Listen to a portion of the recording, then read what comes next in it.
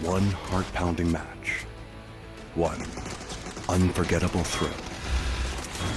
But survival isn't just about one match. It's about how far you'll go, how high you'll climb. Now is the time to discover something bigger about yourself. To turn fleeting moments into a lasting mark. No longer just a moment. It's your legacy. Updates to ranked mode, some gunplay adjustments, the return of the black market, and a little boom boom while you zoom zoom. All this and more as we dive into the Update 36.1 patch report. First up, ranked mode is getting some major changes for Season 36. Ranks now feature 2 new tiers, Crystal between Platinum and Diamond, and Survivor tier for those who can manage to push themselves beyond Master. Ranked Duo mode is being added, while tiers and RP have been unified across party types and perspectives. Because of this, everyone's RP will be reset this season back down to 1500. And ranked playpoint rewards have been improved. So drop in, rank up, and collect your new rewards. In addition, we're also unifying your Battlegrounds experience between ranked and normal matches. This means you'll see the recall system, Red Zone, BRDM, and items like the zipline gun and C4 in ranked. These are big changes to how ranked works, so be sure to let us know your feedback. Next up, we've got a couple of weapon adjustments coming your way. We've cut down the AUG's aim punch by roughly 50% and slightly reduced its damage, while the VSS and muzzle brake have been buffed. We'll be launching Gunplay Lab's DMR rebalance soon to test the reduced RPM and damage for DMRs. This DMR rebalance aims to strengthen the unique characteristic of DMRs and better differentiate them from SRs. So make sure you drop in and let us know your thoughts. PUBG's annual superstore, the Black Market, is making its return this update. Pick up a new Crafter Pass along with 4 classic progressive weapon skins and 6 chromas. Check out the upcoming Black Market announcement for all the details on how to grab these fan-favorite skins. We've also rebalanced the red zone a bit and added vending machines and destructible pops to Vikendi. And speaking of destruction, players can now toss throwables while driving and use handguns from the driver's seat in Watercraft, just in case you needed to add a little more rage to your road. There's a lot to dive into, so be sure to check out the patch notes for full details on everything. Update 36.1 is here, so stop by the Black Market, brush up on your ranked skills, and toss more out your window than dirty looks. We'll see you on the battlegrounds.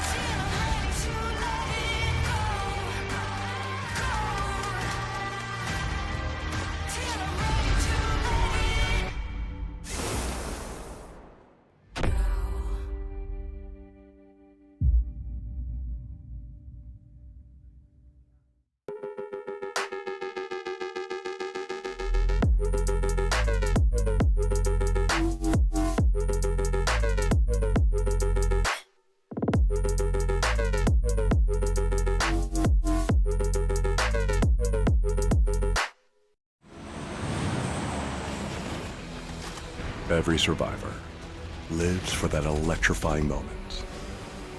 One heart-pounding match. One unforgettable thrill. But survival isn't just about one match. It's about how far you'll go, how high you'll climb.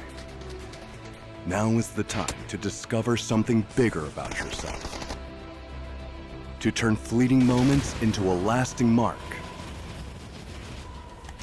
No longer just a moment. It's your legacy. Updates to ranked mode, some gunplay adjustments, the return of the black market, and a little boom boom while you zoom zoom. All this and more as we dive into the update 36.1 patch report. First up, ranked mode is getting some major changes for Season 36. Ranks now feature 2 new tiers, Crystal between Platinum and Diamond, and Survivor tier for those who can manage to push themselves beyond Master. Ranked Duo mode is being added, while tiers and RP have been unified across party types and perspectives. Because of this, everyone's RP will be reset this season back down to 1500. And ranked playpoint rewards have been improved. So drop in, rank up, and collect your new rewards. In addition, we're also unifying your Battlegrounds experience between ranked and normal matches. This means you'll see the recall system, Red Zone, BRDM, and items like the zipline gun and C4 in ranked. These are big changes to how ranked works, so be sure to let us know your feedback. Next up, we've got a couple of weapon adjustments coming your way. We've cut down the AUG's aim punch by roughly 50% and slightly reduced its damage, while the VSS and muzzle brake have been buffed. We'll be launching Gunplay Lab's DMR rebalance soon to test the reduced RPM and damage for DMRs.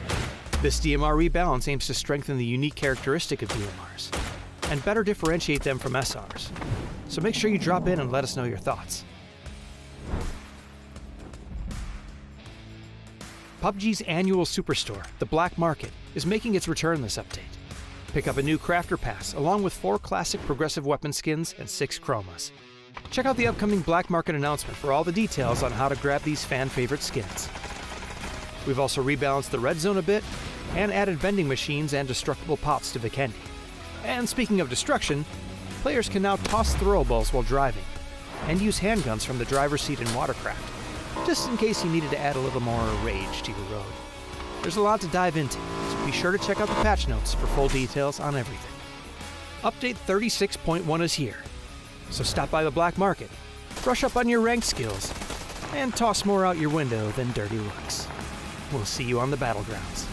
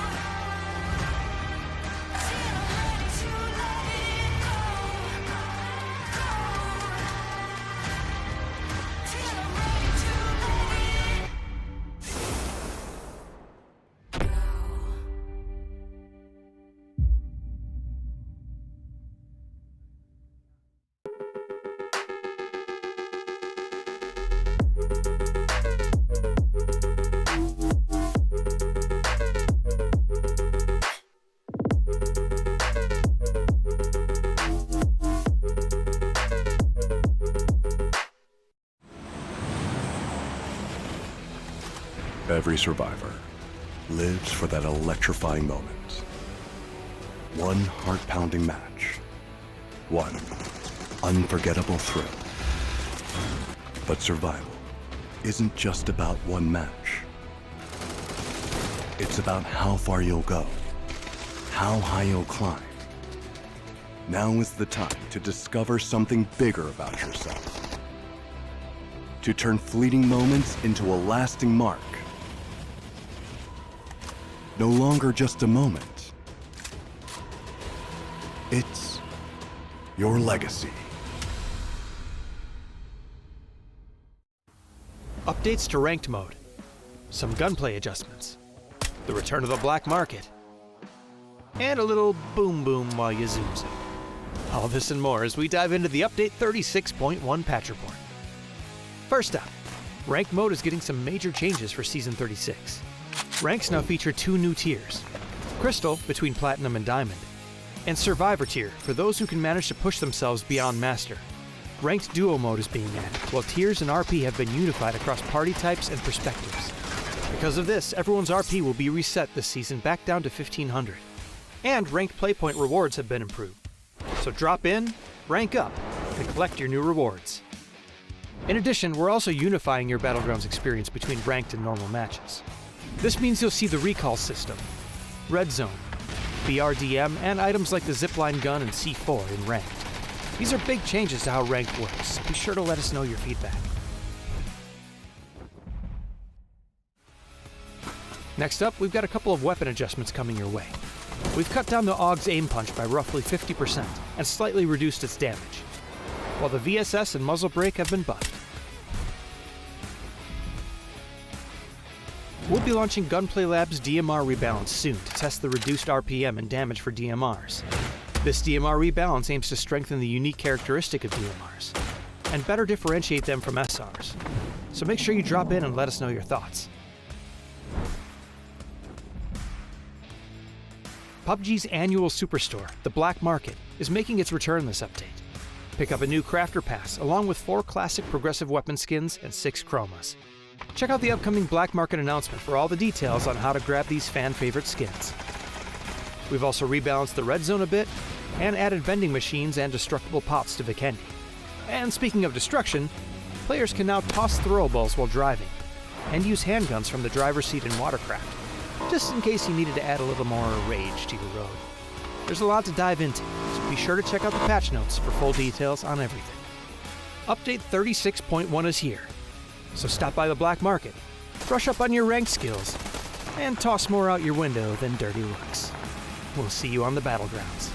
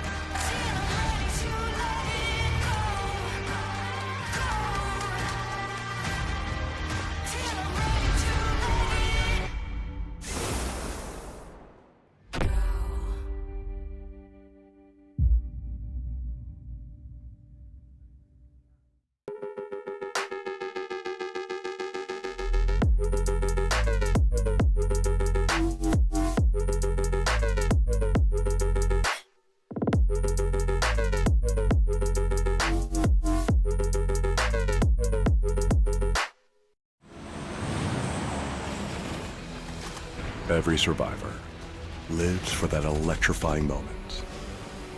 One heart-pounding match. One unforgettable thrill. But survival isn't just about one match. It's about how far you'll go, how high you'll climb. Now is the time to discover something bigger about yourself. To turn fleeting moments into a lasting mark. No longer just a moment. It's your legacy. Updates to ranked mode, some gunplay adjustments, the return of the Black Market, and a little boom boom while you zoom zoom. All this and more as we dive into the Update 36.1 patch report. First up, ranked mode is getting some major changes for Season 36. Ranks now feature 2 new tiers: Crystal between Platinum and Diamond, and Survivor tier for those who can manage to push themselves beyond Master. Ranked Duo mode is being added, while tiers and RP have been unified across party types and perspectives. Because of this, everyone's RP will be reset this season back down to 1500. And ranked playpoint rewards have been improved. So drop in, rank up, and collect your new rewards. In addition, we're also unifying your Battlegrounds experience between ranked and normal matches. This means you'll see the recall system, red zone, BRDM, and items like the zipline gun and C4 in ranked. These are big changes to how ranked works, so be sure to let us know your feedback. Next up, we've got a couple of weapon adjustments coming your way. We've cut down the AUG's aim punch by roughly 50% and slightly reduced its damage, while the VSS and muzzle brake have been buffed. We'll be launching Gunplay Lab's DMR rebalance soon to test the reduced RPM and damage for DMRs. This DMR rebalance aims to strengthen the unique characteristic of DMRs and better differentiate them from SRs. So make sure you drop in and let us know your thoughts. PUBG's annual superstore, the Black Market, is making its return this update. Pick up a new Crafter Pass, along with 4 classic progressive weapon skins and 6 chromas. Check out the upcoming Black Market announcement for all the details on how to grab these fan-favorite skins. We've also rebalanced the red zone a bit, and added vending machines and destructible pots to Vikendi. And speaking of destruction, players can now toss throwables while driving, and use handguns from the driver's seat in Watercraft, just in case you needed to add a little more rage to your road. There's a lot to dive into, so be sure to check out the patch notes for full details on everything. Update 36.1 is here, so stop by the Black Market, brush up on your ranked skills, and toss more out your window than dirty looks. We'll see you on the Battlegrounds.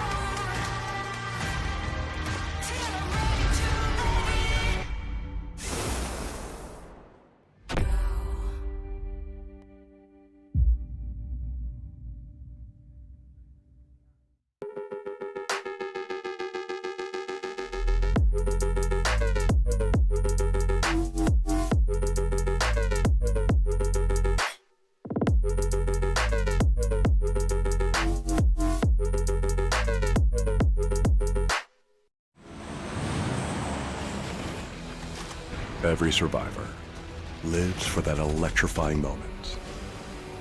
One heart-pounding match. One unforgettable thrill. But survival isn't just about one match. It's about how far you'll go, how high you'll climb. Now is the time to discover something bigger about yourself. To turn fleeting moments into a lasting mark. No longer just a moment. It's your legacy.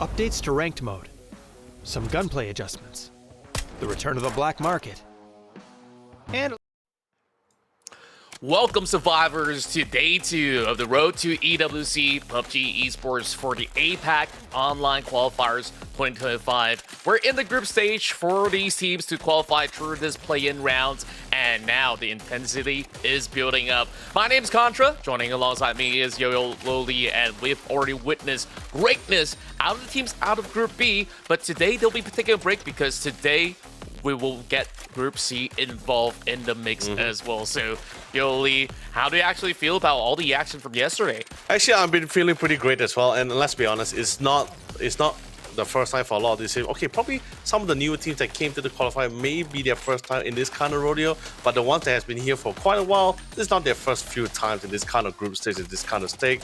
We're only playing for 2 days to rack as much points as possible, and which is, by the way, we have a better overview for a lot of these teams, especially for those who didn't join for day 1. Let me just quickly run it through you as you guys are joining us here. So a lot of our teams, particularly from their own respective qualifier, the top 8 from their respective qualifier is currently competing for a spot in the finals itself here. So practically basically the total of 24 teams were split out between 3 separate groups here, Group A, B, and C, as they will try to go through to collect as much points as possible. At the end of the day 3, which is currently tomorrow night, we'll see which of the top 8 teams with the most amount of points accumulated for these past 3 days will be moving forward to the finals. That's right, and of course, we will feature all 4 maps: Wrangle, Rondo, Tego, Miramar, with the followed super global rule set as well. If you guys are tuning for the first time, Chicken Dinner awards the teams who excels in that round with a total of 10. The numbers dwindle down all the way to the 8 positions. Therefore, every kill matters for them to rack up their maximum margin into securing themselves no slot into the Esports World Cup, which will be happening very soon, my friend. I mean, it's just a month away, or some say even less than a month in that essence. So we're definitely looking forward to see which team will be able to propel ahead. As we take a look at the schedule, we're already in for our Day 2 action here on 21st June. So Group A versus Group C, like we said. Well, heading into tomorrow's schedule, Group A will be taking a break. So today is going to be a vital day for any team coming out of Group A to score as much points as possible, as there's still going to be chances for Group B and C tomorrow. Yeah, with this kind of format as well, this is the kind of thing where the teams doesn't really have all 3 days, which is usually the normal thing. And the most normal PUBG tournaments, each team would have 3 days worth of competition for them to rack as much points as possible. 3 days means 18 matches. But this time, because since we have 3 separate groups here, so a round robin method, so each team in particular in each group will only have 2 days to rack up points. Yesterday, pretty much with Contra and I, we were covering yesterday as well. Great games, by the way. As well as we saw a little bit of shift and a little bit of challenges for some of the teams, not just because of the circle, but because of the current format for this group stage as well. So A and B, they did their best for day number 1. Group C, they were pretty much on the bench as well, as they were given an opportunity to try to get a little bit of analysis on what's the play style, what they're trying to face before going to day number 2, which is currently today here, as Group A will be their final day, by the way, as they go head to head to rack as much points as possible. And currently Group A leading the charge is none other than Buriram United with a total of 58 points. Very impressive. Absolutely, and of course, Tosakan team definitely had a good head start, and then they start to have a little bit of slump heading into those bigger maps of Miramar, as well as the slump did actually happen from Rondo onwards, so we'll have to see if they can pick up the pace. While in Group B, who are taking a break, they definitely have certain names to excel, such as Take Me Please, to be able to really garner great positioning. I believe it was a top 2 finish by the end of the day. While Group C, I think the superstars of this ride is definitely going to be Armory Gaming, to be joined alongside with favorites like Team Flash as well as FW Esports. So these are really stacked teams coming ahead. Well, of course, there's also notably new names like Milu Hai Hai coming from Vietnam, and also Dream Bounty Hunter Gaming. I want to see what they really have to offer, and of course, I'm excited for the return of Irohani Pepero. Well, I kind of butchered the name a little bit, so I guess we'll get close to that later on. So, quick glimpse, we're going to be looking at the total leaderboards where Savage Men, with those double chicken dinner from yesterday, they've been able to match up the pacing coming in from BRU with a total of 58 points, tied for number 1. Yeah, they were really impressive yesterday as well, able to secure the top 4, at least the top 4 placement, at least 4 out of those 6 matches, 2 of them being the chicken dinner. Game 1, they start off within top 4 with the 4th placing, but they only got 4 kill points. So not really that much. Second and third match, pretty much donuts for both of the team. It looked a little bit grim for them for the first half of the tournament, but when we got to the second half of the game, with the last remaining 3 matches, that's when you saw them really pick things up. 2 chicken dinners, and also finishing. They couldn't get that. They couldn't slide in that third back-to-back chicken dinners, but still managed to get top 4 and still managed to get a decent amount of kill points, 11, 6, and 8 within those last 3 matches. But I mean, not just Savage Man Esports, I believe everyone was also popping up in their own manner. Take Me Please was also popping up. May not have as many consistent kills compared to Buriram and Savage Man Esports, but they were able to take that third spot just mainly on placement alone. And it's pretty difficult to at least 4 out of those 6 matches to get top 4 against this kind of lobby as well. It's actually pretty commendable as well. But Control, we've been talking a lot about our top half here, but let's see what's the current state for our bottom half. Yeah, take a look at Tosaka, and this is definitely a huge surprise because they were starting things off really strong, moving into maps inside of Wrangle, and I felt like there was a little bit of a dip of performance or momentum coming in after them crashing out early in one of these instances, and it didn't really transpire onto what they've really planned accordingly. So we'll definitely want to see if there is going to be any improvements coming for the teams coming out of Group A. And this is today's matches as we're going to be starting things off in Wrangle. 2 maps back-to-back, and then we head over to Rondo.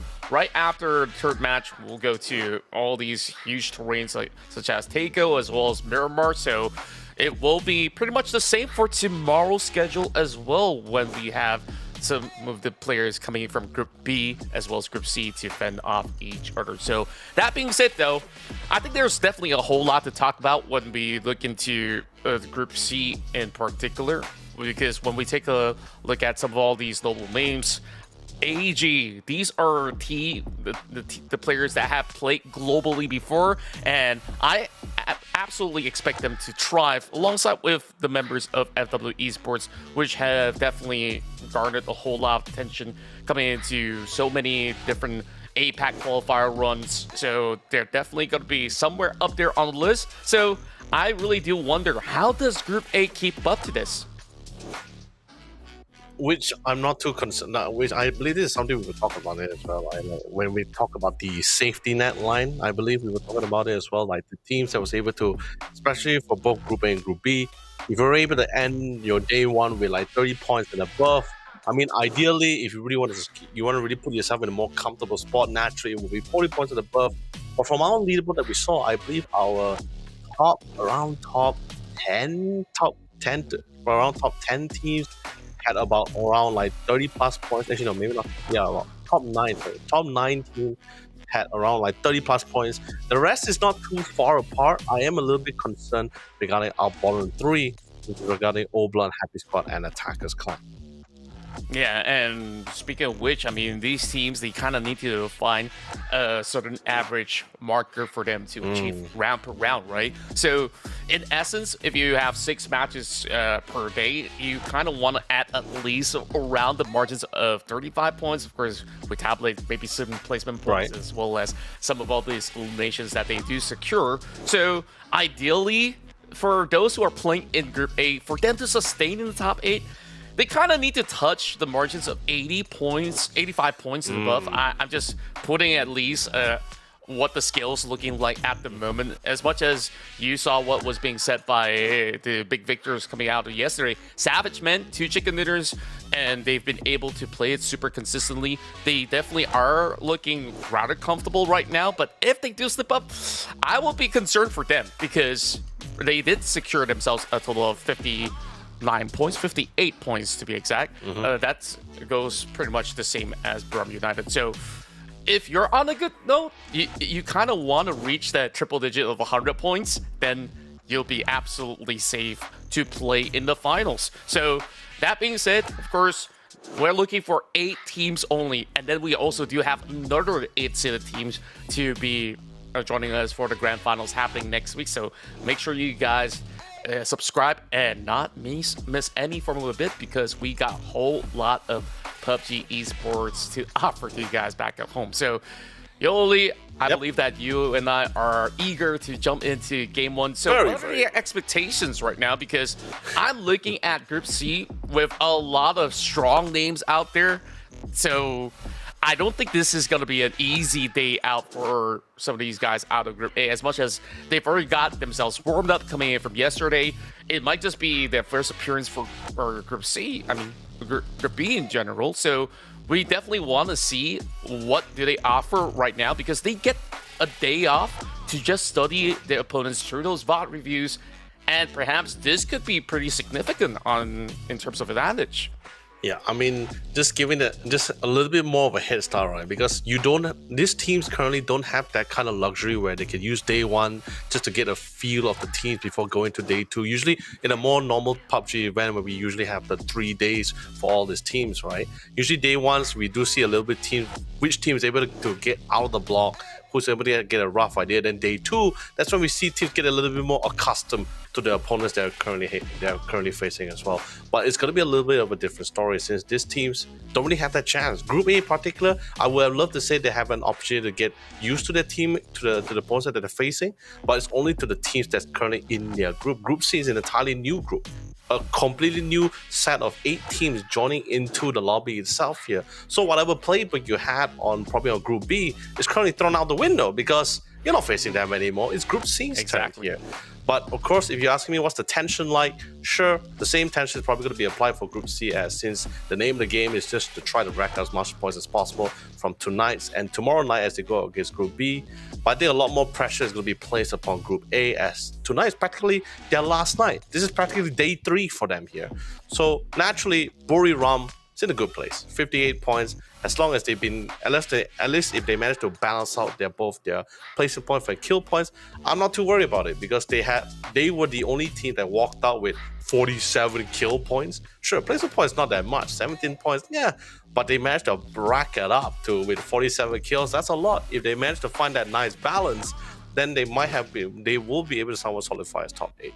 But yeah, certainly agree with you right there. I mean, they found the golden C word, right? The golden C word being consistency. Like, that being said, I believe that a lot of all these teams out here are looking to top whatever the high scores was as Group C. They got super explosive teams overall. So that said, I definitely believe that they would be able to also reach perhaps even higher threshold. You're talking about Armory Gaming. These guys have been there, done that, and of course have superstars on their rosters for quite some time now, so we're definitely looking forward. So just a quick update, there is a little bit of a technical difficulties that we're experiencing behind the scenes before we get our way into our first matchup, so be patient with us. We do apologize if there's going to be a little bit of hiccups right now, so I guess we go on a short break, and when we do come back, we'll bring you right in for Game 1.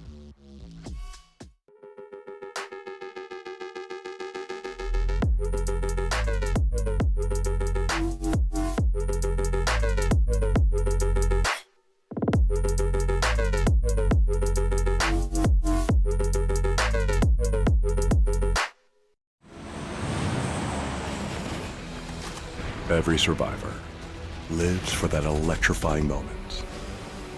One heart-pounding match. One unforgettable thrill. But survival isn't just about one match. It's about how far you'll go, how high you'll climb. Now is the time to discover something bigger about yourself. To turn fleeting moments into a lasting mark. No longer just a moment. It's your legacy.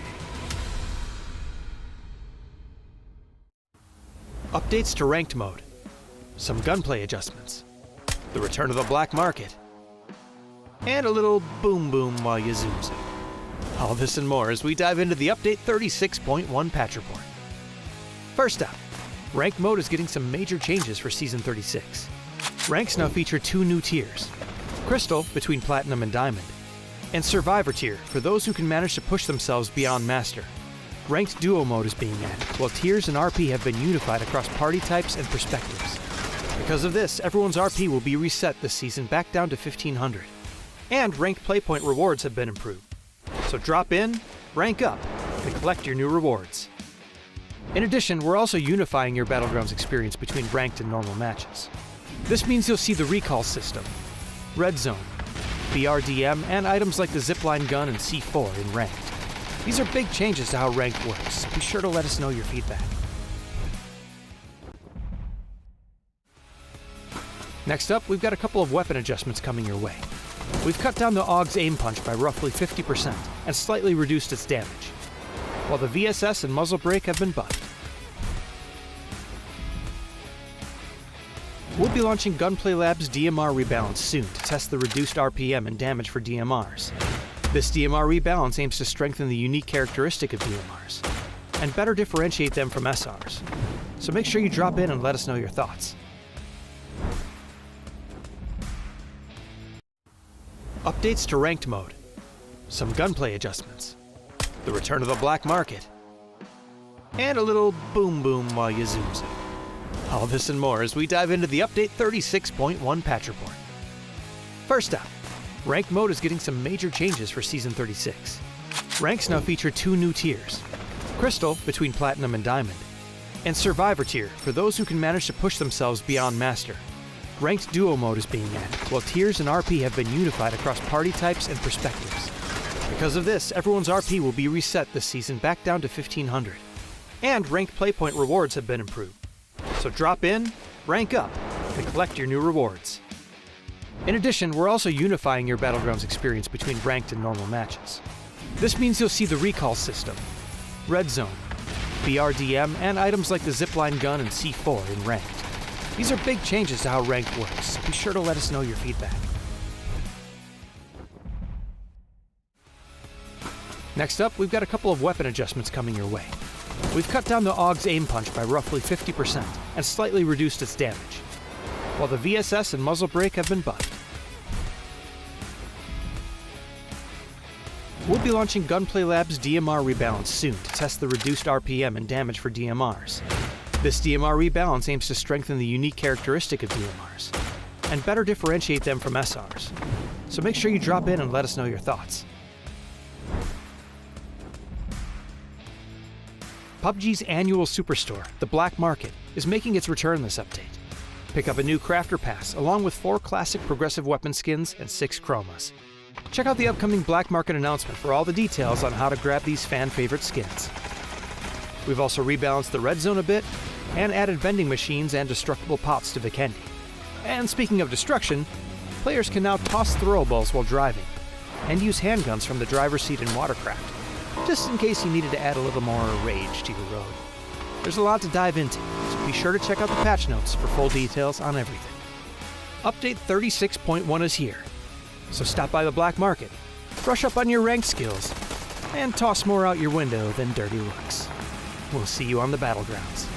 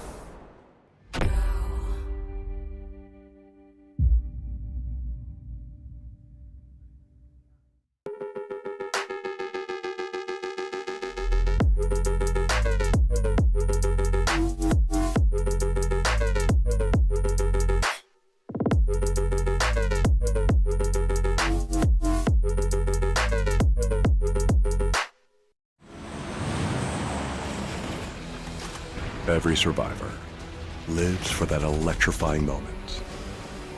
One heart-pounding match. One unforgettable thrill.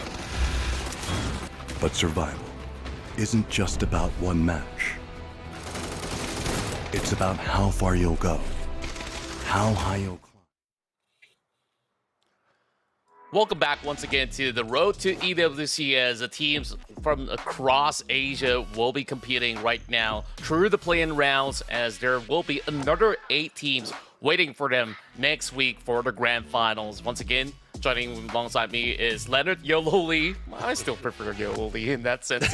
Well, of course, my name's Contra. We'll be your storytellers for the entirety of the weekend. Today's matchup, Group A versus Group C. Group C looking absolutely stacked, but we have not seen any form of action coming from them, so they're definitely in for a good form of a ride where they're offering us a whole lot of surprise. Yeah, I mean, with the tensions on the rise as well for both teams, particularly for Group A, probably a lot more than Group C's here.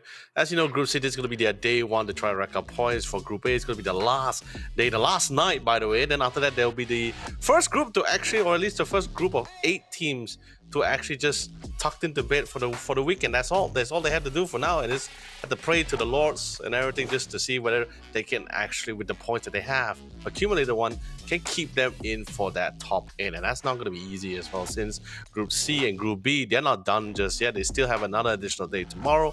And of course, naturally, these teams are going to be working their hardest and giving their all to get as much points as possible. Particularly Contra, I'm not sure about you, but I'm keeping an eye for some of the teams that didn't really do as well in their qualifiers. I mean, sure, these are the teams that made it through as the top 10, but take Buriram, for example, from their respective qualifiers. He was top. He was literally the 10th placing. Barely got in to qualify for this qualifying tournament as well. And they are currently sitting as one of our top 2 here.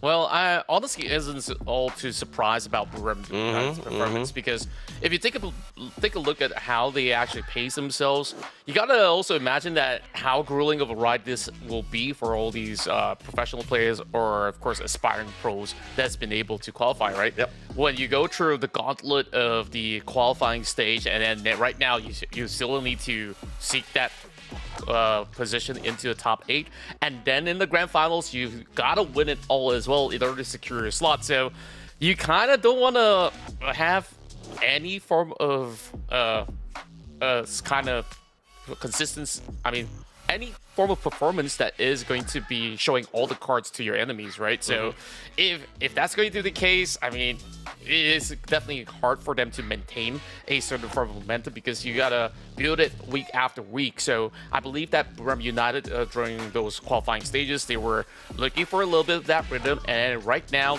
we're seeing them pretty much back in their usual shape and form because they have always been one of the staple teams hailing from Thailand and definitely are one of the favorites to qualify to the grand finals as well. So they definitely have a little bit of a safe margin to play with since they're not going to be playing for today. But to contest that though, Armory Gaming, I think that this team who has been in the PGC circuits in those prior runs are definitely trying to get themselves back on track. Even for the recent APAC qualifiers, I believe that they definitely have a little bit of a ups as well as downs coming into certain instances. So they're definitely trying to regain that kind of partnership slot so that they could consistently be in the global circuit once more. So definitely a lot of work to do for the AG boys in essence, but I'm definitely confident that AG is going to be taking a very big stride onto this. Right, we do want to apologize once again as we are still having a little bit of hiccups. So we'll take a couple more minutes, and when we come back, of course, we'll guarantee you the first game of the day.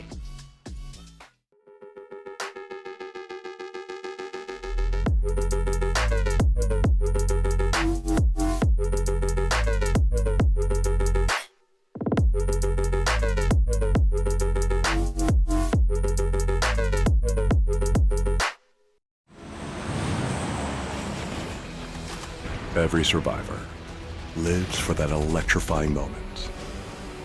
One heart-pounding match. One unforgettable thrill. But survival isn't just about one match.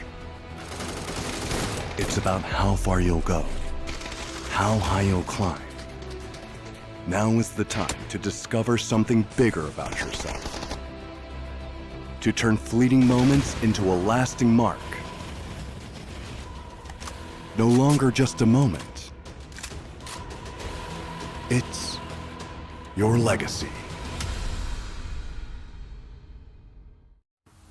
Updates to ranked mode, some gunplay adjustments, the return of the black market, and a little boom boom while you zoom zoom. All this and more as we dive into the Update 36.1 patch report. First up, Ranked mode is getting some major changes for Season 36. Ranks now feature 2 new tiers: Crystal between Platinum and Diamond, and Survivor tier for those who can manage to push themselves beyond Master. Ranked Duo mode is being added, while tiers and RP have been unified across party types and perspectives. Because of this, everyone's RP will be reset this season back down to 1500. And ranked playpoint rewards have been improved. So drop in, rank up, and collect your new rewards.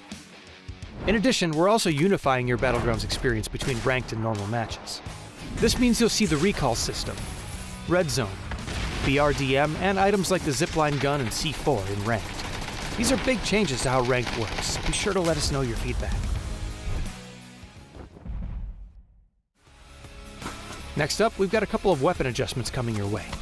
We've cut down the AUG's aim punch by roughly 50% and slightly reduced its damage, while the VSS and muzzle brake have been buffed. We'll be launching Gunplay Lab's DMR rebalance soon to test the reduced RPM and damage for DMRs. This DMR rebalance aims to strengthen the unique characteristic of DMRs and better differentiate them from SRs. So make sure you drop in and let us know your thoughts. PUBG's annual superstore, the Black Market, is making its return this update. Pick up a new Crafter Pass along with 4 classic progressive weapon skins and 6 chromas. Check out the upcoming Black Market announcement for all the details on how to grab these fan-favorite skins. We've also rebalanced the red zone a bit and added vending machines and destructible pops to Vikendi. And speaking of destruction, players can now toss throwables while driving and use handguns from the driver's seat in Watercraft, just in case you needed to add a little more rage to your road. There's a lot to dive into, so be sure to check out the patch notes for full details on everything. Update 36.1 is here, so stop by the Black Market, brush up on your ranked skills, and toss more out your window than dirty looks.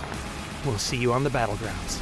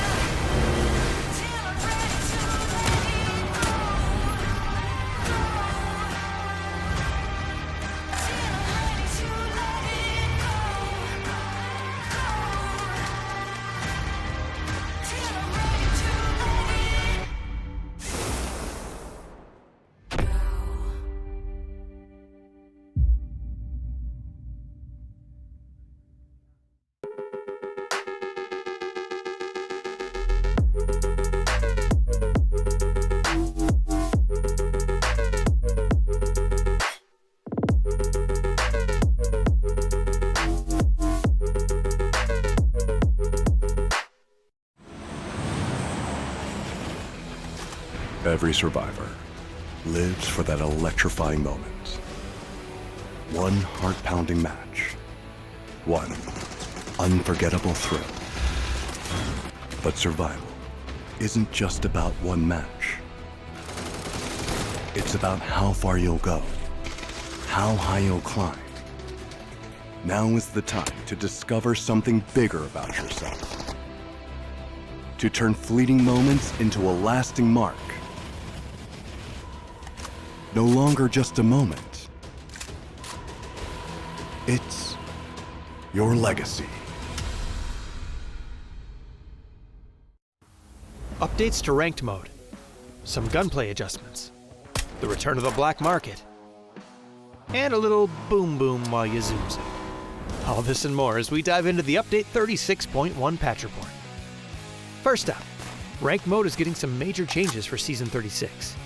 Ranks now feature 2 new tiers: Crystal between Platinum and Diamond, and Survivor tier for those who can manage to push themselves beyond Master.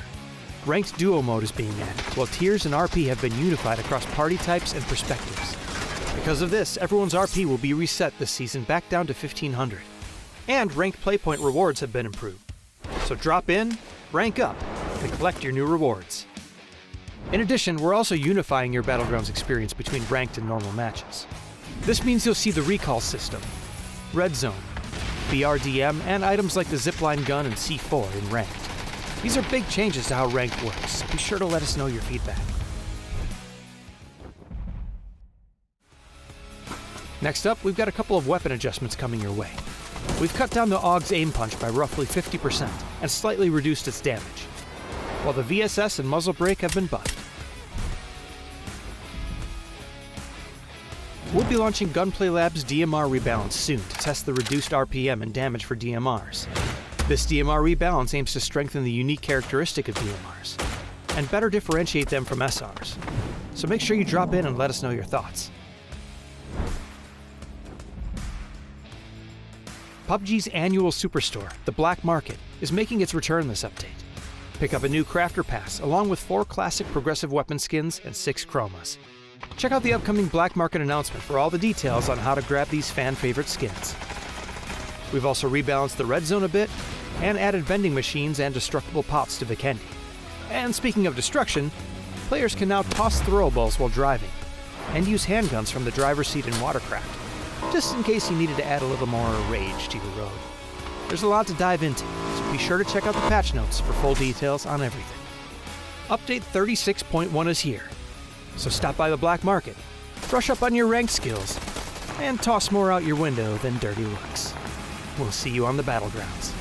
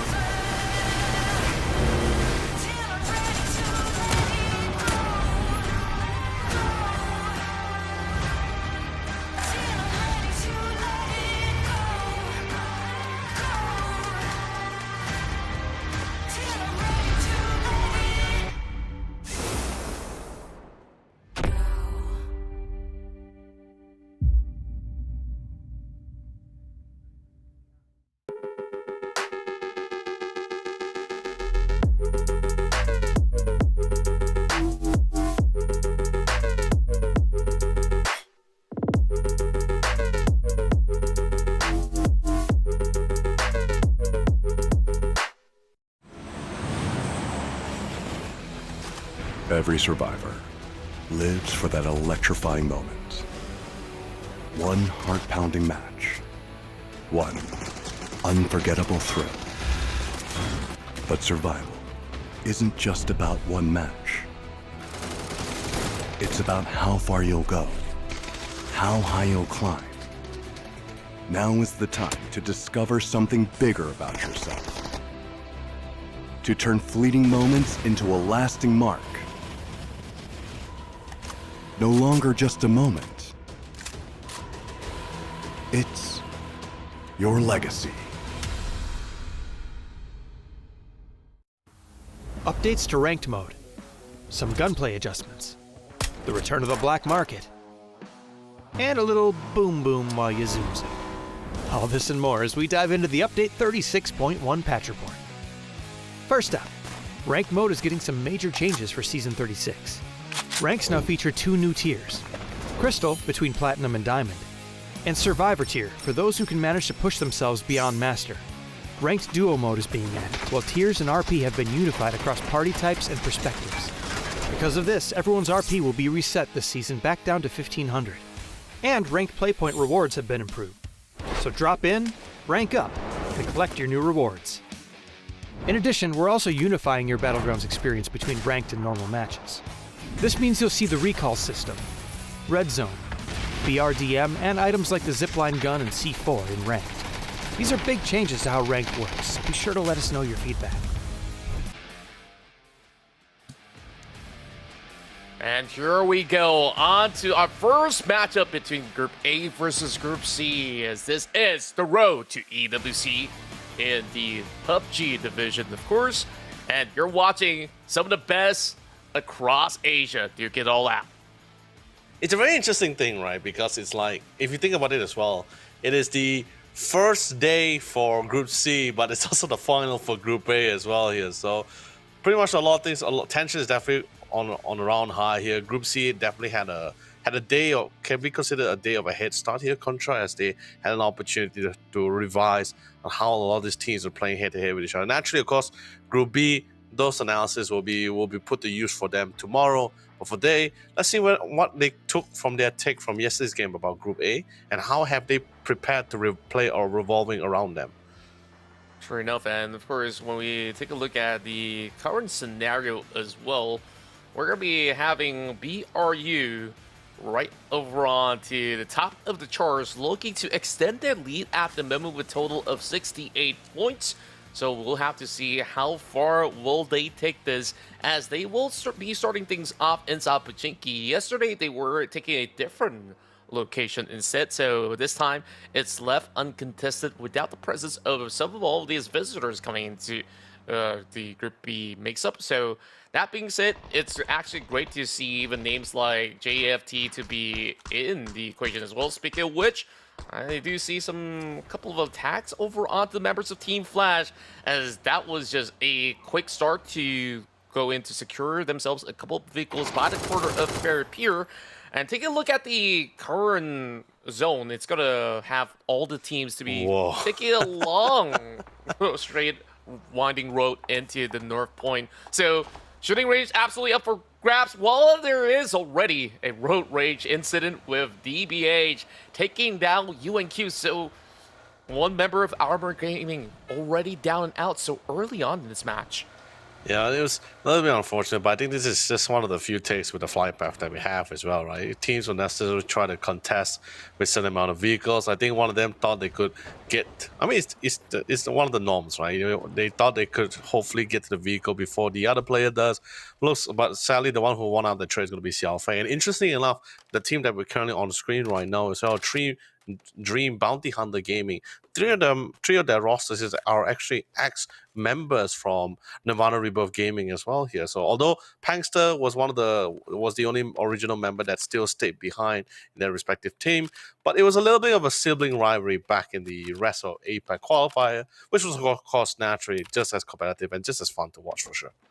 Yeah, great that you actually brought this up, because we've seen a lot coming out of Xiaofeng as well as Chao Wei, and also not forgetting the other two members, Malrush as well as Yan Li. So there's definitely a wealth of experience with this roster. I'm definitely looking forward to how well will they actually play throughout today as well as tomorrow. At least they got off to a really good start, and that's just a little bit of a taste to the rest of the members of Armory Gaming, which have to play it with a 3-man roster right now. So the rest of MG Gaming, I have definitely had certain expectations out of this squad, but they didn't really come up with those huge margins yesterday, so they kind of have to make up for some of all these lost costs. The moment that they dived right into the corner of Severity, they were met with the wrath of Rotman. And now looking for a second as well, a huge mistake to be stuck right in between the restaurant. And just like that, Attacker Clan gains 2.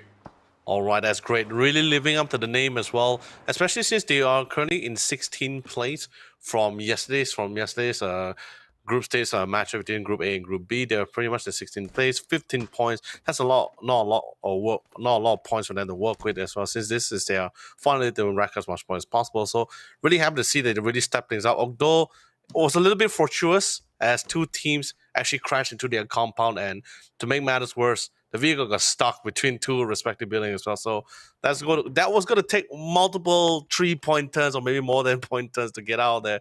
So it was an opportunity for Attacker Clan, or at least Rodman in this case, secure the 2 points for themselves here. But for Crazy Rabbits, they've been doing pretty well yesterday. It looks like they intend to do even more better today as well.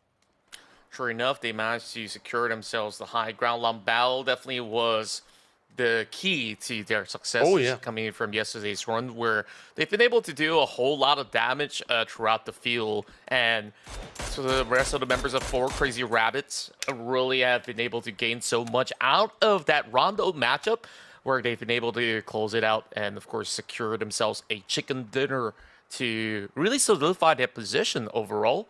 So Armory Gaming, of course, wasn't exactly the hot start that they really wanted, losing UNQ so early. There's definitely certain changes coming into this roster with Shanks as well as Cao Kong joining into this team. And now lurking around, they spot out the rest of DBH, looking to infiltrate upon Shanks. And he's already soaking so much of the brunt of the damage. Cao Kong looking to at least support him coming from afar. Opans does actually pin one down. Chao Wei's will be on the floor. So that suppresses them for a little bit longer.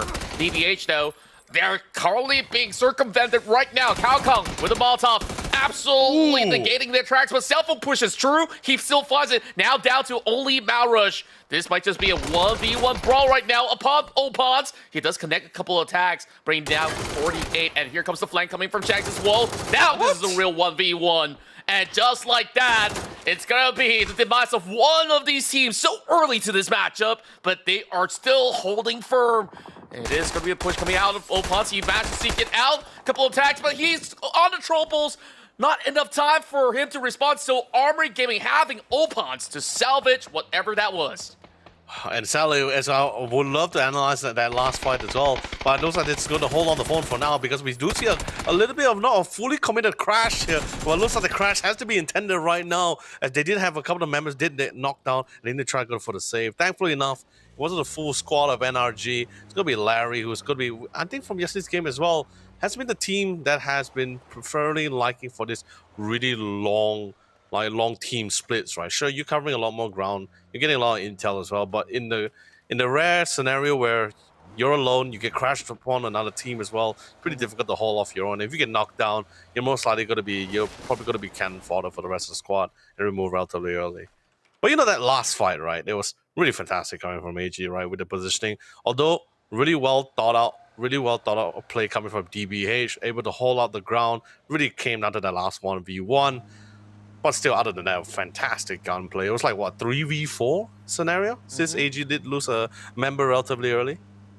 Yeah, it definitely was a very daunting task for them, and good enough they've been able to find a little bit more of that footing. Great cover fire as well coming in from the rest of his teammates, where definitely if they were to be any further away, that could have been them being solely picked apart by the rest of DBH. So that being said, though, we also get the return of ISG. I've not seen this roster for a very long time. We still have Runax as well as Goni to be in the roster, so good to actually see a lot of familiar faces coming into this Group C. And of course, speaking of familiar faces, we got Justice for Tomorrow, another team coming in from Australia. So of course, we got PV as well as Dusky. We've seen a whole lot of them before, and of course they definitely have a lot to do right now to also catch up with the rest of the pack, so we'll definitely want to see what kind of impact will they offer throughout today's 6 matches. Well, FW Esports, I don't think too much has changed. Connexi, of course, was renowned during his time back in BRU, are also tagging along on their journey, and I believe it's been some time right now. So far, FW Esports, not too much changes. I think like with the staple names like Six Sacks as well as Banana One, we have seen this team to be absolutely ferocious when it comes down to team fights. Despite this being a very early phase, I think that they're definitely in a very good position already to eventually look for a contest, while the rest of Milu, they've been planning here, perhaps looking for certain teams to try to cut across that region of Georgia Pool. So this is one of the names that may not seem to be all too familiar to many, but Jatin has definitely played a couple of all these APAC circuits together alongside with his previous team, Rostro Esports. And now we're slowly looking towards Old Bloods, right? So one of the few teams that's also currently wasn't able to rack as much points as possible, but definitely has that kind of potential as well. Although sadly, unfortunately enough, this is going to be the last day as they are currently in Group A. So hopefully they can try to rack as much points as possible. So this time, playing a lot more focus on placement. If we can this time we can see usually when we go to the map of Varango, right, it's usually like playing for around the edges, trying to get a little bit of control for themselves, a little bit of domination as they make their way in. But that's not going to be the case for Overbloods here. Trying to get into the circle as early as much as possible, as I believe from yesterday's game as well, they really learned the price of what happens when you go in a little bit too late. A lot of teams that's already been bunkered down, especially when once those teams really digged into territory, it gets really hard to really flush them out of those corners. I mean, those are really the few teams that has been really racking up the amount of points for themselves here. But Attacker Clan, currently on screen, they got a nice early 2 kill for the hand and run, man. Other than that, it has been just mostly migration for this team, and I think the same could be said for a lot of the teams, since the circle did start off to the very far north of the map here, so a lot of teams have just really had to make the choice. Do they want to go for the center of the circle early, or do they want to take their time with this? Because they did land on some of the spots which they really like for sure. Yeah, and there's just a lot of all these terrains to claim, right? Since there's not too much of all these compounds. And speaking of compounds, majority of all these locations have already had at least visitors. As we take a look over onto Attacker Clan, who's been occupying 70 all to themselves. That could be a really good stronghold for most part. So Right. we'll have to see whether if it actually shifts there. Most often than not, it'll be somewhere in between the gas station, which is why there's a lot more population around the valleys as well as the hills. So it should be absolutely playable for now, but NRG right now driving into the territories of TSK, looking a little dangerous, I would say, as Tosaka team wastes no time to pummel some bullets and trade some lead, but not really finding anything so far. Razy, though, gets the knock over on the Pangster, quickly secured by Banana One. Very efficient work coming in from FW Esports.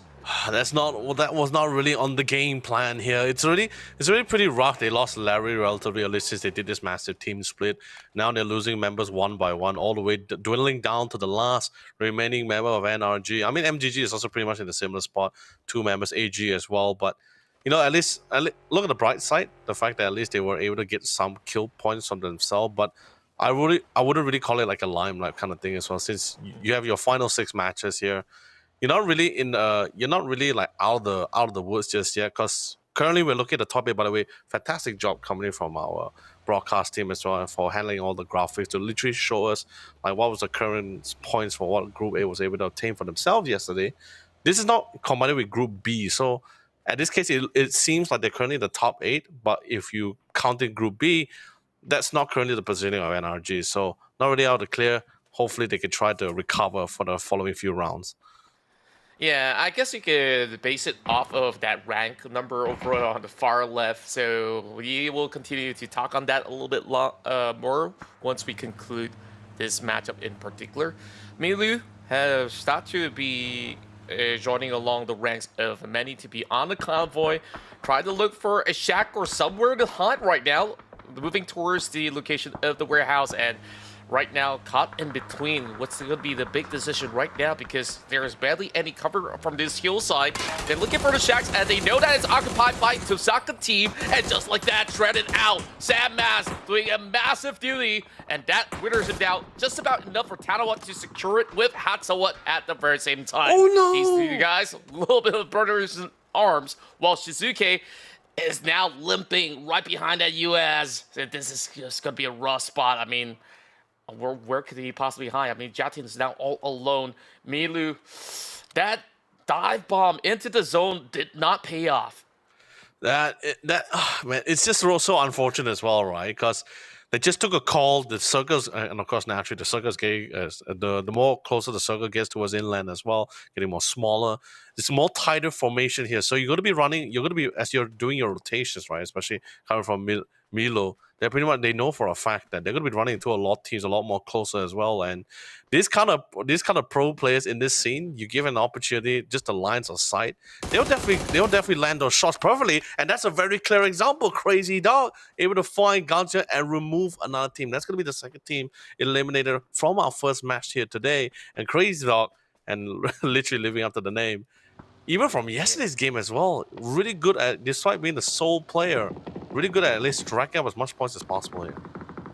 Yeah, absolutely agree. This isn't the usual tame dog on the street, I would say. Despite him being all alone, he has been proactive, and it's great to also take a look at his protocols, right? The moment he spots one member, he's on the lookout for the rest of it. Is like, is this guy isolated or not? Can I take him on? And once the coast is clear, it's just an absolute Hail Mary in that sense. So look at the rest of BRU now infiltrating. It's going to be a quick work upon EPOT. No resistance whatsoever. It's only a solo bolo target inside of the shack. So one claim for BRU to kickstart their day, now adding it to a 59-pointer tally. While Attacker Clan decided to leave Severny as they were just by the edge of the zone. So I'm just really surprised that this was unclaimed in the midst of it, because right before the entryway to Severny, there's like 2 different sides of housing estates, right? And it seems like nobody's been moving there because they thought that this has been preoccupied, but great on the side of ATK, as they've been able to at least have a very, very good position to play it into the late game. We just have to see whether or not will they be challenged. While Crazy Doc once again lurking around, he might just be able to find something, or perhaps some of the members of ISG have sensed he's been around, and just like that, they get punished for it. Runek's first one to go, but he's gonna be able to trade it out. So Goni at least salvage the situation for a little bit, but now they have to only stick with Tree. You know, while you were actually broadcasting this current state of mind, like, if I just want to let you know that there was an emergency pickup being used by Tosakan, right? And interestingly enough, right, it wasn't the entire team. Tosakan only sent one original member, which is currently seeing right now, right?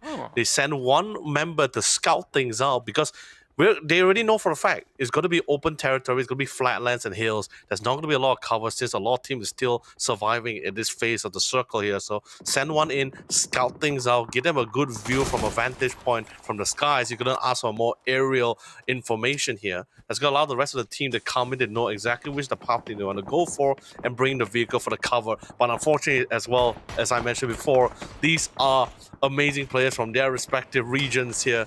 So just giving them that kind of distance with those sprays, they're gonna land it for sure.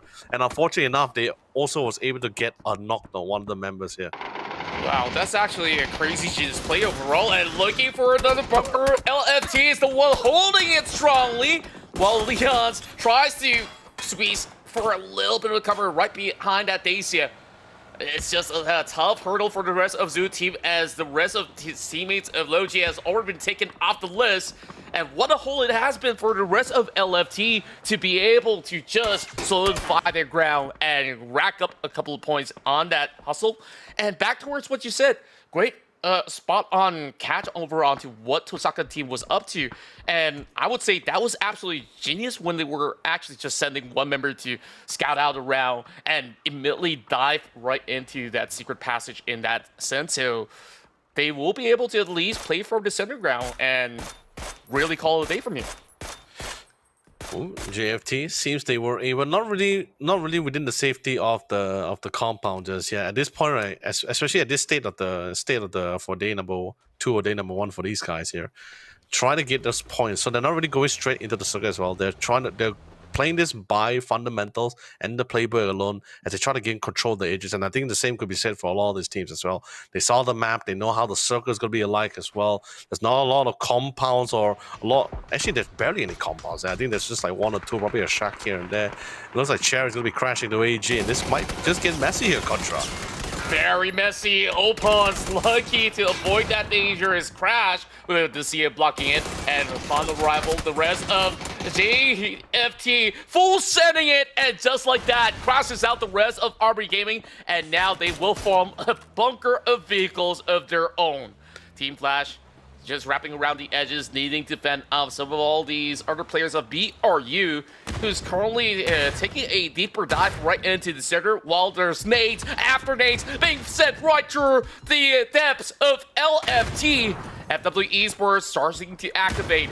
There's all these smigs covering their tracks for the moment, but Zigzag does actually connect Green, takes out Diamond for the moment, and just like that, they withered them out. Justice for Tomorrow did not hold all too long on where they've been positioning, just like how AG did. Well done coming from Buriram United as well on the screen. We did see a little bit of screen time before we shifted back here as well.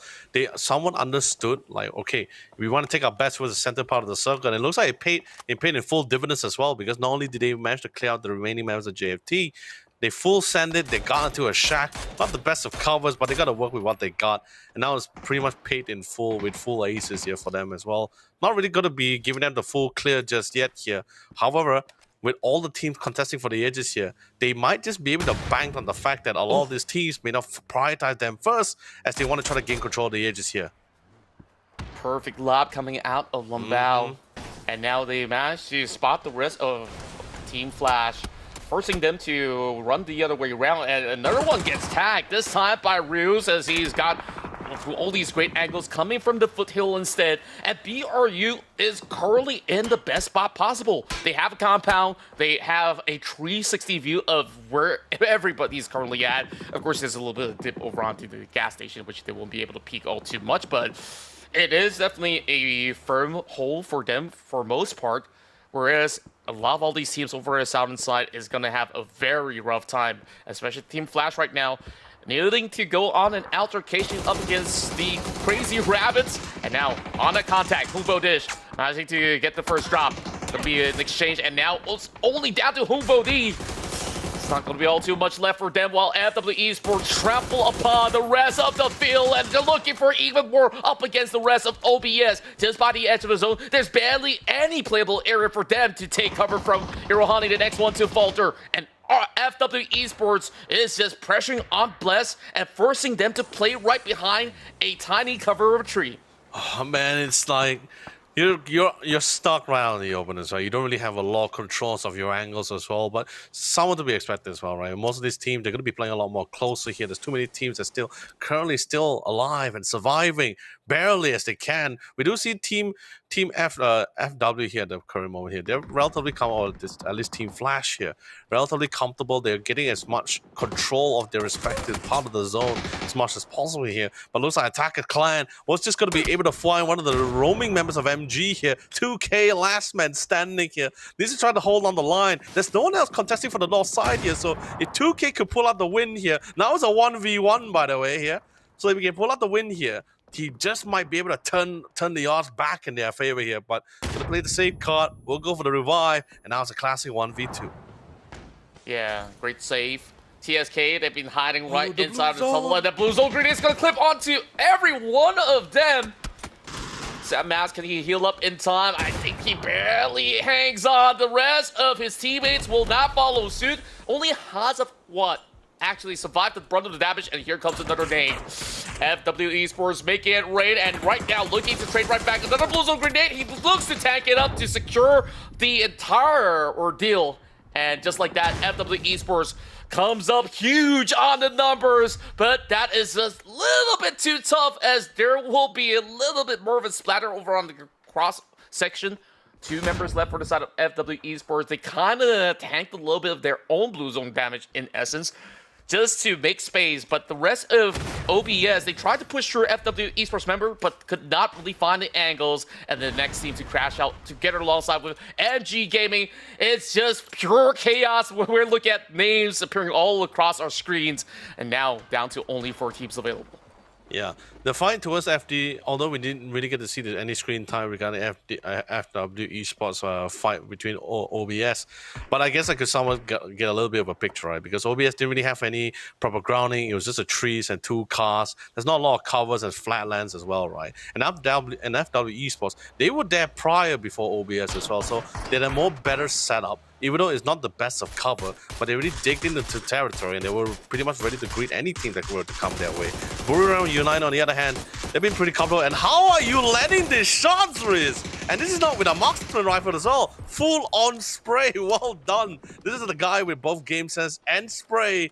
And he managed to get the knocked as well. That's unfortunate for one of the members of APAC Clan. And another one goes with a beautiful nade. And they're definitely setting up the offensive smoke trail, as they really want to secure this edge of the circle for themselves. It's the final 4 contra. It's getting pretty close now. true enough, they definitely identified them as a major threat for their position. Therefore, they kind of want to suppress them with a little bit more of that firepower. And back towards Ruse. Insane on the red dot side. And same goes to Dynasty right now. Tags after tags. He naps Nep 1.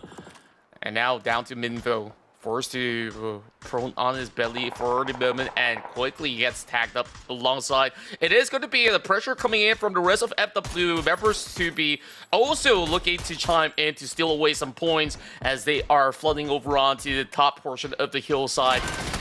This is definitely a big pressure over onto Lambao. Trying to hang on for dear life. 7 HP and he shreds him through. Real Raze goes down. Now soaking a little bit of a flashbang as Zigzag is doing the same.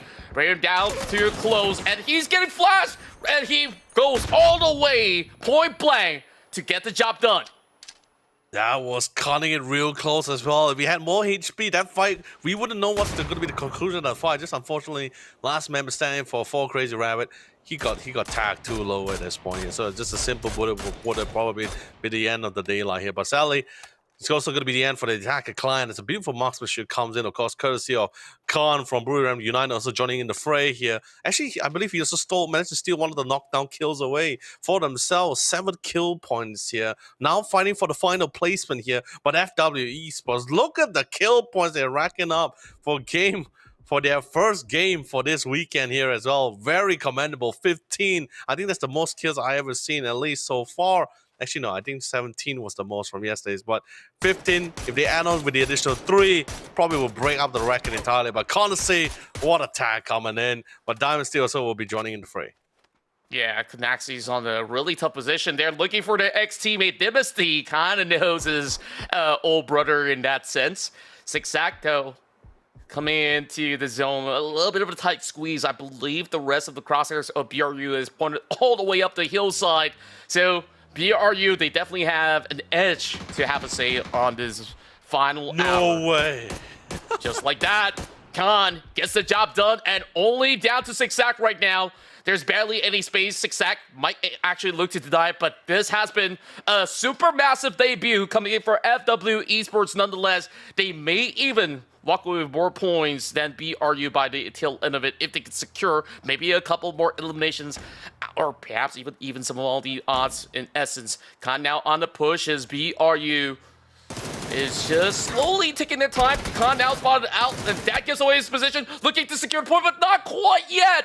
And yet again, another huge win for BRU with the chicken dinner. Going on an absolute roll, trying to, of course, from yesterday's game as well. Really want to solidify them spot for themselves, balancing both placement and even kill points here. So really well done for Buriram for winning out their winner chicken dinner for our first match for day number 2 here as well here. But, you know, other than that, I believe we're going to be having our highlights coming out shortly as well here. So hopefully from that highlights itself, we'll get a little recap as we slowly go through it later, Contra. But looks like it is here, so let's quickly check it out.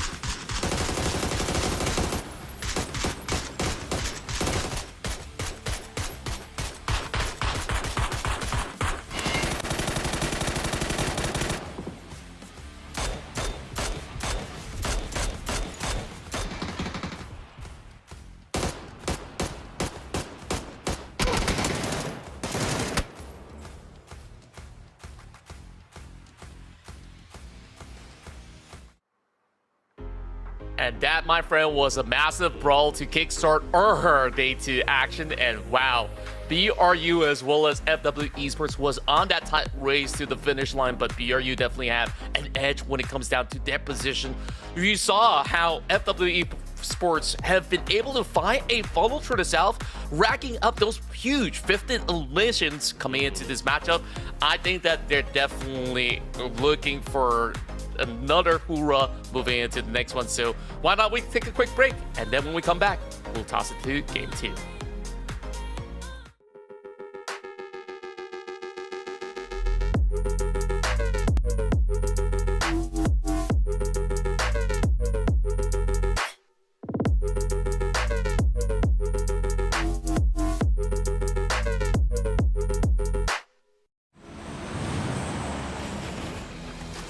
Every survivor lives for that electrifying moment.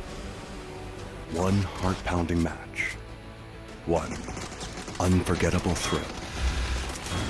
But survival isn't just about one match. It's about how far you'll go, how high you'll climb. Now is the time to discover something bigger about yourself. To turn fleeting moments into a lasting mark. No longer just a moment. It's your legacy. Updates to ranked mode, some gunplay adjustments, the return of the black market, and a little boom boom while you zoom. All this and more as we dive into the update 36.1 patch report. First up, ranked mode is getting some major changes for Season 36. Ranks now feature 2 new tiers, Crystal between Platinum and Diamond, and Survivor tier for those who can manage to push themselves beyond Master. Ranked Duo mode is being added, while tiers and RP have been unified across party types and perspectives. Because of this, everyone's RP will be reset this season back down to 1500, and ranked playpoint rewards have been improved. So drop in, rank up, and collect your new rewards. In addition, we're also unifying your Battlegrounds experience between ranked and normal matches. This means you'll see the recall system, red zone, BRDM, and items like the zipline gun and C4 in ranked. These are big changes to how ranked works, so be sure to let us know your feedback. Next up, we've got a couple of weapon adjustments coming your way. We've cut down the AUG's aim punch by roughly 50% and slightly reduced its damage, while the VSS and muzzle brake have been buffed. We'll be launching Gunplay Lab's DMR rebalance soon to test the reduced RPM and damage for DMRs. This DMR rebalance aims to strengthen the unique characteristic of DMRs and better differentiate them from SRs. So make sure you drop in and let us know your thoughts. PUBG's annual superstore, the Black Market, is making its return this update. Pick up a new Crafter Pass along with 4 classic progressive weapon skins and 6 chromas. Check out the upcoming Black Market announcement for all the details on how to grab these fan-favorite skins. We've also rebalanced the red zone a bit and added vending machines and destructible pots to Vikendi. And speaking of destruction, players can now toss throwables while driving and use handguns from the driver's seat in Watercraft, just in case you needed to add a little more rage to your road. There's a lot to dive into, so be sure to check out the patch notes for full details on everything. Update 36.1 is here. So stop by the Black Market, brush up on your ranked skills, and toss more out your window than dirty looks. We'll see you on the battlegrounds.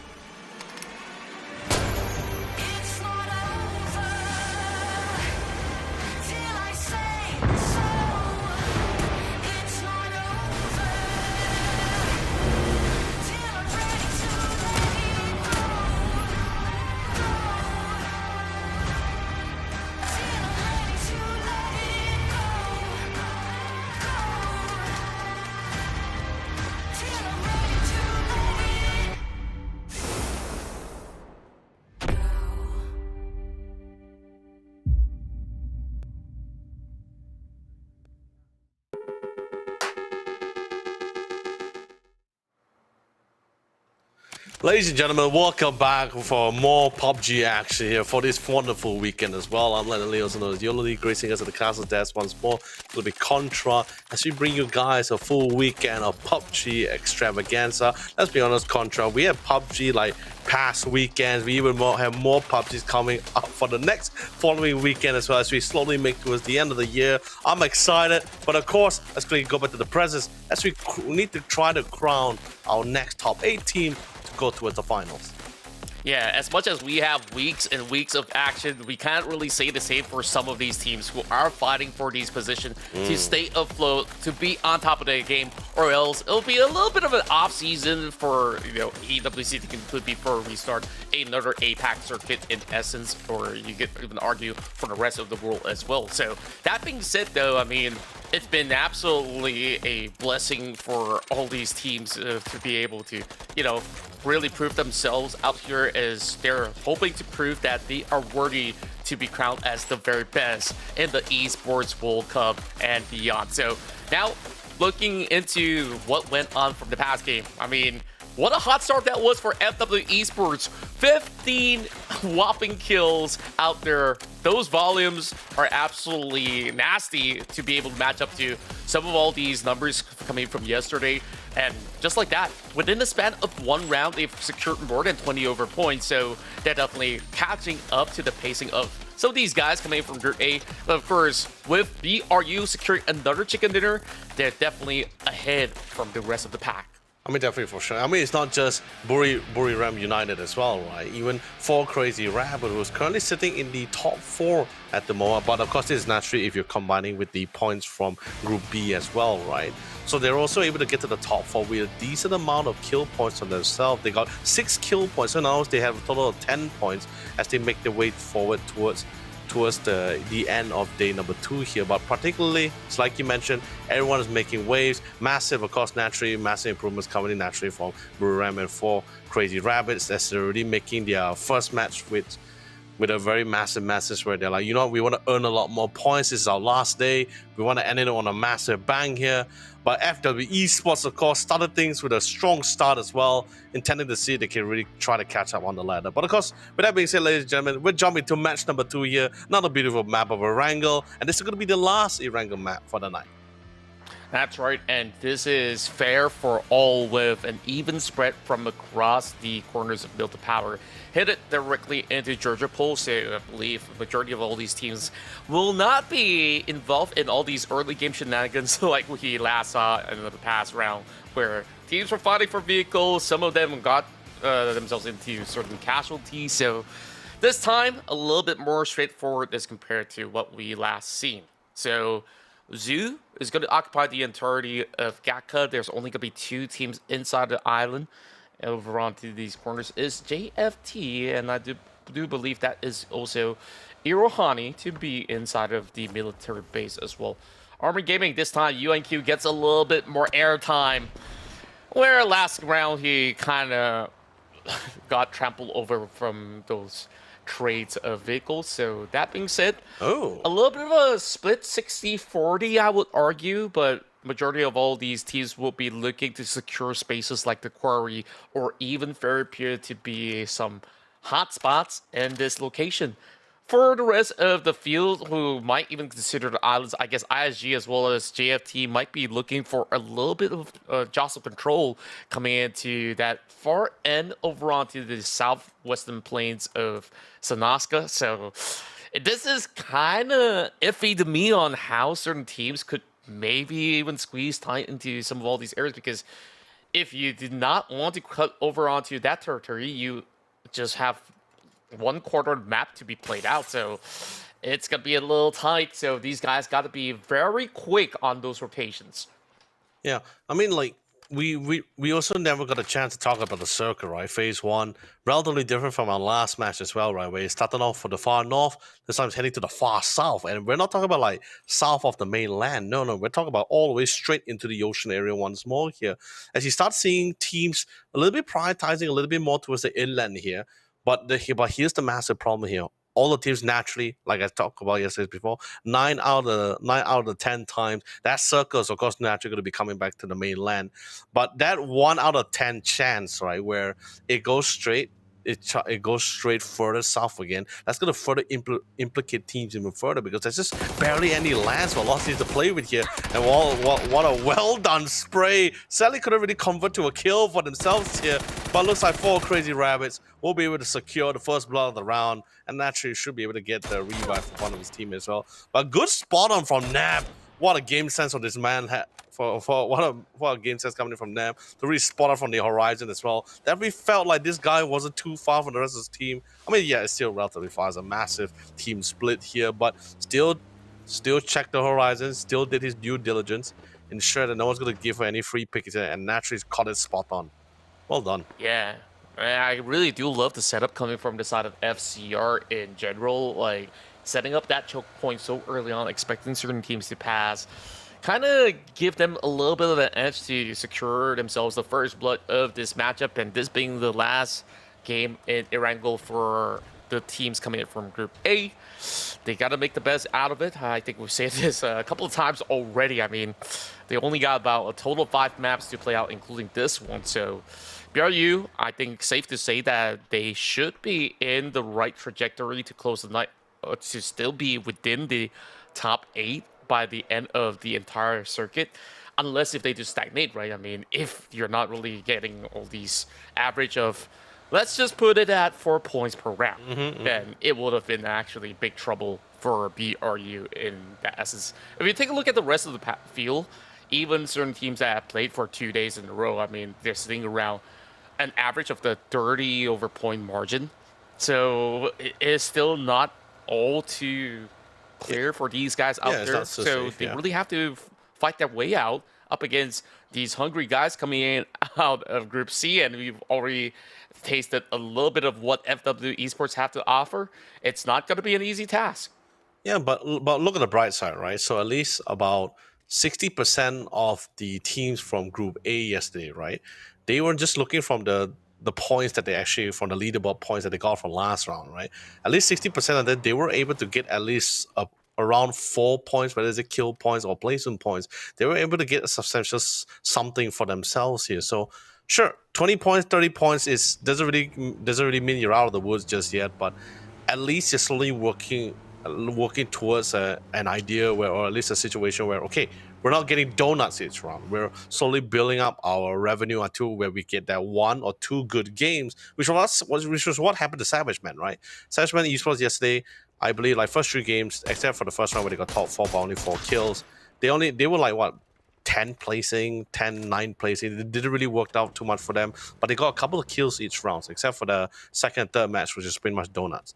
The last 3 match, they got the placements and kills on top of that. Like I said, if any of these teams can just get that really good games, then we'll see a very massive shift in the leaderboard here. But speaking of leaderboard, I'm checking out Buri round once more, and I feel this is bringing back to what I was telling you yesterday, where when you're in this lead, I think same goes for 4 Crazy Rabbit, right? When you're having this kind of lead, feels like this is one of those, especially it's the final night as well. Feel like this is a good time for them to just double down and just look for kills. I mean, don't be overzealous, but just be aggressive about this. Yeah, a lot of that pressure definitely has been relieved off of them. I mean, right now they could just play to keep the rest of these teams from actually breaching into the finals. So I don't know if they've got beef with anybody out there, but it better not be the rest of FW Esports. I mean, they could have a beef with them for sure, but at the same time, this is not an easy team to just devour throughout their run. I mean, you take a look at their stack roster, you've seen them play in all these massive circuits in the past, and they're definitely looking to, once again, create history, and this time in one of the biggest stage in the world. Lambao so far, almost every single match, we actually see him coming up huge on those heel fit, and he is just absolutely trampling onto these guys out there. LFT not so lucky to be stuck in between these creases, so 4 Crazy Rabbits off to a good start, already adding those 3 points to tally as they hunt out the rest of LFT.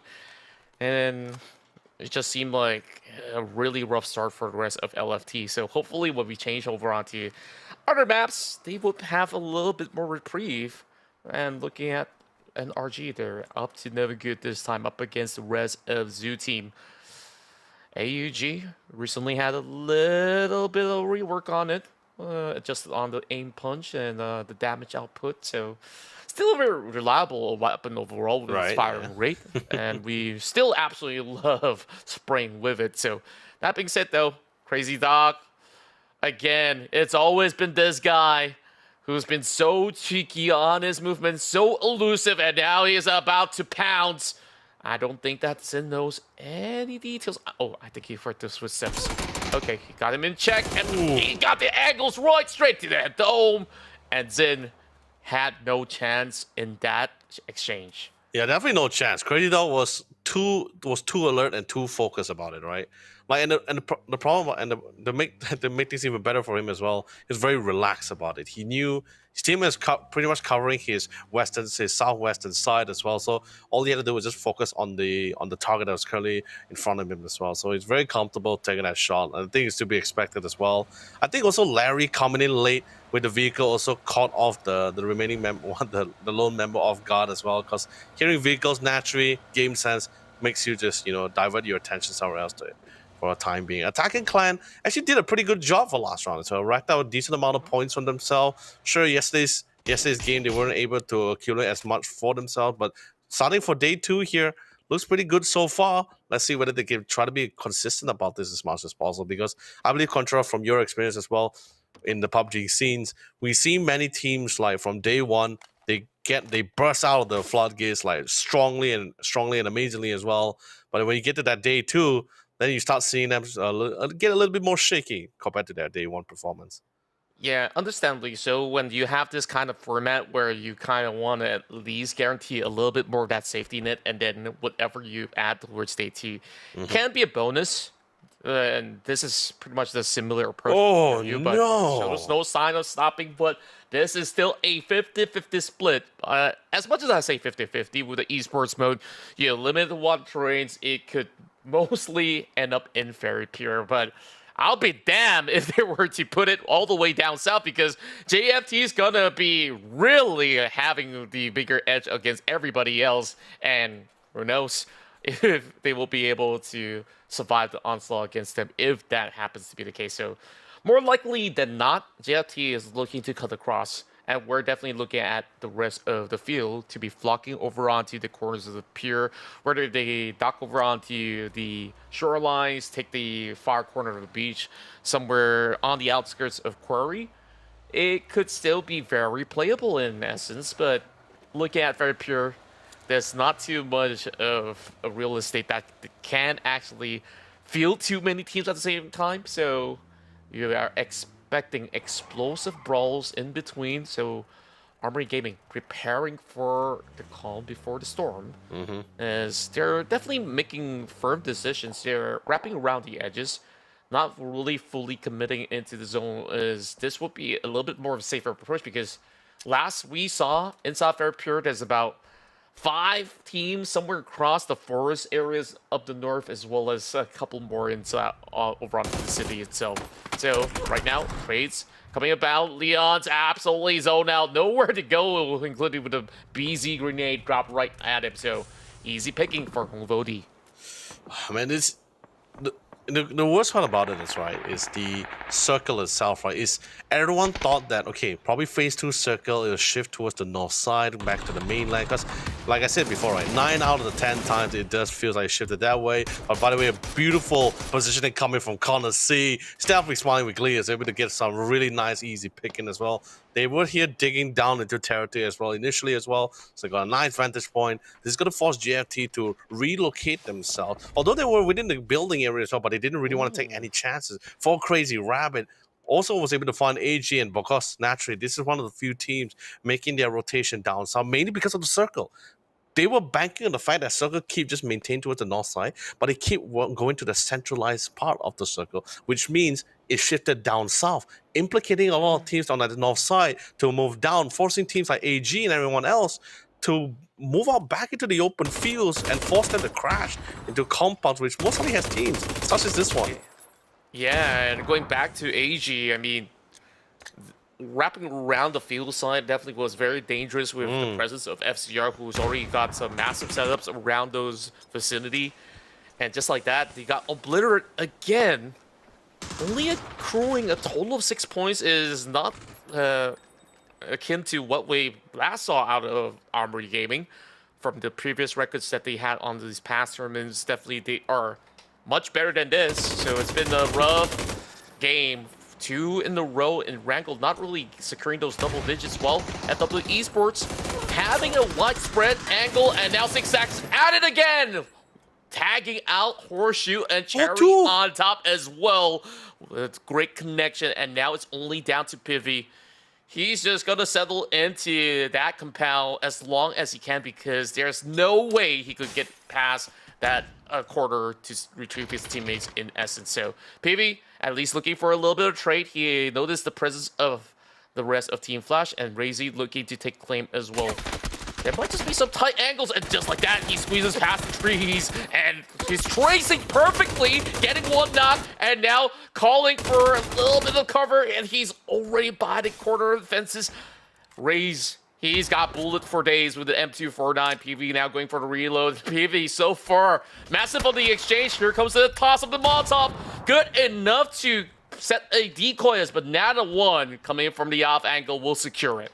Really well done company from FW Esports as well. They know more teams are it's also gonna be coming within their location as well here. So now this compound itself is so small to barely house even one team at this point here. So they're very confident with their gunplay. They went aggressive about this as well. They also know this is the kind of tournament where you need to try to get as much points as much as possible. Even if you want to try to play for placement, it gets a lot more harder. With the state of the circle as well, there's a lot of unpredictability here. And with their, long years of experience as well.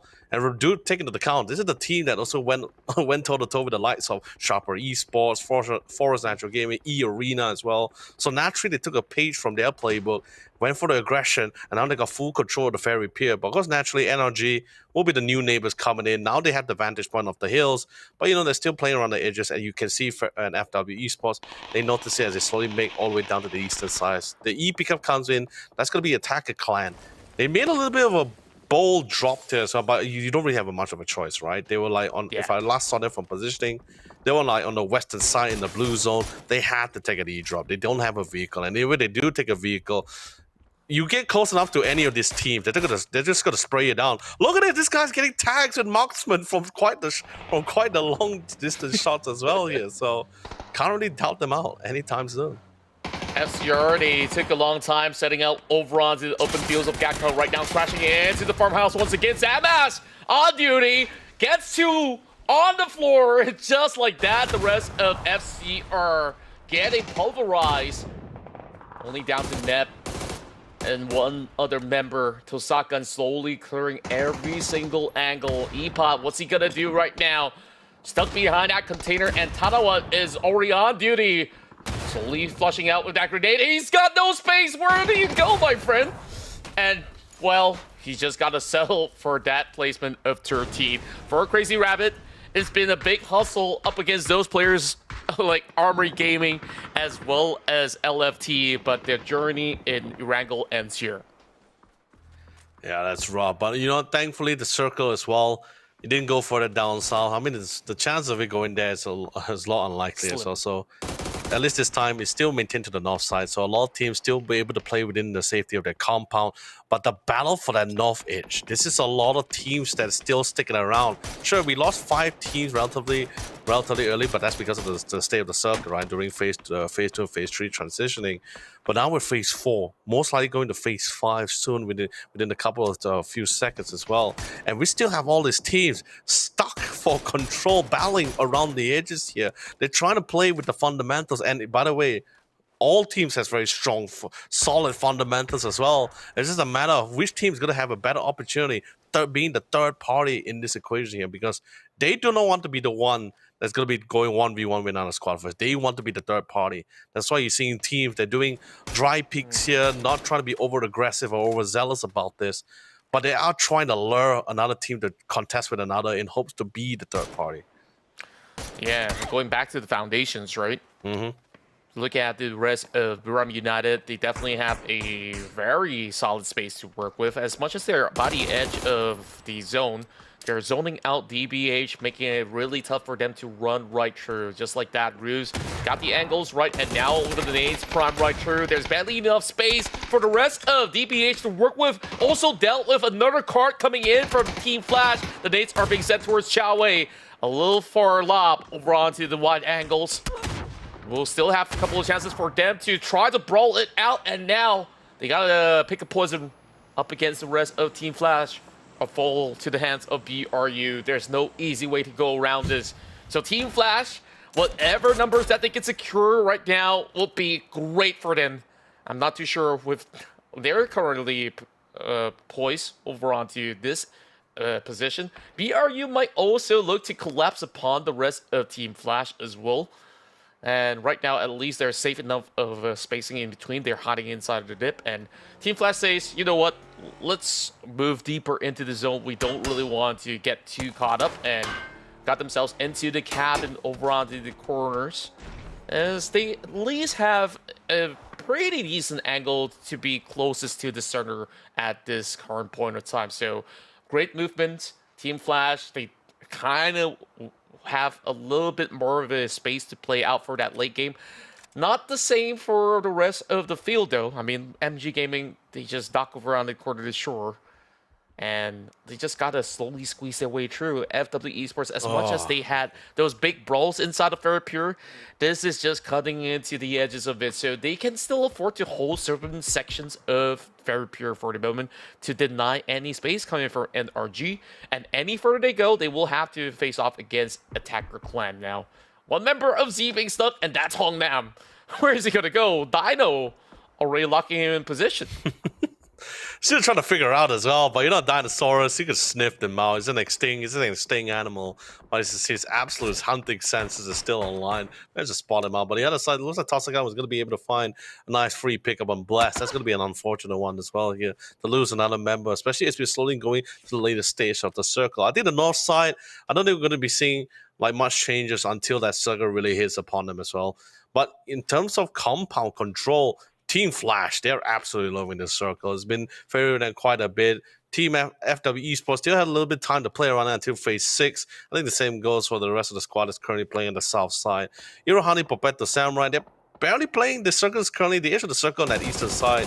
Just barely playing at the corner of their compound. But what a control! Cover Prankster didn't waste any time at all to connect, to follow up with the second shot. Everything was well tuned for him, all planned out in his head. And what's going to be the next crosshair placement? Lands it perfectly. And now Buram United, with now the circle coming in, encroaching here. Looks like the intent, instead of taking the fight on the western side, looks like they want to clear out Tosakan, who's been a little bit more closer and the major threat. Yeah, it's going to be a little bit of a tough brawl over on the spine of the hill right now. Buram soaking some damage right now with those nades. Tanawa coming with a flank, really cutting off Dynasty right now.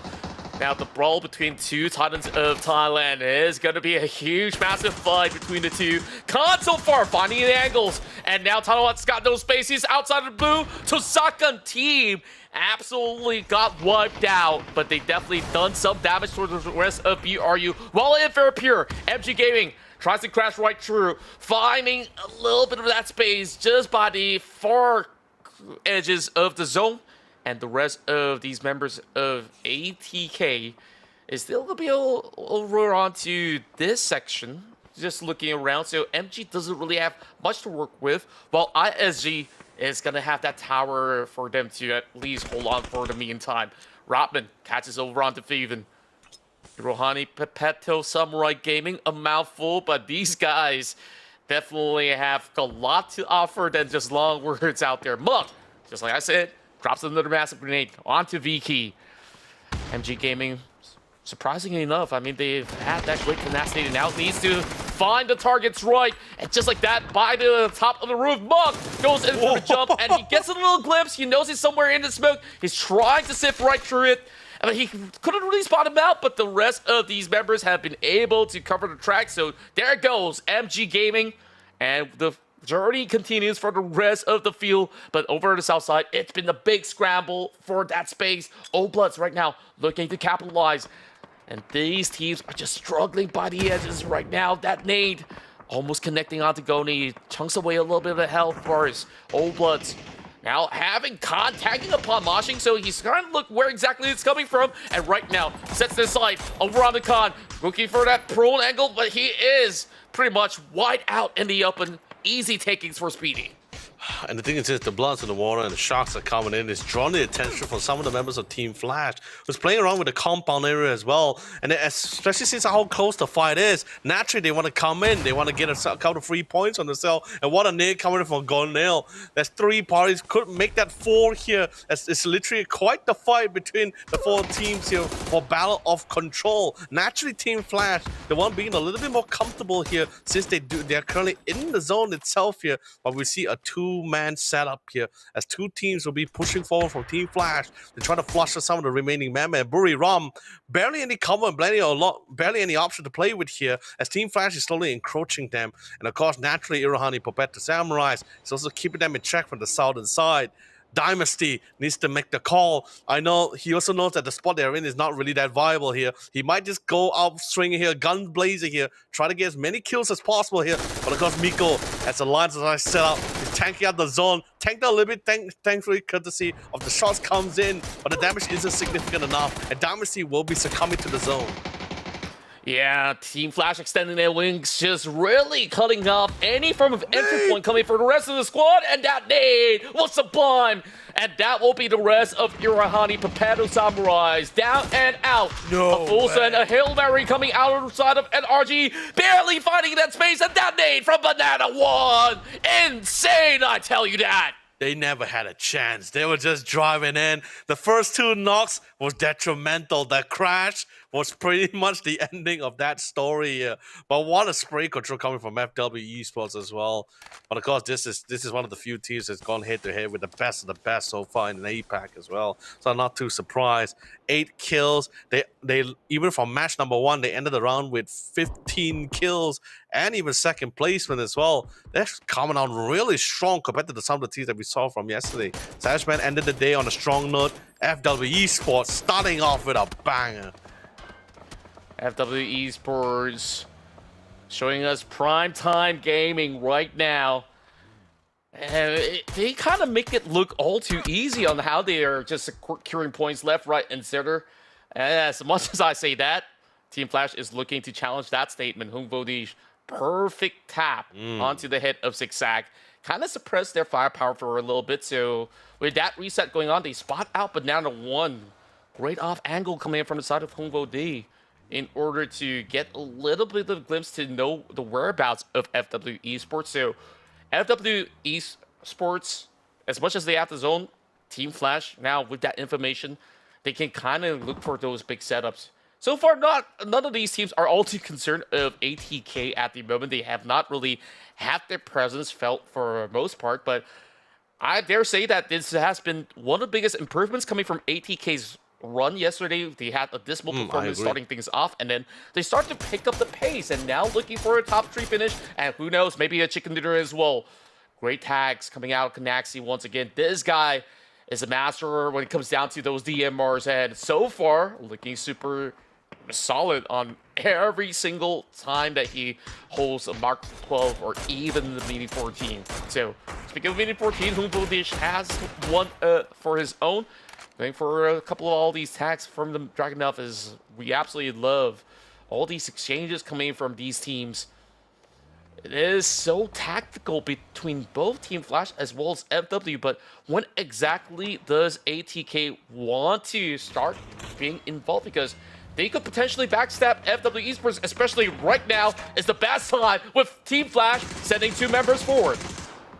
Oh, that's a lot of people, but then again, you're challenging a team who's dug into territory, bunker down. They pretty much have solid defense being set up for the set. They got a good knock, but they were able to trade things back. A need for the finisher to minus out the odds for them to try to go for the revive. No way for it are they allowed to go for the revive. Actually, let's be honest, I don't even think they have the time to even go for the revive. So that's going to be an unfortunate run for Banana One here. But can't say really is a 6 sacks still standing tall. But 6 sacks is currently being the gatekeeper, playing anchor role here, just to try to deny Attacker's clan from actually backstabbing from like what you mentioned before, Contra, from their southern side here. But looks like Team Flash, they got the numbers, they're feeling a lot more confident as they really are starting to group things up. But Consi still have the vantage point. Barely started for a couple of seconds, but we do see Release playing contact play here, relatively close. They do spot the trajectory. Let's see when he's going to be able to react accordingly.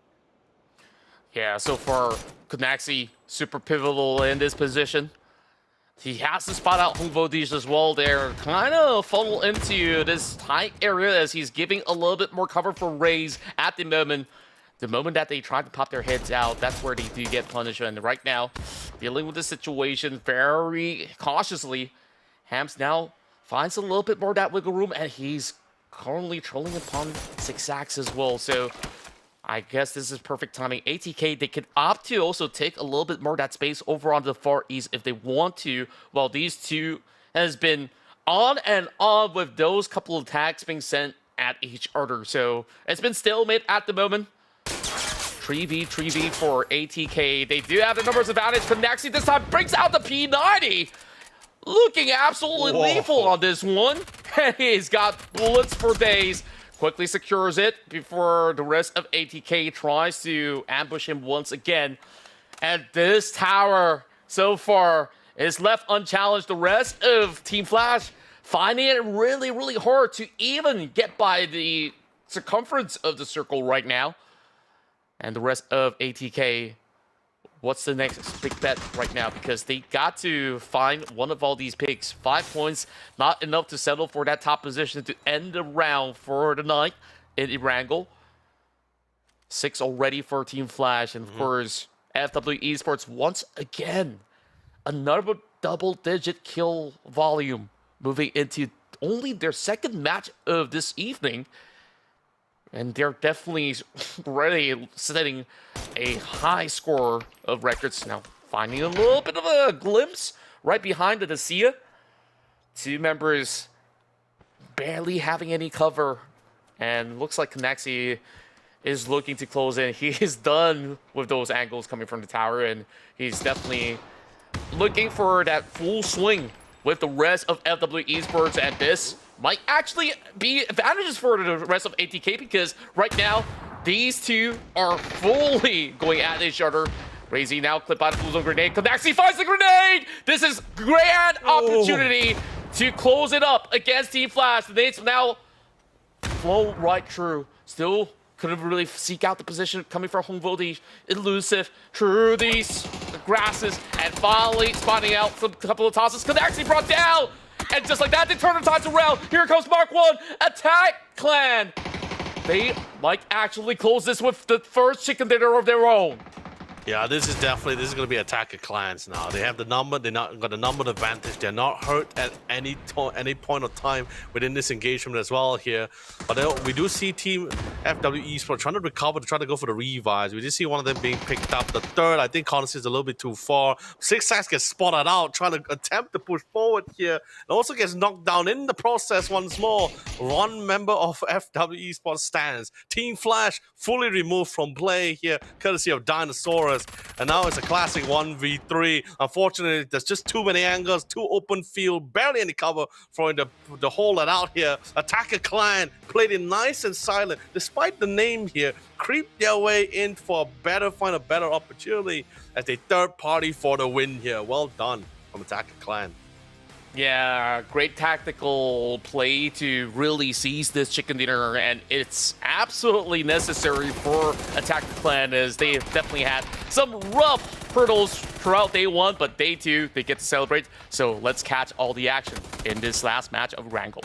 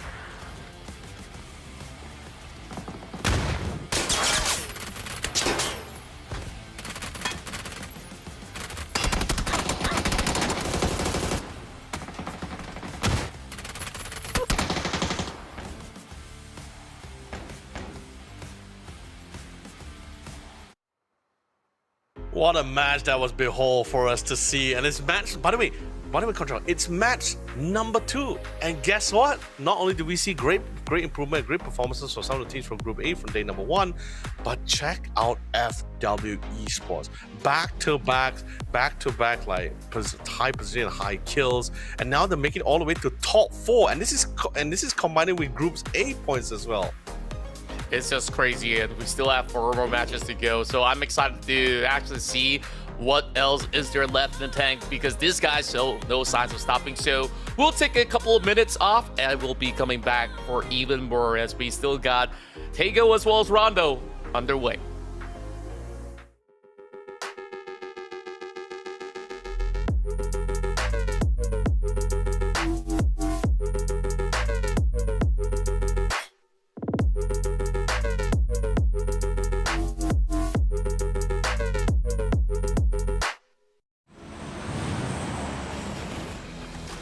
Every survivor lives for that electrifying moment.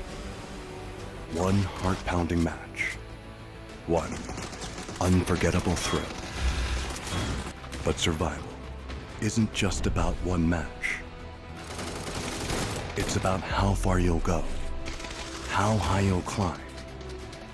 Now is the time to discover something bigger about yourself. To turn fleeting moments into a lasting mark. No longer just a moment. It's your legacy. Updates to ranked mode, some gunplay adjustments, the return of the black market, and a little boom boom while you zoom zoom. All this and more as we dive into the update 36.1 patch report. First up, ranked mode is getting some major changes for Season 36.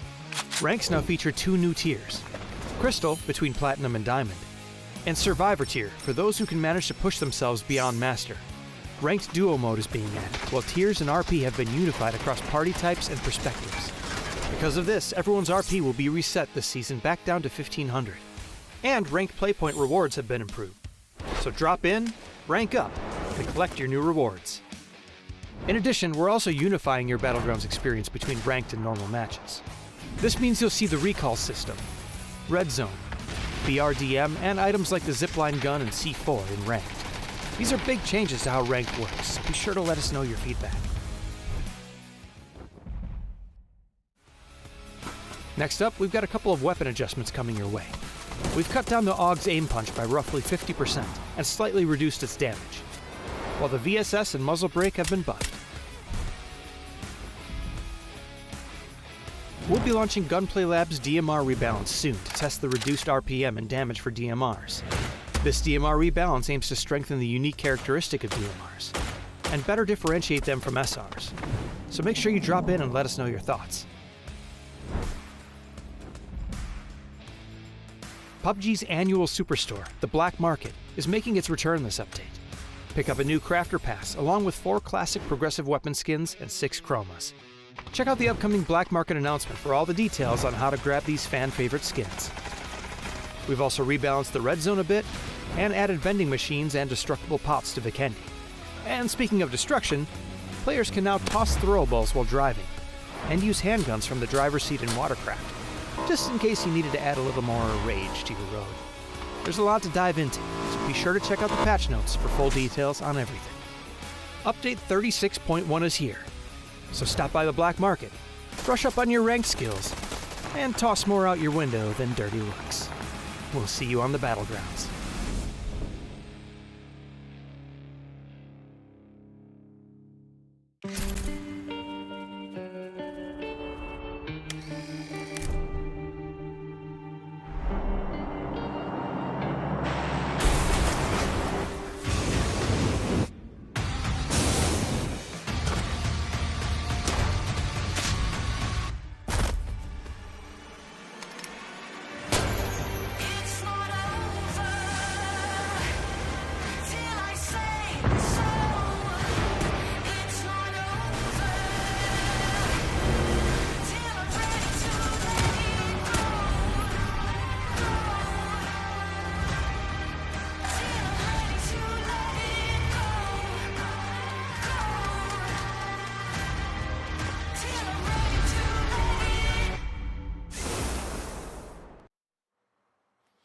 Welcome back once again. You're tuning into the PUBG Road to EWC APAC Online Qualifiers 2025. And these teams, they're looking to lock in their ticket to Riyadh, Saudi Arabia by the end of the circuit. So we are definitely on our way for that YOLO League. I mean, 2 games in a row.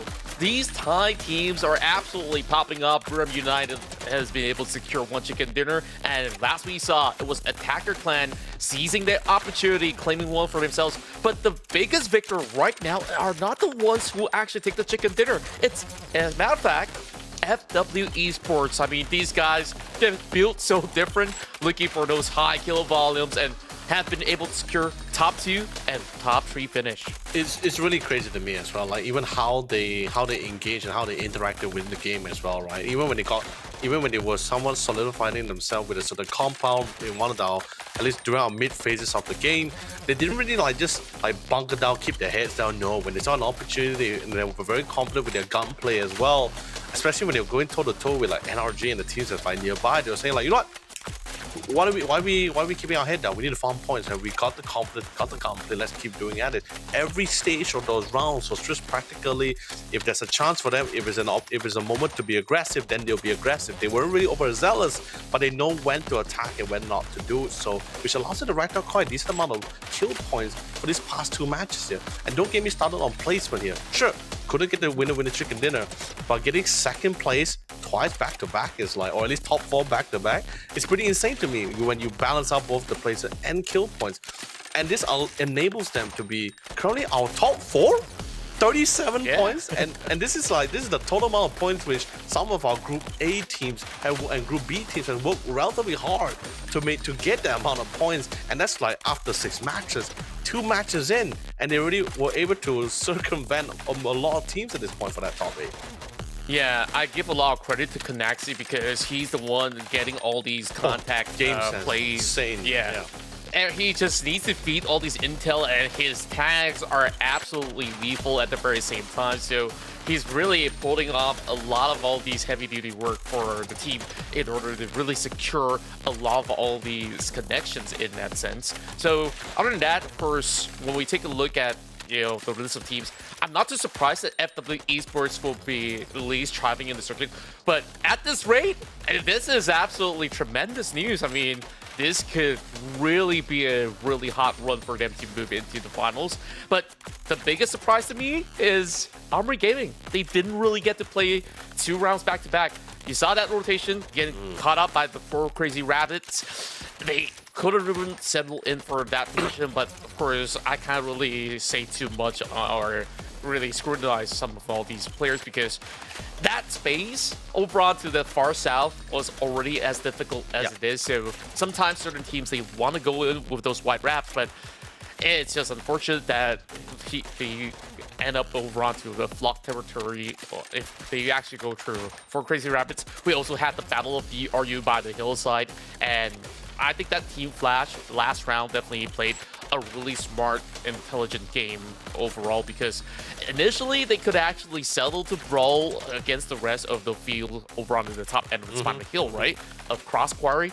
But they choose not to succumb to that kind of situation where, yeah, sure, you can get a couple of kills, but you kind of give way to other teams to claim your position. Instead, they've been able to play for that top 3. So I think that was a really tight fight at what we've gotten so far. Now that we're changing the pace of it all, moving into Tago, I guess we're going to see things to be a little bit more explosive on, the mid to close range kind of battle will be pretty much prevalent across the fields, especially playing settable on terrains. I think for Crazy Rabbits going to be enjoying their time right now, and with the rest of FW Esports on the streak, this might just be telltale signs that eventually with this level of performance, they can secure a chicken dinner today.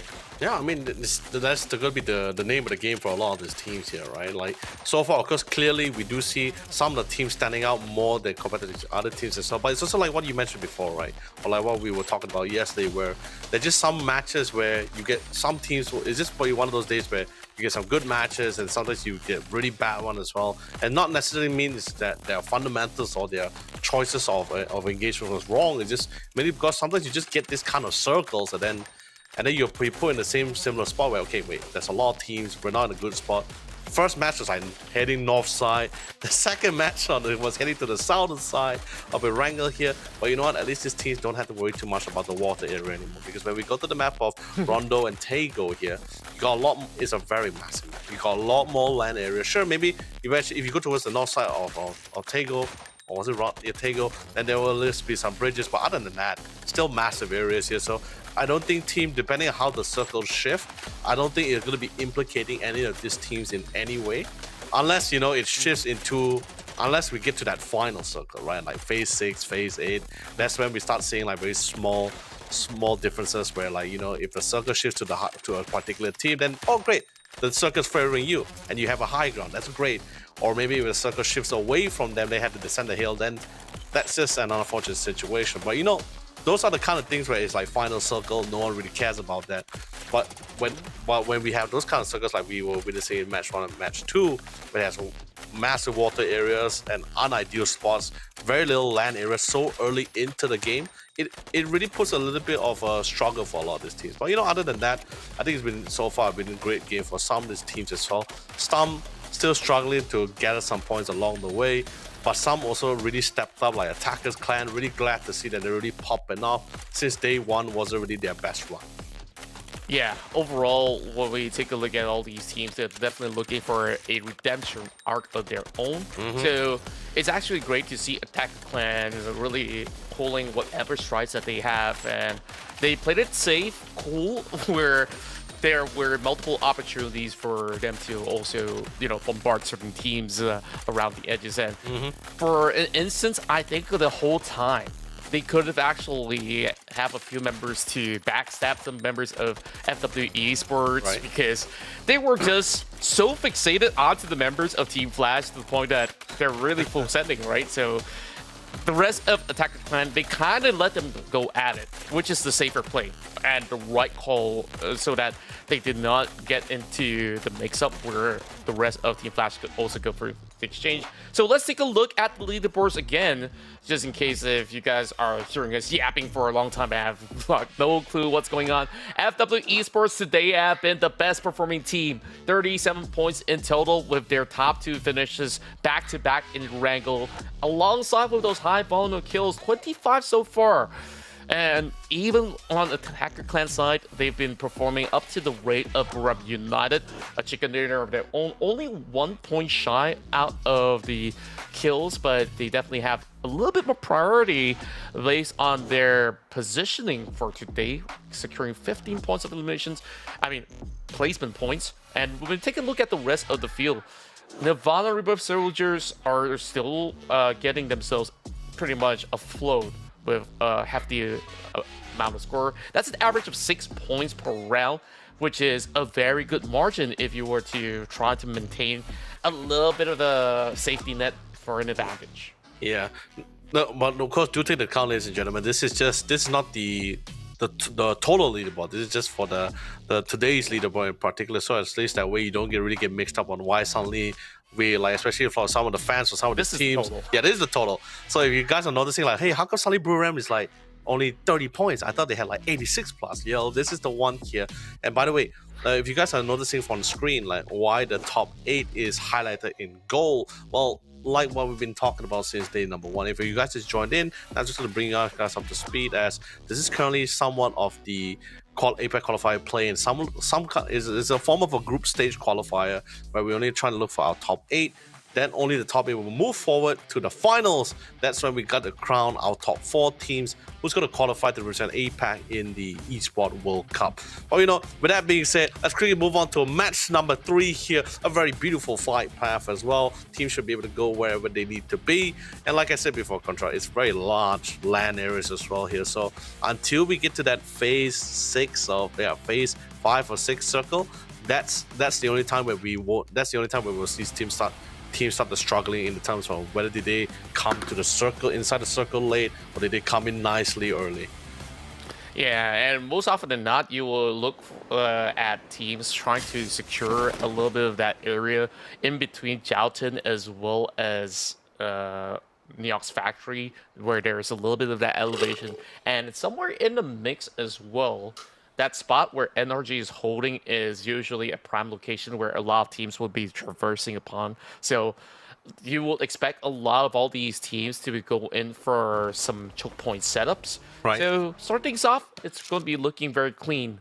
Where we're getting ourselves 5 teams all the way up north. That's a rare occurrence because most often than not, you will actually see areas like Danqing or even Longshan to be occupied.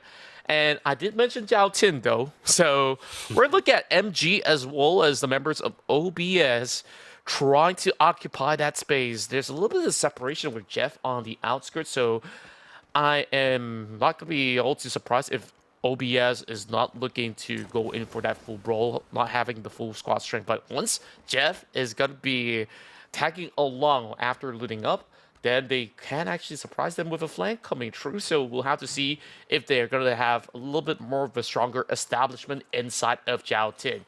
Blood so far having a decent run throughout the past 2 days. 24 points. Still needing a couple more in order to put themselves closer to the top 8 run. And at any given point that these teams, even if they're placed 15, 18, 20th or so, one chicken dinner can always alter their fate. So, Yep. Of course, all hope is not lost just yet. Whereas Buram United can't afford to drop 1 or 2 games, and they would still be sorted if you ask me, as I do believe that the cutoff point will be around 70-80 pointer margin for the top 8. We have yet to conclude the upcoming 4 rounds, so we'll have to see what is going to be the best record being set. I mean, I don't think we'll be able to see like 100-point mark, 120-point marker with 2 days, right? Unless you're popping, you know, we're seeing like what FW Esports is, the amount of kills they're racking up on top of placements. They keep maintaining this consistency and stability until tomorrow as well. Then we might even see a 120-point marker here. But other than that, I think as much as we can go is probably just 100 points for today. I think the closest one to that is most likely Buri Ram here with the track record which they're having so far for this final night for them as well.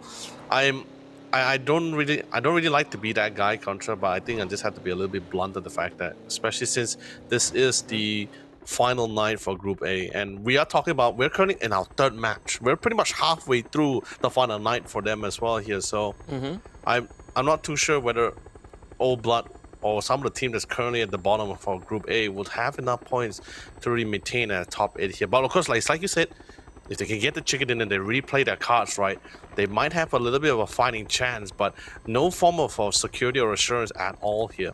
But good call with the E pickup coming in from Zoo team here. Understanding because they did drop towards the southern side of the map here, relatively far from the circle here. So drops in really nice center of the map. It'll be a good time. Even Oblad's positioning with MG is large. The Jiaotin, the city of Jiaotin, right? It's relatively large enough to house both teams, and I don't think there'll be any blood drawn between both sides here. However, this part here, Tanawaf got a really nice tag, but sadly, unfortunately, not going to be going for the knocks here. Doesn't really have a lot of ammo either way here. So, you know, just a little bit of a warning shot. That's still totally fine on this part here. But what a that's a headshot as well, by the way. I felt that too. Wow, that's a strong challenge from Tanawa. I did mention about, you know, teams with these kind of choke point setups. I mean, Tanawa wastes no time to already hustle some of all these squads out there to have a little bit more establishment through these high grounds. Or you may say that he's puffer fishing in such a sense that it's like, okay, don't come near to this area because we want this spot to ourselves. So over on to the rest of Attacker Clan. Our new victors added to the list. They're having a little bit of a tough skirmish, and Shags, I'm not too sure if he's landing onto the glider or he's about to kickstart the engines, but he absolutely got punished by Shizuki in that exchange, and it seems like it's been a brutal day for AG so far. Armory hasn't got much done. Take a look at the list. Only 5 points, tied up with LFT. And burning through these couple of games, this is just going to put them so ever behind. And it's going to be tough if they move into the next day's run with only marginal points, and they might not even look to qualify for the grand finals if that's going to be the case. So they need to pick up the slack. MG Gaming getting a couple of all these damage through up against Crazy Duck. Usually he's the one with all these surprise ambush, but of course he's not going to be wasting any time at all to even look for any form of trace. Now they do crash upon the entire sector up against MG Gaming, only having 2 members right now holding over onto these compounds.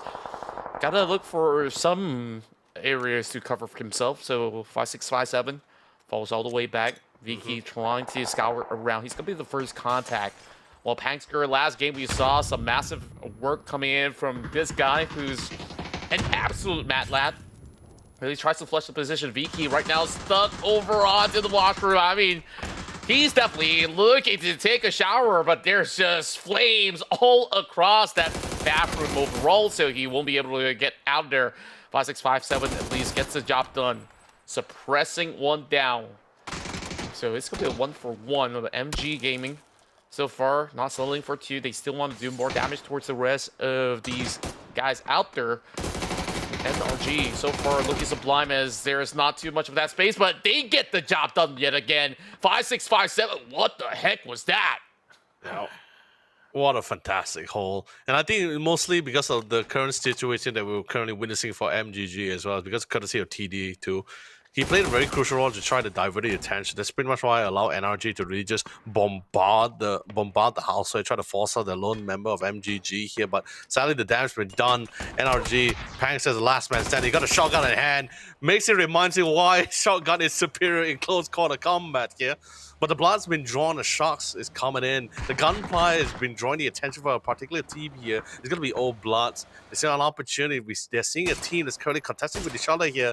Looks like they plan to try to crash and picked off whatever scrap that's left behind. But seems Zoo team's also doing pretty much the same thing. But this time, instead of picking up members of NRG and MGG, they will find Speedy here and knocked it down alongside here. Barely any cover here. But it looks like he's still being in a decent area here, as since there's a hill for him to play behind off for. Yeah, I think they really had plans to actually gate crash some of these guys inside the compound since they are licking their wounds after that skirmish. But with a couple of attacks coming from Zoo Team, that plan absolutely botched, but at least they keep themselves pretty much afloat. Shouldn't be too difficult to go in for that revive to Sakan. Now, claims that territory instead. The rest of Team Flash well on their way. Well, they do have a little bit of aerial control with Hatsawat moving around. He saw the entire setup coming from Team Flash, so they're up to no good. But Hatsawat at least gets a rough idea of what these guys could potentially bring to the table. So relaying that information back to Tosaka, this is definitely not going to be an easy passing for them if they were to go on wheels once more. And I wonder if they're going to actually set up for an ambush as well now that they have gotten a little bit more of that intel. Speaking of which, TSK, they are actually sending it up against the rest of Team Flash. Take a look at the minimap. Latte, it's going to be over on the back line, says they are sending one member up there. Trungvo Dish distracted with the presence of Hatsawat. There's also a couple of teams drawing fire, and that is a little bit of a split coming from the side of Team Flash, hoping to wither down that glider. Yeah, I think even Team Flash is pretty much wondering as well. They're like, how are they getting such good like pinpoint accuracy intel on our position here? I don't think I spot anyone else. And I think by the time they spot the glider, Tosaka, courtesy of Tosaka and Sky, now they know they try to gun him down. He's falling back here. And then, especially since most of the members of Team Flash has really made their way across the bridge as well. So Tosaka just mainly just trying to go for intel as well. So this is really just phase 1, right? Or at least now currently phase 2. You don't really want to lose too many of your members this early into the round as well, unless the fight is someone needed and needs to be forced upon. But now we see the next circle. It did shift quite to the southern side. I mean, thank God for the fly path as well, right? So not a lot of teams drop towards the northern western side. So I don't think it's going to see any team descending down here. So the circle somewhat favors a lot of teams who's coming from the southern side. But that glider, JFT, you got to be careful, buddy. Not sure when since we saw the POV change a little bit too late, man. But he did take a couple of decent tags. Not sure from who, but I believe quite a decent amount of team managed to pop them off. Buriram, Riz on the other hand, doing a really great job here. I mean, they're currently topping the leaderboard, and I mean, it's at this point of the game where all these teams will be looking at who's currently leading the most points. and what they're going to be able to do and how they really want to play around this team, right? But Buriram, I think they're currently in this state where if they want to double down, be aggressive, and look for kills, by all means, I really entertain the idea here because this is you're currently They definitely will. right. For sure. Yeah, and MG right now going for the shred, finding Speedy as well as Blez through that crosser. And of course, he succumbs to the damage being put out by Washing coming with the flank as well. And back to your point as well, you talked about the northwest section to be absolutely clear, but I can't say the same about the northeast where we last saw so many during the teams, first yeah. drop. There was like 5 teams up there, and now the flock of crowd is actually around the northern region in general. So that is going to be a little bit of a relief for FW Esports to hold firm onto the center of the zone, and they're going to have another great game into the late stages of this matchup. Whereas that battle for control over a nerve gets dire. Zoo team locking out that member of MG Gaming, and Right. not much left for MG, only down to 2K trying to survive this ordeal. He's already got 4 points to his name. But 4 points, they can definitely make good use of a better result out of that. Yeah. And this is still relatively early, so it's kind of a struggle for MG to try to squeeze past into those placements of top 8, since there's still about 15 teams inbound right at this moment. Look at the rest of the field, though. Old Bloods. I love what they've been doing so far. They've been able to really hold a strong position over onto the outskirts of Jiaotin right now. So, if anything, they could also fall back into the city to get a little bit of restock if required. And just by being on the outskirts, they can absolutely look for some catches. And FW Esports finds one LFT unaware of the presence of Canaxi. Oh man, that's triggered. That's triggered discipline right there. Now he's spotted out. Of course, naturally he goes for the tag. But other than that, real good trigger discipline, right? Like, does it seem? It's like what I was telling you yesterday before as well, right? You get a knock at someone in the open plains, right? Sure, that you're going to be able to convert into a kill for sure. That's guaranteed. But getting a knock within the building area, and you have no allies to really try to flush him out, or you're not close enough to flush him out with utilities, then that's just pretty much not much you're going to be able to do for that one. So he makes a good call, try to go for the intel gathering. Naturally, he gets spotted out in the end. Well, that's totally fine. It doesn't really break any of their original plan in the first place. Yeah, they just wanted to know who's there and what's going to be coming in for the compound. But what a circle! Still favoring a lot of teams here, and we're slowly going to a state where potentially there's a high chance this final circle might be a battle within the city of Jiaotin. Oh my God, It could be an urban smoking. terrain. The fights happening. Well, this glider is down and out. Thankfully, Shoe Horse gets to rejoin the rest of his teammates, and right now everyone's looking to claim a spot inside of Jiaotin. I mean, I'm absolutely down for it, with Hamster also finding the final member of MG Gaming. Respectable start inside of Rondo with 4 points to book out. NRG, however, they only gotten 2, and I do definitely think that there's better chances for NRG when it comes down to Miramar, where that's the bulk of their income from yesterday's run. So definitely looking forward to it. Whereas the rest of Old Bloods, they've been the kind of guards to see if these teams could actually find a way through the North Point by passing through OBS, and so far they've been doing a good job, but it doesn't seem like they've been able to catch too many of them. Now here comes BRU with a pick of bus. Ooh, he's unaware. He did not check the blue zone. And since he's gonna look for his second, but not quite enough to take out Edie. Great recovery response, and this is where BRU gets to go on the reset. Hongnam also joining the mix as well, looking to secure the point. And these guys also getting jumped out by the blue zone. This is a dire situation for those members of BRU, cutting in very late to the mix. Zoo team now closes in, brings in the bike. Hongnam feeling very confident about this push, while Khan tries to secure himself over onto the back, as PV is also landing a couple of attacks over on the members of Zoo at the very same time. This is a three-way affair, while BRU gets to go in for a little reset, but they could not salvage Ruse as he was too far out of the blue. And it is just kind of tough Oh, it's actually just a knock. I was kind of worried for him for a moment because the last we saw, he was bleeding out there. And yet again, they're still over on the blue zone. Phase 3, somewhat tankable. But this being his second time being knocked down, he needs whatever meds necessary to keep himself afloat. And hopefully those vehicles still have enough tankiness to outlast whatever bullets to be sprayed at them. I mean, it'll be totally fine for now. Sure, like you said, it's tankable, but they should be able to get within the vicinity of the circle. But they have been drawing quite a few attention of some of the few teams nearby, Zuti in particular. But Milo He also joining for the gunfire, sees an opportunity to try to go for a potential knock.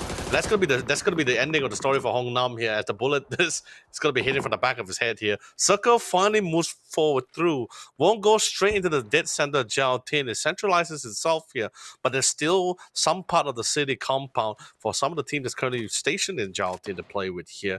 Milo He, on the other hand, is currently duking out with Zhu team. I think it's unfortunate, as I don't think they're going to be able to pick up Lao Ji. I think they just know about to let him go here.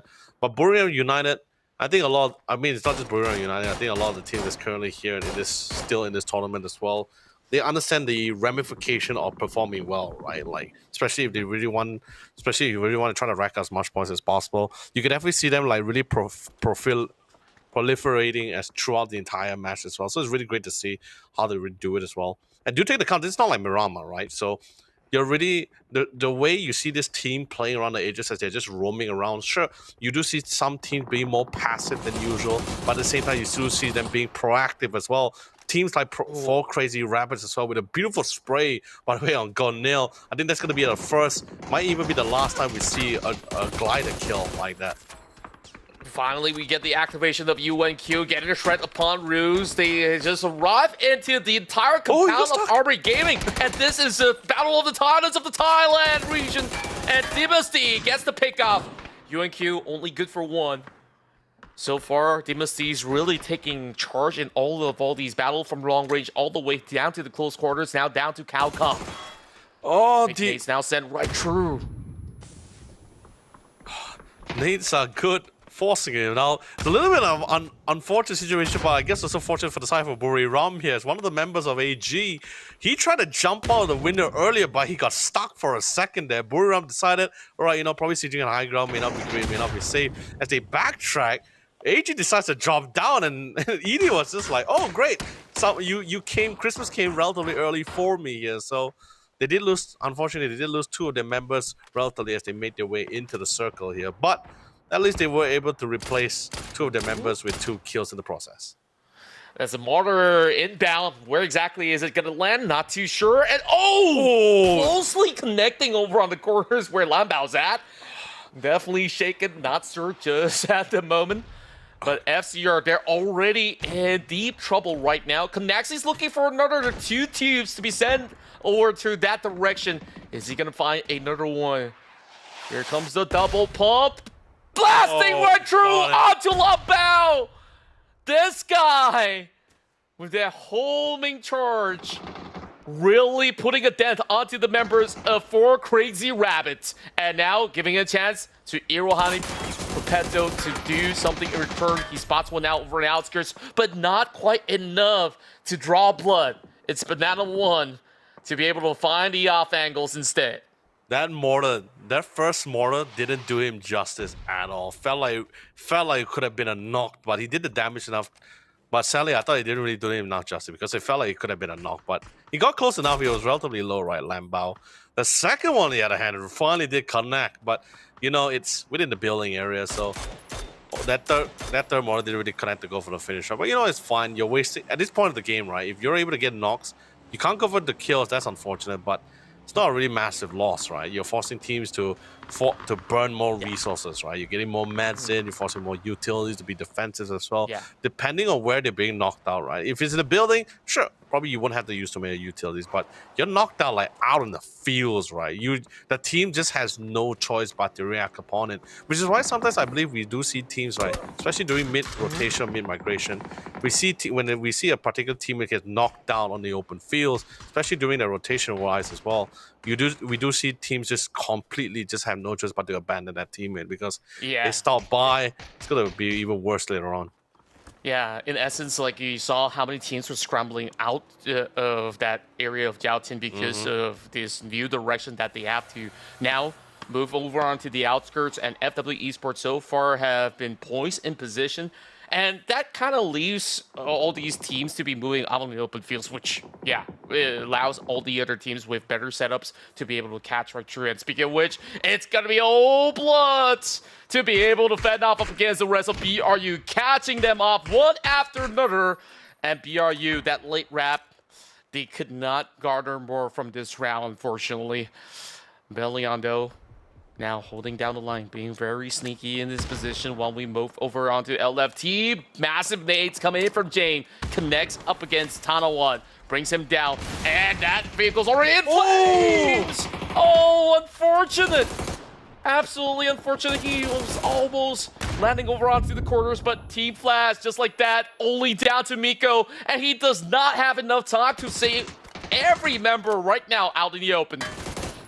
That is so unfortunate with the vehicle as well. He thought he got out and made quite a distance in time, but the damage was just too significant as well. So it's going to be a crash and burn for one of the members of Team Flash. But you know, the fight is not really over just yet. They're trying to hold down. It's the last man. It's Miko's. It's Miko's to try to hold on the line. Did a quick jump pick, spots someone in, primes the nade. Does get the connection, but not enough for the knock. He gets a beautiful spray from the right side, trying to reset himself. But good call coming from Dream Bounty Hunter Gaming. Try to go for the flank from the left side. Will secure the kill here. But of course, damage has been pretty significant. NRG, still 2 members remaining. Should be able to get the revive for themselves here. Old Blood also slowly making their way in. We're starting to see quite a few teams somewhat limping their way into the circle here. But I mean, courtesy of teams just constantly just tagging it out, right? I think especially some teams who was able to dug deep into territory, FW Esports being one of them as well. Just having the full-fledged luxury to just constantly just put in the damage in.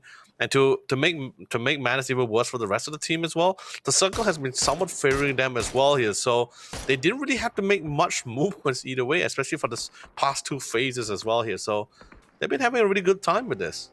Yeah, FW Esports has been planned there since phase 2 of the zone. Oh, okay. And all that they really have to do is just to hold their ground. I mean, they don't really have to extend their wings as well. They let all these teams brawl. What? And just like that, that fade from Latte! Absolutely ridiculous.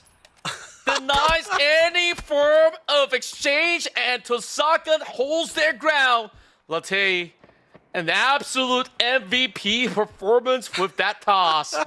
And just like that, great recovery. They get to Lee's last for a little while longer. And LFT, I'm not too sure what could they make out of it.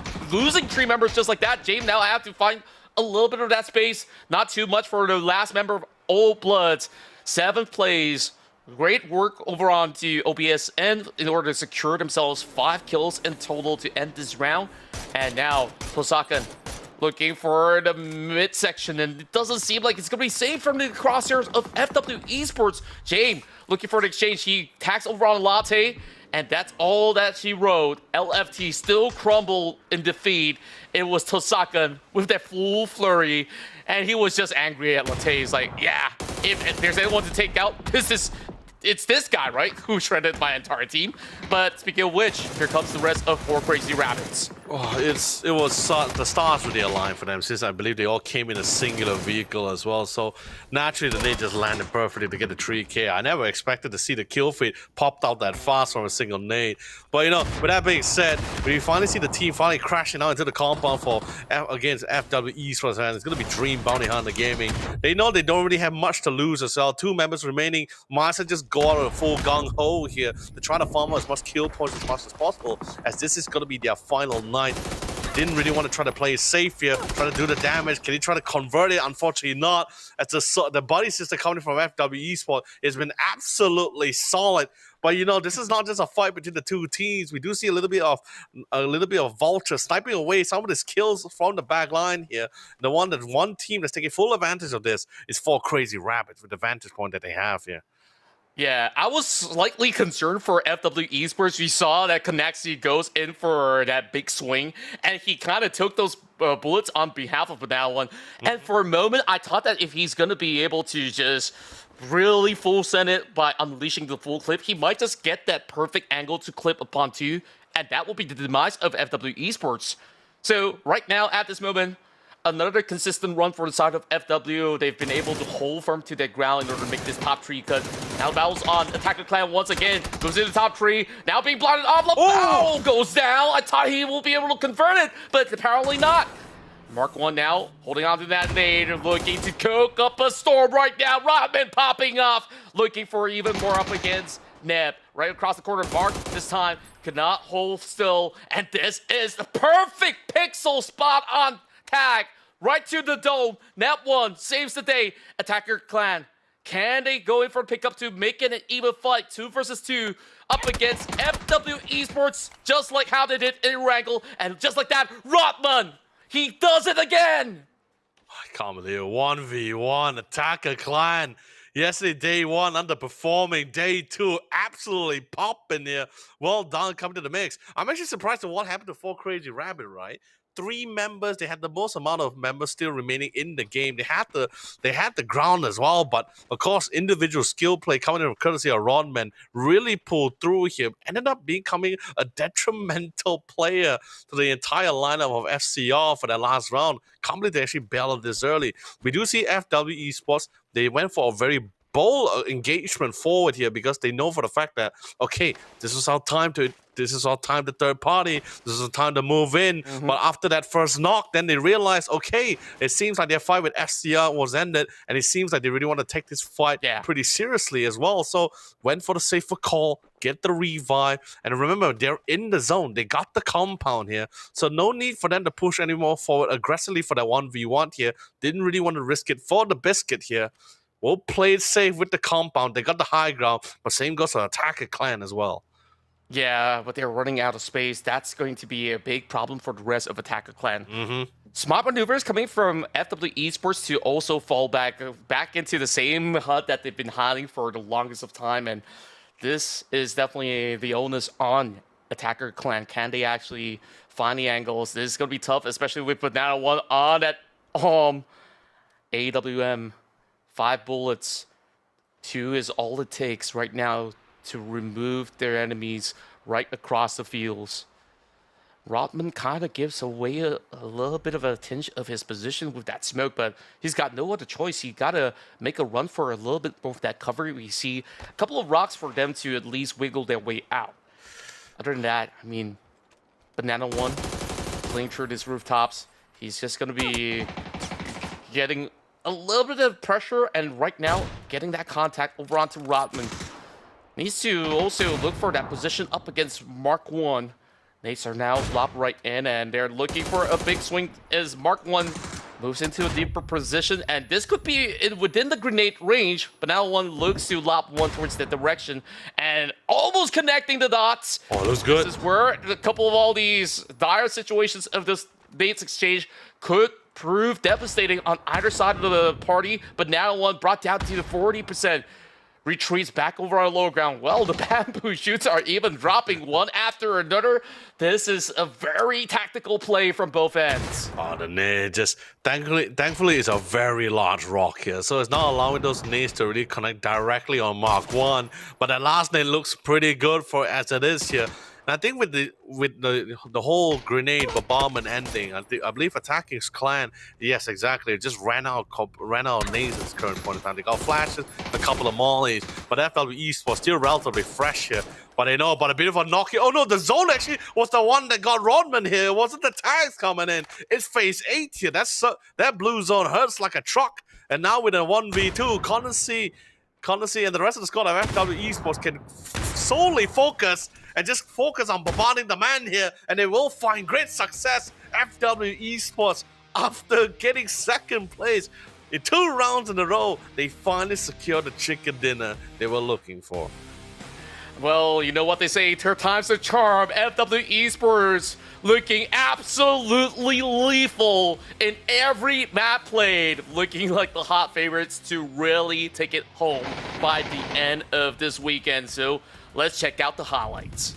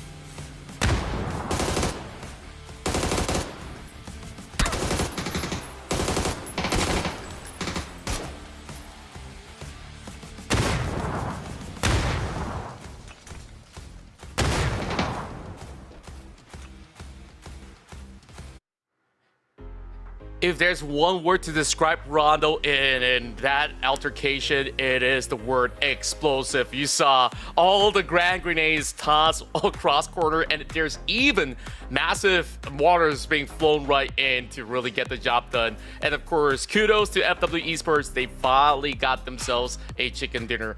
I believe that they are currently sitting at the podium spot for their performance for this evening in this group in particular. But to chase up to Blue Army United, they definitely gotta go in for a grand hustle. So that being said, you know, we still have another 3 maps to go. So Yoli, we go on the short break.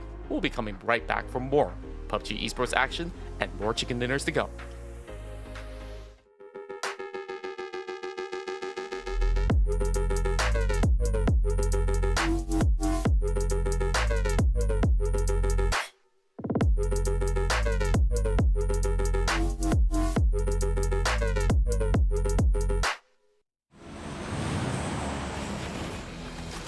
Every survivor lives for that electrifying moment. One heart-pounding match. One unforgettable thrill. But survival isn't just about one match. It's about how far you'll go, how high you'll climb. Now is the time to discover something bigger about yourself. To turn fleeting moments into a lasting mark. No longer just a moment. It's your legacy. Updates to ranked mode, some gunplay adjustments, the return of the black market, and a little boom boom while you zoom zoom. All this and more as we dive into the update 36.1 patch report. First up, ranked mode is getting some major changes for Season 36. Ranks now feature 2 new tiers, Crystal between Platinum and Diamond, and Survivor tier for those who can manage to push themselves beyond Master. Ranked Duo mode is being added, while tiers and RP have been unified across party types and perspectives. Because of this, everyone's RP will be reset this season back down to 1500. And ranked playpoint rewards have been improved. So drop in, rank up, and collect your new rewards. In addition, we're also unifying your Battlegrounds experience between ranked and normal matches. This means you'll see the recall system, red zone, BRDM, and items like the zipline gun and C4 in ranked. These are big changes to how ranked works. Be sure to let us know your feedback. Next up, we've got a couple of weapon adjustments coming your way. We've cut down the AUG's aim punch by roughly 50% and slightly reduced its damage, while the VSS and muzzle brake have been buffed. We'll be launching Gunplay Lab's DMR rebalance soon to test the reduced RPM and damage for DMRs. This DMR rebalance aims to strengthen the unique characteristic of DMRs and better differentiate them from SRs. So make sure you drop in and let us know your thoughts. PUBG's annual superstore, the Black Market, is making its return this update. Pick up a new Crafter Pass along with 4 classic progressive weapon skins and 6 chromas. Check out the upcoming Black Market announcement for all the details on how to grab these fan-favorite skins. We've also rebalanced the red zone a bit and added vending machines and destructible pots to Vikendi. And speaking of destruction, players can now toss throwables while driving and use handguns from the driver's seat in Watercraft, just in case you needed to add a little more rage to your road. There's a lot to dive into, so be sure to check out the patch notes for full details on everything. Update 36.1 is here, so stop by the Black Market, brush up on your ranked skills, and toss more out your window than dirty looks. We'll see you on the battlegrounds.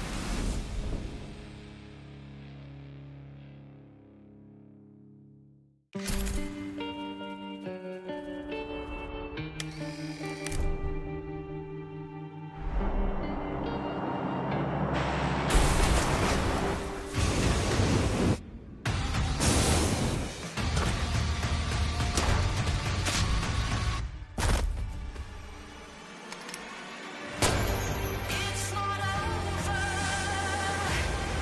till I say so. It's not over till I'm ready to let it go. Till I'm ready to let it go. Till I'm ready to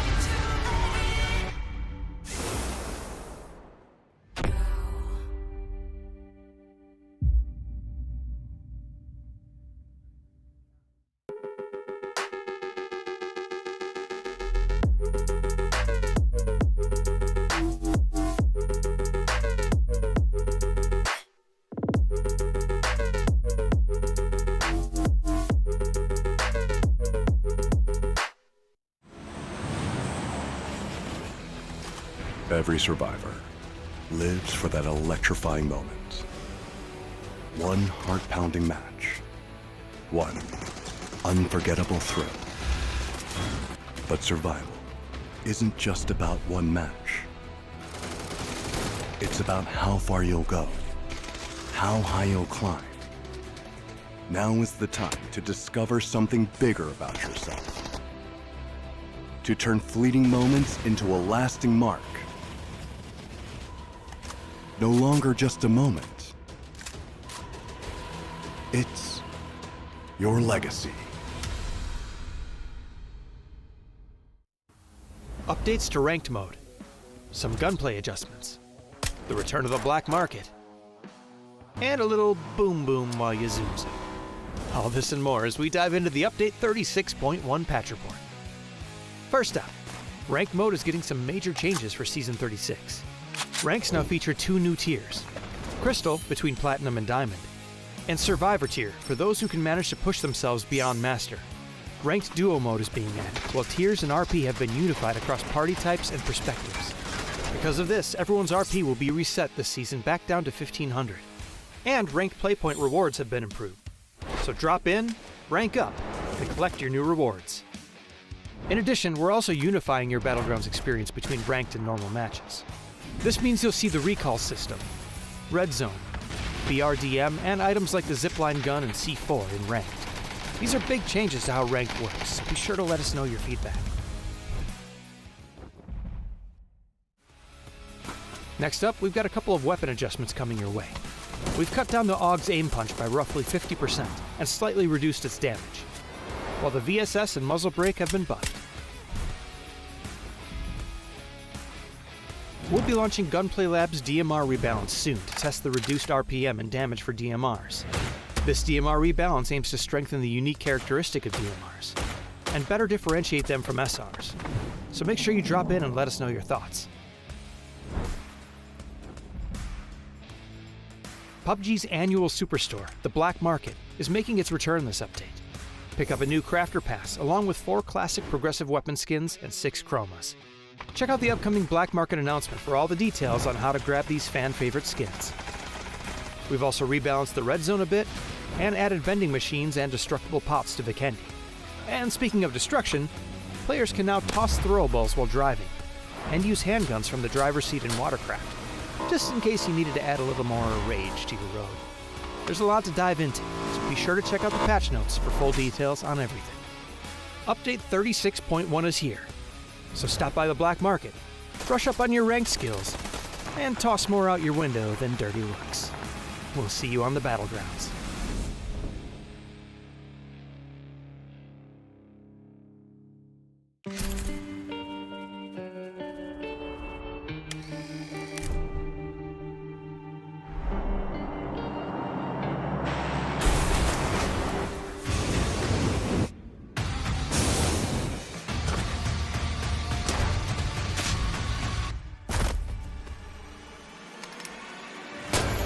It's not over till I say so. It's not over till I'm ready to let it go. Till I'm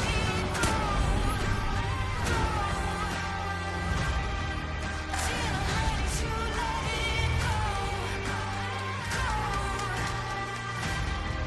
Till I'm ready to let it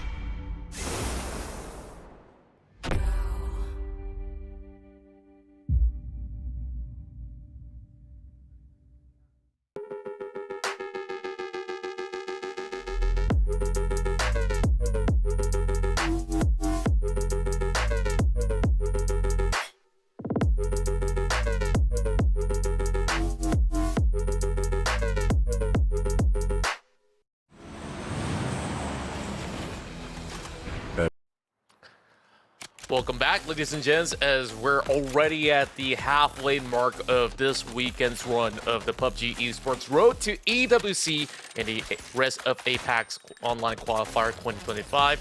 It's still your boys here, Contra, as well as Leonard, to be joining alongside. So, of course, looking at the current standpoint, all the Thai teams are thriving. Well, I could say most of the Thai teams, not all, because there's definitely a few that are still struggling to make ends meet. But hey, we'll have 3 chances left for tonight as we're diving into Paygo up next. So I'm definitely looking forward to what these teams will once again offer to us. And speaking of which, we already get a glimpse of the overview of this beautiful location. And you know what I love about this map the most? What? A lot of explosive mortars that are flown right at each other.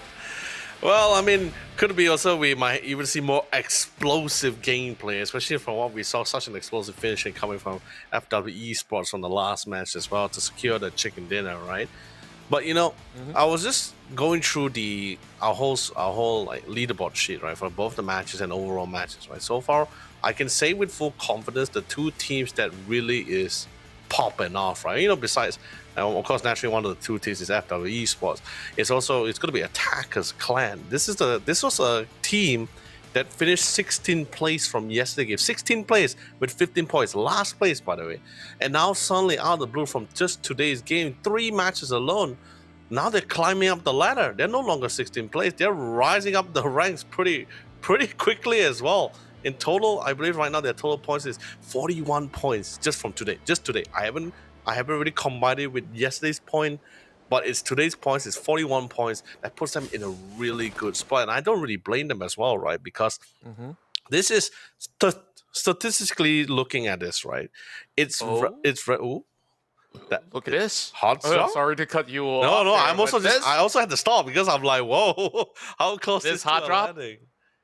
Is different something section. that I don't expect, especially coming from Armor Gaming. They need to go pedal to the metal right now because it's been 3 games of them walking away with barely anything at all.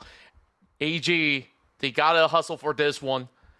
7 points so far. MG, they've definitely had a full ride of day 1, and right now, this is not going to be an easy situation. They got to quickly gather up their resources right over onto this corner of the field. And just a little bit of a careful maneuver coming in from both ends. 2K got himself the M4. And just about enough stocks to be able to settle the scores. Shanks could be face checking this one.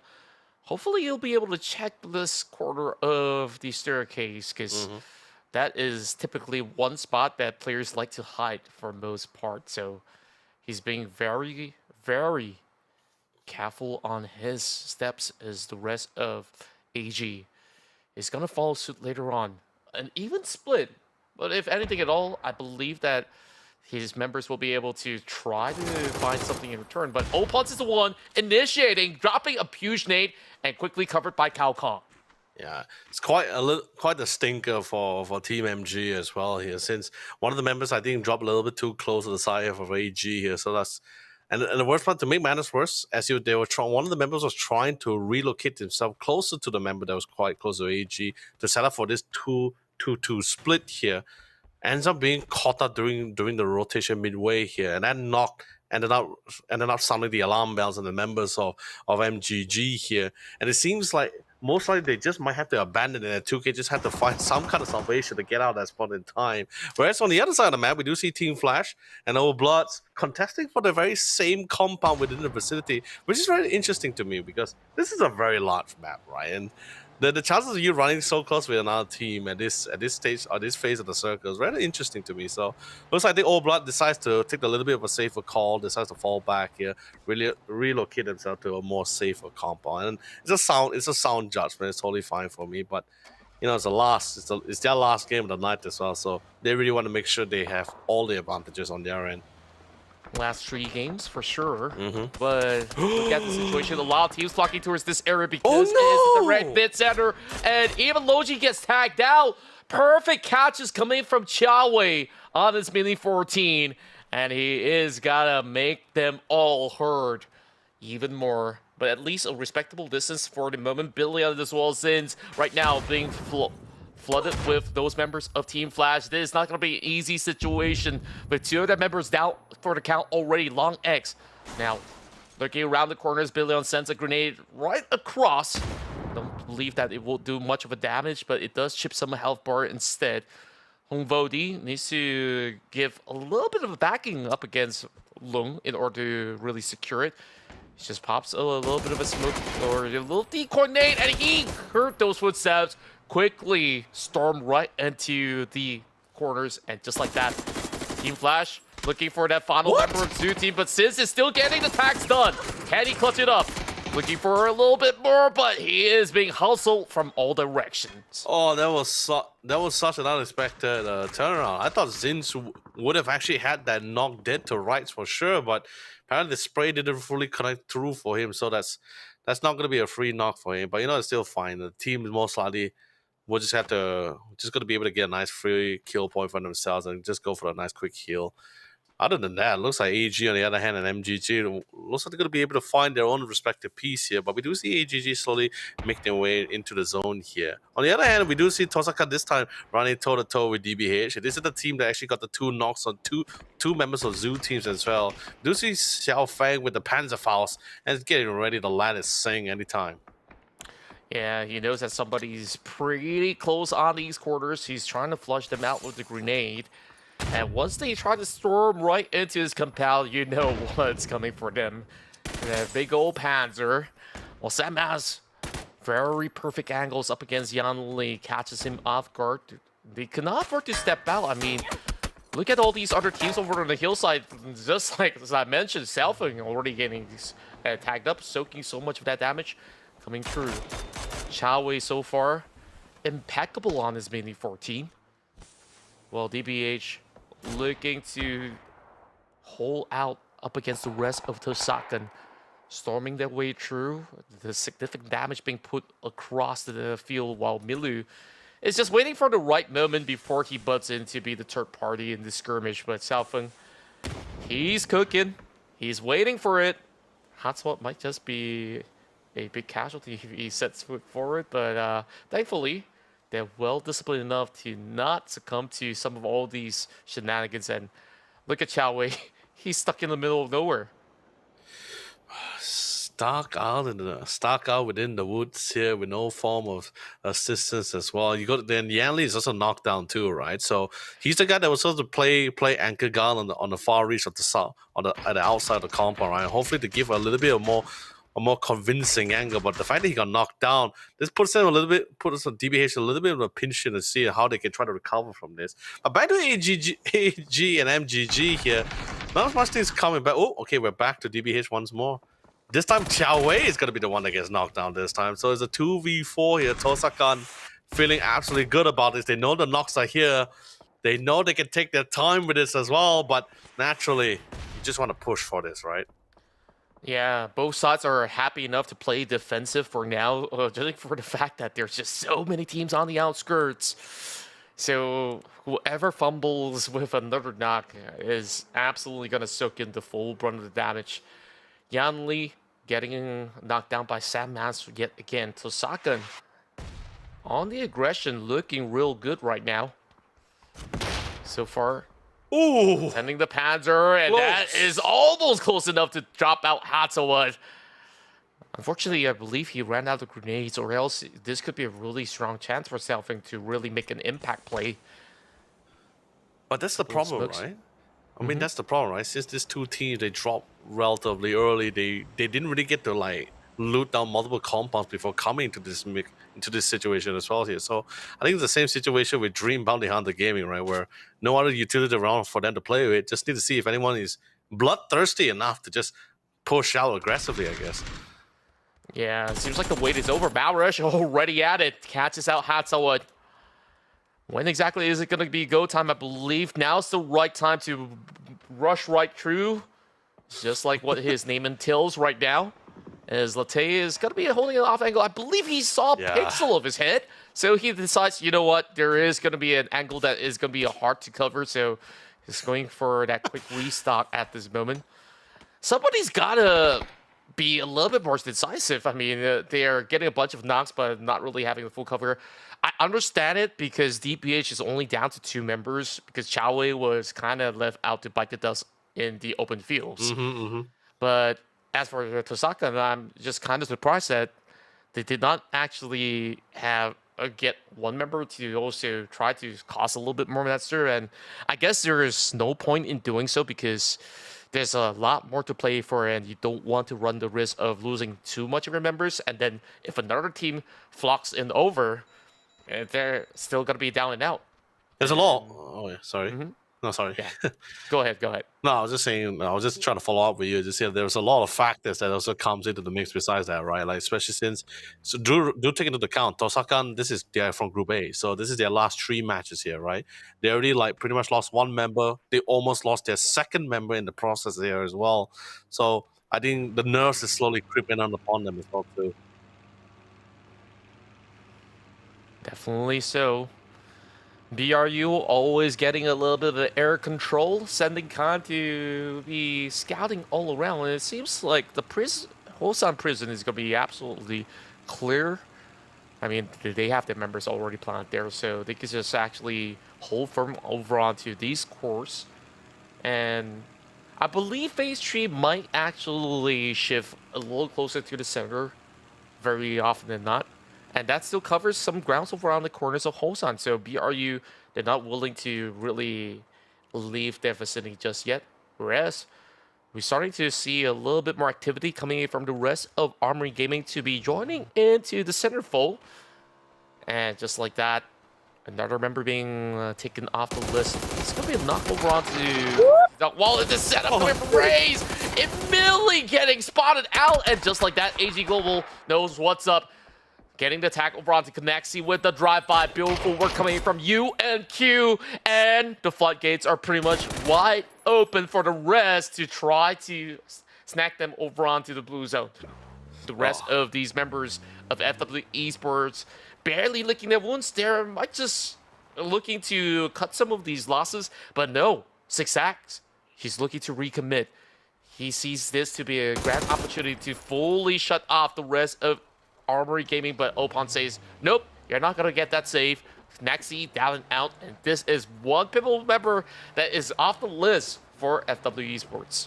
Oh, man. AG, this run and at least this match alone, it's just been one situation into another. So you got a nice consolation prize with one kill point for the cell. That's great from this confrontation against FW Esports here. But, you know, FW Esports, it's unfortunate they lost their anchor player, which is Connor C, who by the way, his crowning moment was probably in match number 2 with the Tower of Babylon on the map of Erangel there.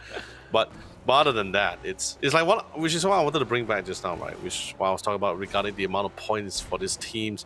It's definitely, particularly for both sides of group, for both Group A and Group C, it hurts a little bit more for Group A teams, mainly because of the fact that statistically looking at the scoreboard, right? It's if you're not really popping up, right? This is the part where you need to try to rack up as much points as possible, right? Whether it's place or kill points, because you got last 3 matches here, and if you're not in the spot like Buriram, for example, Buriram or Tosakan right now, where you got 40 to 90 points, then sure you can, or at least like 4 crazy rapids, then you're fine, that kind of thing. But if you're currently like Oblats currently, or maybe not even Oblats, probably like someone like LFT, for example, one of the new teams coming from Group C's, you really need to start racking in those numbers while you can, because the later you drag this out, right, less and even more less room of error is going to be allowed for you here. But of course, naturally, we're seeing a lot of teams on the kill feed constantly training it out, especially this early, and I guess it's because of the circle for the contest for the compounds as well. Yeah, it's a tight squeeze over on the far west. Oh, yeah. We're crazy rabbits are absolutely doing it. Well, LFT have been able to shred 2 members outside of OBS. They still have a member up there, and Jeff barely squeezing past. Speedy's gonna be able to relay some information, and he tries to look the way around. And James, an absolute clutch factor to keep the hopes and dreams alive for LFT. And oh boy, that was a huge scramble for space. And the painful run continues for the Oblats. You did talk about the amount of points that they have, only having 31 and 2 more maps to go. This is going to be their final last 2 hurdles inside Miramar. And I guess the only way that they could actually look for a way into the top 8 is by a double chicken dinner finish. And in hopes that when Group A, or should I say Group B versus C, plays tomorrow, some of these guys will not be able to surpass them in essence. So it is definitely down to chance, but right now I don't think the numbers are looking that good. I could say the same about AG, JFT. You were mentioning that, yeah, this is the first day out, but when you're on singular digits and you're already playing 3 games, this is not healthy numbers. So they need those big pop-off moments out there. And look at the current field. I mean, I love all these teams establish some ground control, but eventually, these guys will have to move deeper into the grounds to challenge BRU in the zone for Hosan Prison. On the move is going to be some of all these teams on wheels, while Nirvana Rebirth Soldiers tries to gatekeep them over onto the north terrains. LFT currently stuck over on the outskirts, probably not for too long. I really want to see how does LFT actually make their way across, especially with the presence of JFT, who's currently over onto the high ground terrain. Shield Horse, an absolutely perfect picking in order to really hold him back. It's going to be, especially since you're going to be a lot of these teams, they're grouping up, they're trying to gain some form of control. Since, although we're phase 3, right, but because the circle did shift towards the ocean area, right, so there's not a lot of land area for a lot of these teams to really play off with. So the best thing they can do right now is just try to group up as much as possible, sweep out the edges here. And AG, the last man standing, 1 point. He didn't have any much luck when they drove past by FW Esports here. Looks like Irohani Papetta Samurai is not going to entertain them too much. But Attacker Clan, that's going to tell a little bit different story here. Not going to be tagging them here, but they are running straight into Buriram. But now we're focusing down our screen. Back to the fight between 4 Crazy Rabbits against Tosakan. Net 1 and so far. Whoa, Lambao! Lambao just full sends it again. This guy is a madman. 4 points already, and continuously he thrives under pressure situations like that. Also, great cover coming in from the side of Latte. Now, Dynasty on the lookout. BRU got all to play for right now, being the leaders of the pack. Long X right now looking to shred out the rest of 4 Crazy Rabbits. They've got 1. And Nep1 tries to go towards the direction of Milu Shizuki on the mark at the very same time. And just like that, Binnek over onto the other angle, finding the stash away by taking 1 down out of Milu.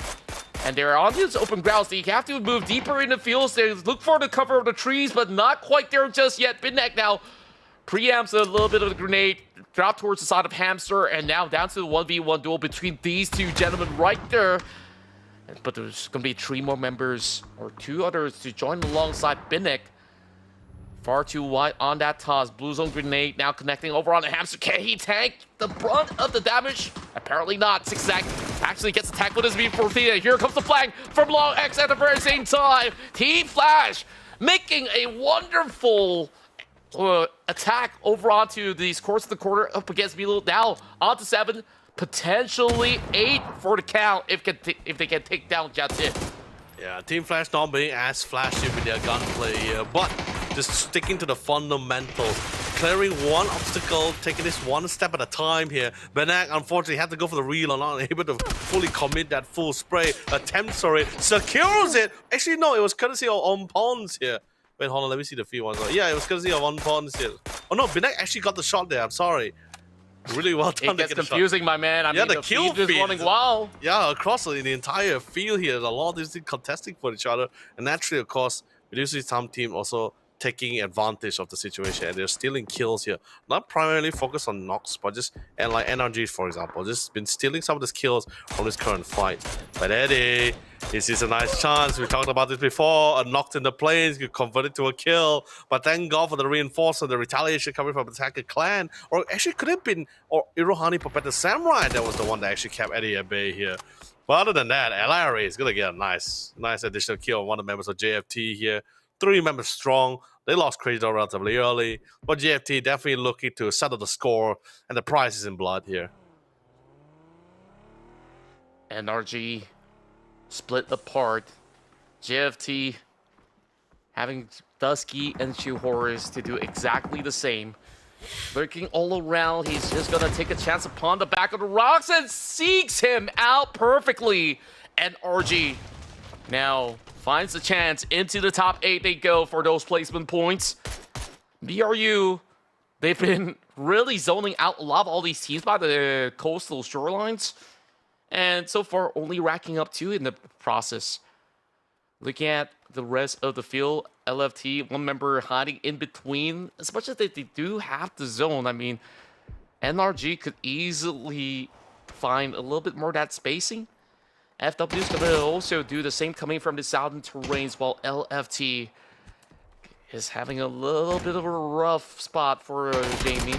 At least finding a little cover. Diamond, though, got spotted out. Perfect swing coming out of Turtle Key. Paxker's going to be able to also be involved as well. So, James, he restocked over onto the craze, brings out the AWM, almost connecting that perfect shot. 8x on the scope as well, so he can actually get some really good feel from across the field. Have to be absolutely careful every step of the way, since he's going to be the last man standing. Now, for Crazy Rabbits, I think they've done just about enough. 7 points. One of the biggest results so far, and of course coming closely to the tally of what Team Flash has to offer for those 9 points. Mark 1 getting brought down. 80 once again tags him out. Wow, this guy so far looking so sharp on that midi 14. Ever since they planted themselves in the Hongsan prison, they've been really getting every single angle up against every other team. Yeah, the vantage point that they got is just a perfect angle to slowly just keep Attacker Clan as well. They know they had the upper hill, since Attacker Clan is currently somewhat positioned in somewhat of a downslide hill here. So it's a good time for them to gatekeep here. But Buri, on the other hand, it's not a really full squad here. Everyone's been pretty split out here. But you know, Eddie decides to play the anchor play on the other side with the marksman role here.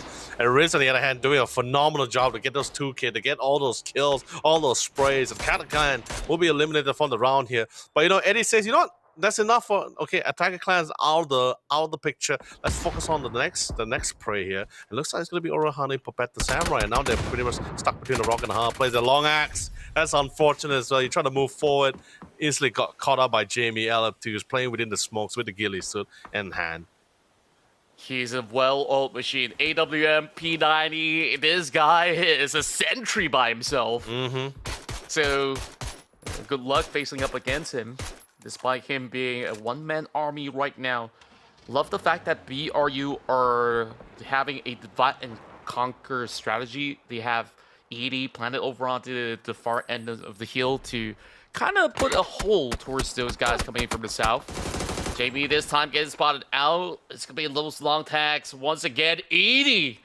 Now, since BRU, their 7th point, and definitely looking for even more right at this moment. If you get those trio over on the south side, that's going to be a total of 10.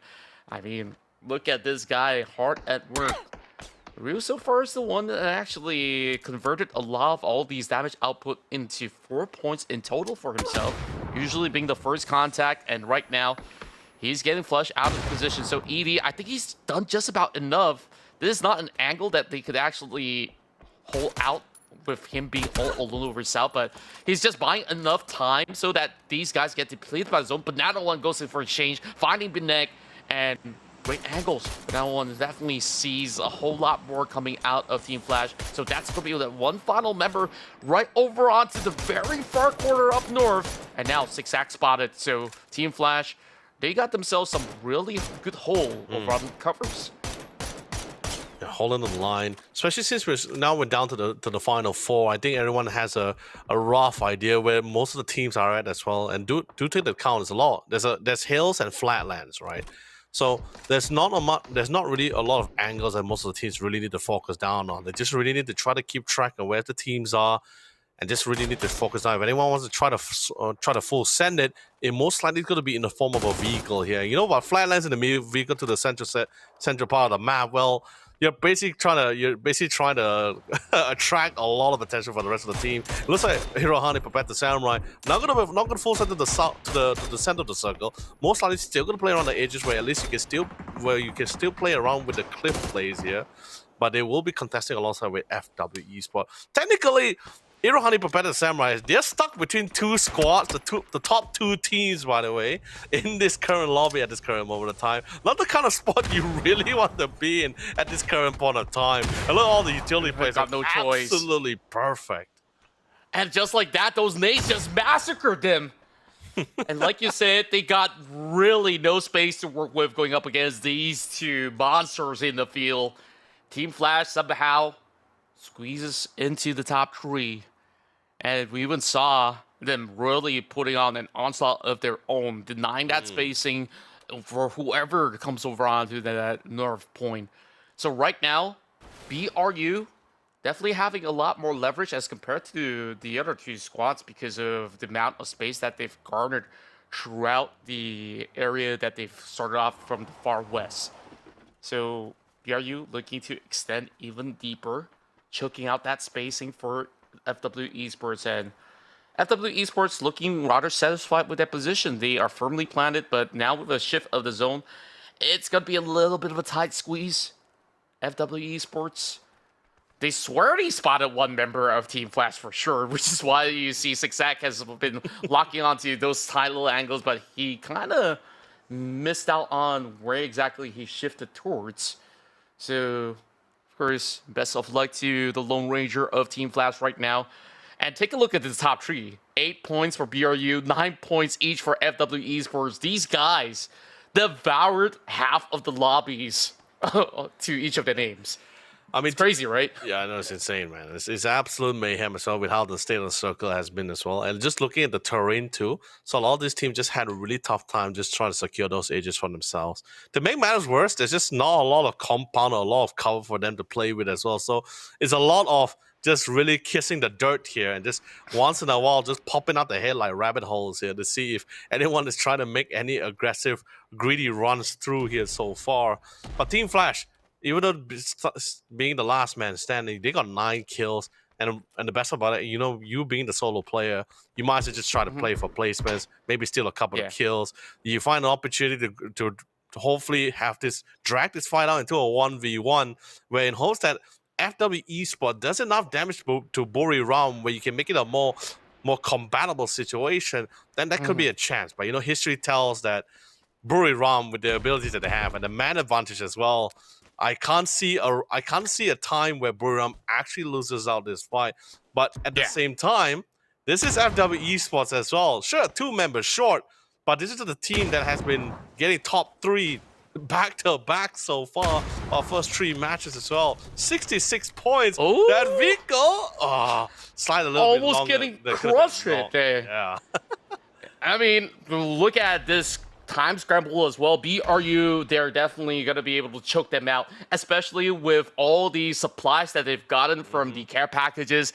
They are absolutely at the links in the hands of Edie, looking for that massive upgrade. I mean, those 9 bullets, it only takes a couple for them to really secure it. So choke out that space. Slowly and steadily, they know Miko's hiding somewhere over on the corners, but somehow he still stays afloat. I guess that flipped over vehicle is giving him just about enough cover. Zigzag on the dangerous predicament with Zigzag dropping that grenade, and right now the eruption between BRU as well as FW Esports. But now right now faltering very low. He's barely getting anything done, and here it goes, a chicken dinner for BRU with a perfect tenor to close out the round. What a round that's been behold for us, really, for ourselves here. But of course, well done to Boy Ram securing the chicken dinner again for you for tonight. 4th match, by the way. There are literally 2 more maps to go. They're definitely on the road here. They managed to slow things down against FW Esports, but then again, contra FW Esports still made it to the top 3 here. So still no way it seems like FW Esports having their vehicle being stopped anytime soon. But of course, with that being said, let's quickly check out the highlights.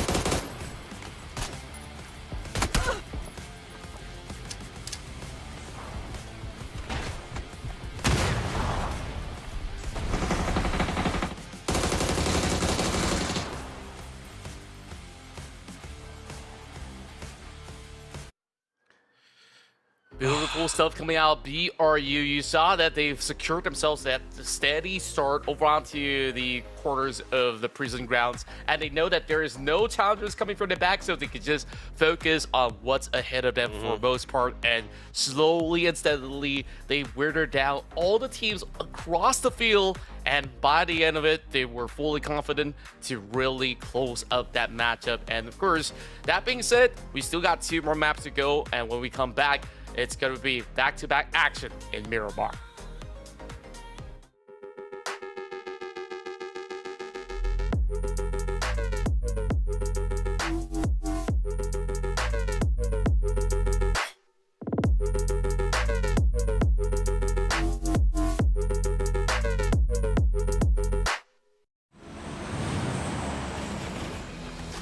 Every survivor lives for that electrifying moment. One heart-pounding match. One unforgettable thrill. But survival isn't just about one match.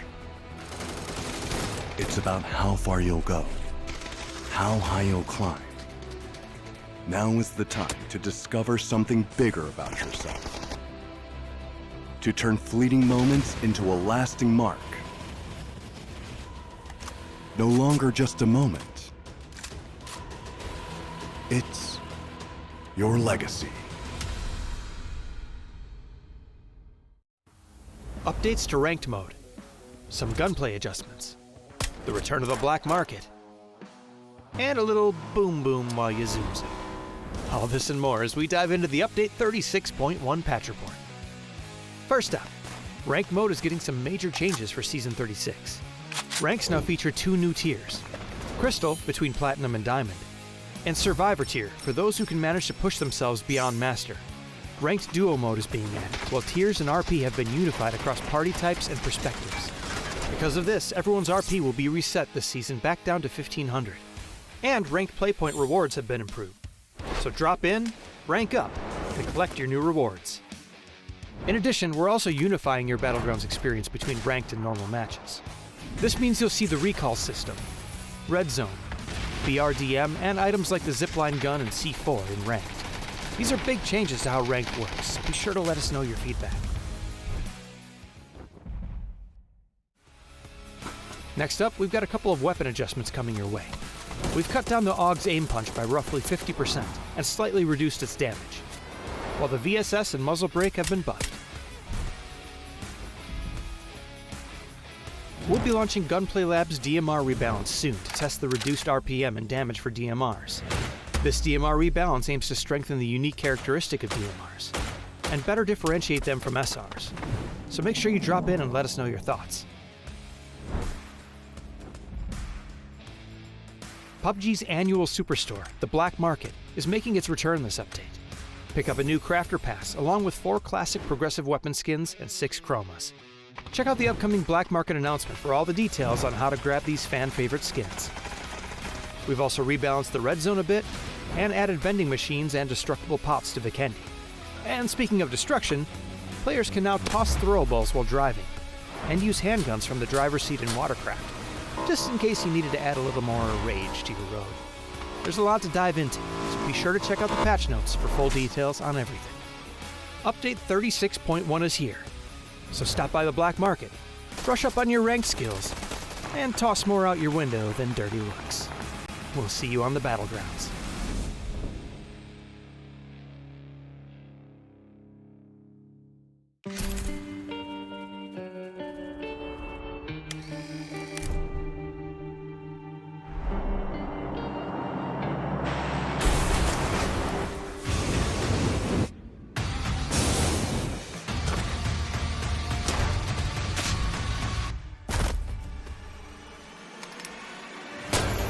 It's not over till I say so. It's not over till I'm ready to let it go. Till I'm ready to let it go. Till I'm ready to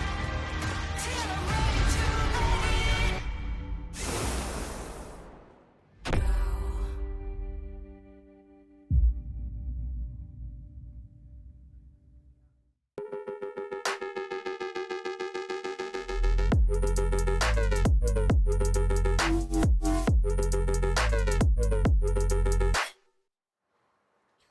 Ladies and gentlemen, welcome back to the EWC APAC Qualifier Play-Ins. It's day 2 here. It's day 2 of the tournament, and the tension is high as we're currently going down to our 5th map, our second last match of the night, as we see teams making their headway towards the leaderboard. And of course, Group C, one of our particular team really popping things up. It's been a crazy night, hasn't it, Contra?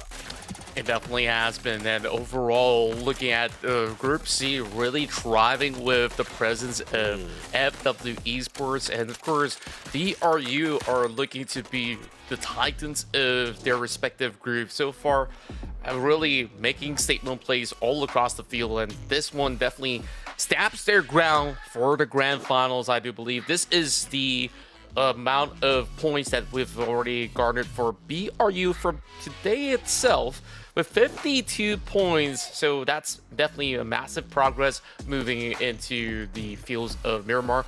While FW Esports, within 1 day's worth of work, 68 points is absolutely ridiculous if you ask me. While look at the rest of the field, they're also not looking all too shabby. Now, this is the current top 8. Burra, Four Crazy Rabbits, FW Esports, Attacker Clan. Savage Men are not playing today, but they are still holding firm with that 58 points, where they were, of course, starting these, ending the run with the total of 58. And then we take a look at Roy Esports, just by the edge of it, where Nirvana Rebirth Soldier are hoping to least squeeze a couple more points in order to move into maybe 60, 65 points so that they could still get themselves into the top 8. Yeah, but I mean, look, I mean, of course, giving notable action to both Buri, Round 4, Crazy Rabbit, and FW Esports. But I like to say, like, the one team that has been really outperforming, had the most massive improvement combining from yesterday's game, is actually going to be Attackers Clan. Now, I did say from yesterday, I don't mind being proven wrong. I would have loved to see a team who just like from first day underperforming and then the next day racked up a total of 80 points from themselves. I would have loved to see that. Although it may not be exactly clean or exactly the same thing on paper, but Attacker Clan is trying to replicate the exact same goal which they're trying to go for, because understanding of the spot they were in from yesterday's game, they recollected, they took a step back, they looked back at the drawing board, they say, all right guys, what can we do to improve and how do we really work around this? 15 points in total is really unacceptable here, as since today is their last round of that match, and they really popped things off here. 50 points in total for themselves. It really puts them really up high up in the ladder, and they still got 2 more matches to go. If Attacker Clan keeps on with this pace, they might be one of the few teams that really had a really nice reverse sweep to keep themselves in that top 8 here.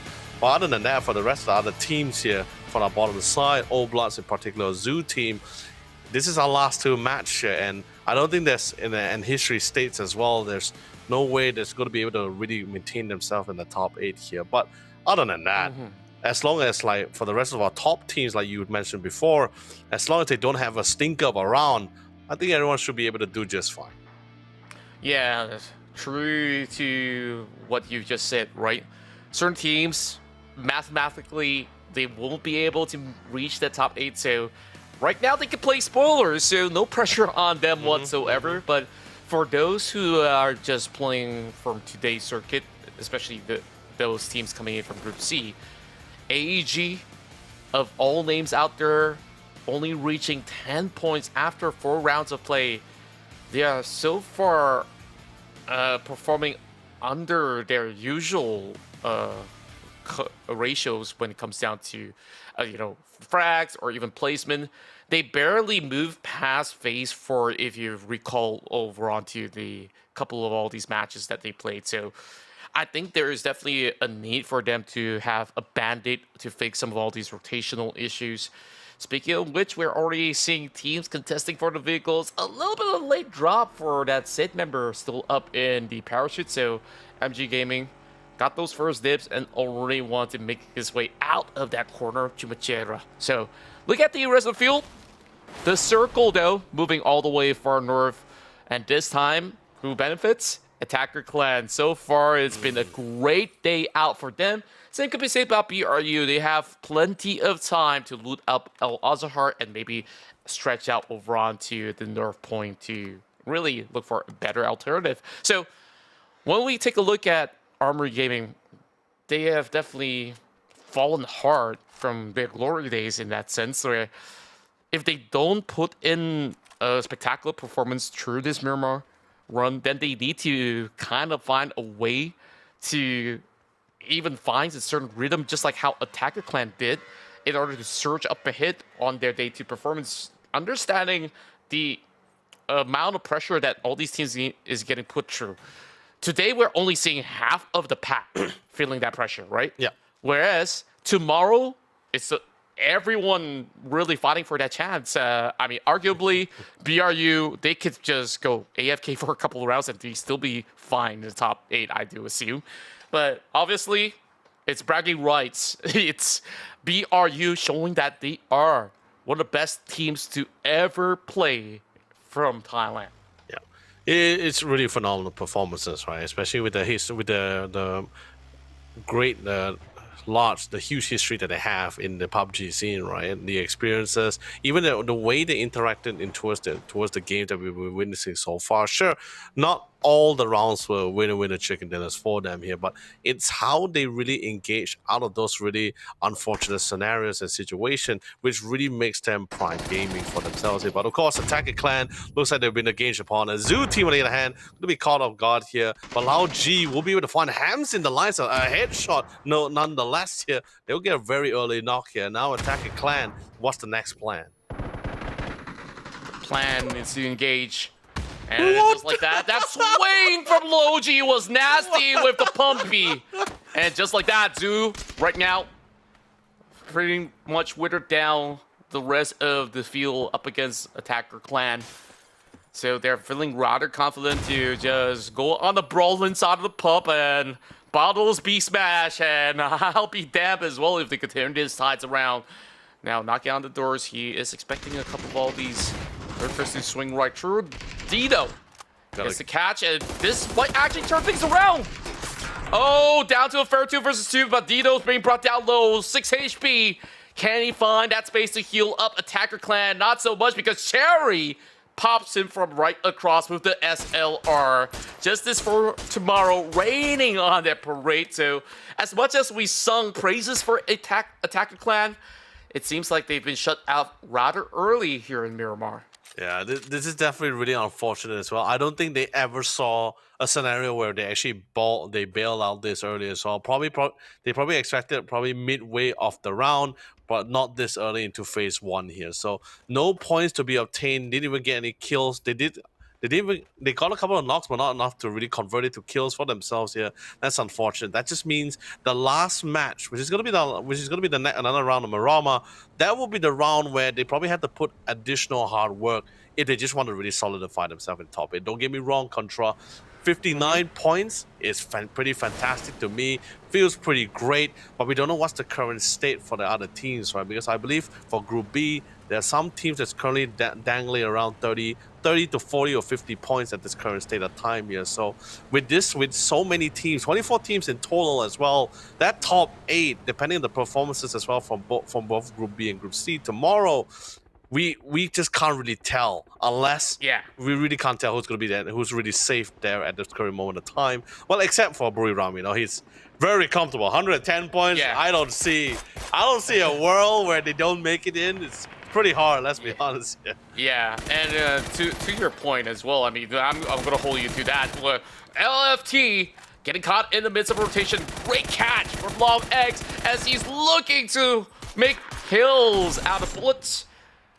And whatever position that they held right there was just sublime. Team Flash really hunkered down to that position to really form a choke up against these members of LFT. And now they just have to run the other way around. Leon still having the engines working, but they couldn't really stretch out too far with tires being popped. So Long X will slowly secure them as they succumb to the pressure. So LFT looking worse for wear right now. 17 points is decent, but definitely not the best. As we can see right now, they're tied in with DBH, LFT, as well as ISG. Today being their first run, not the worst, not the best, but going back to, you know, the points. Yeah. What will be the safe margin? I think like the cutoff ratio should be somewhere above 65 points. It could be higher, it could be slightly lower, depending on how these work rate of the teams are. And we're looking at a very early E pickup coming right through. Dusky already spotting them up in the air. Unfortunately, it's pretty tough to land because some of all these mini 14 shots, especially with the bullet drops. So, yeah, he definitely tried, but JFT at least take notion that there is a team over on the corner of those warehouses by Chris Duval, so they could just play for keeps right now. They don't really have to really hustle them out of that current area and just wait for the zone to once again shift moving into the upcoming phase. Yeah, I'm not too worried about this at all. You know, like sure it's understandable for. I'm surprised we're only seeing like one emergency pickup. I thought we were going to be seeing a couple of more, but I guess a lot of teams is going to be prioritizing trying to get as many vehicles in, right? Because this is Miramar, right? It's the playtime seems a lot. It's definitely a lot more longer to how you usually play on an Erangel, and even the playstyle of how you play this 2 map is relatively different as well. This map in particular, you won't see a lot of teams playing around the edges unless, depending on the circle, you will see a lot of teams really contesting for compounds, finding a really nice vantage point. Just sit there, sit in tight, wait for an opportunity to really try to harass a lot of the time the teams. You also want to try to find a decent ditch here because this is pretty much a sniper's battle map, right? So long range shots here is pretty much the name of the game here. It's definitely going to be quite the norm as we cash through the 2 remaining Marama maps as well.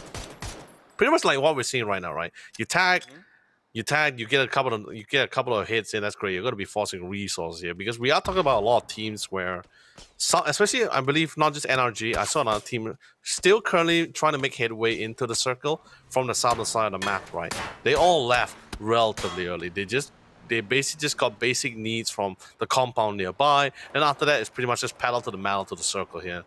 And the result of that will be a lot of these teams that came in relatively early. I think maybe we might see NRG later on.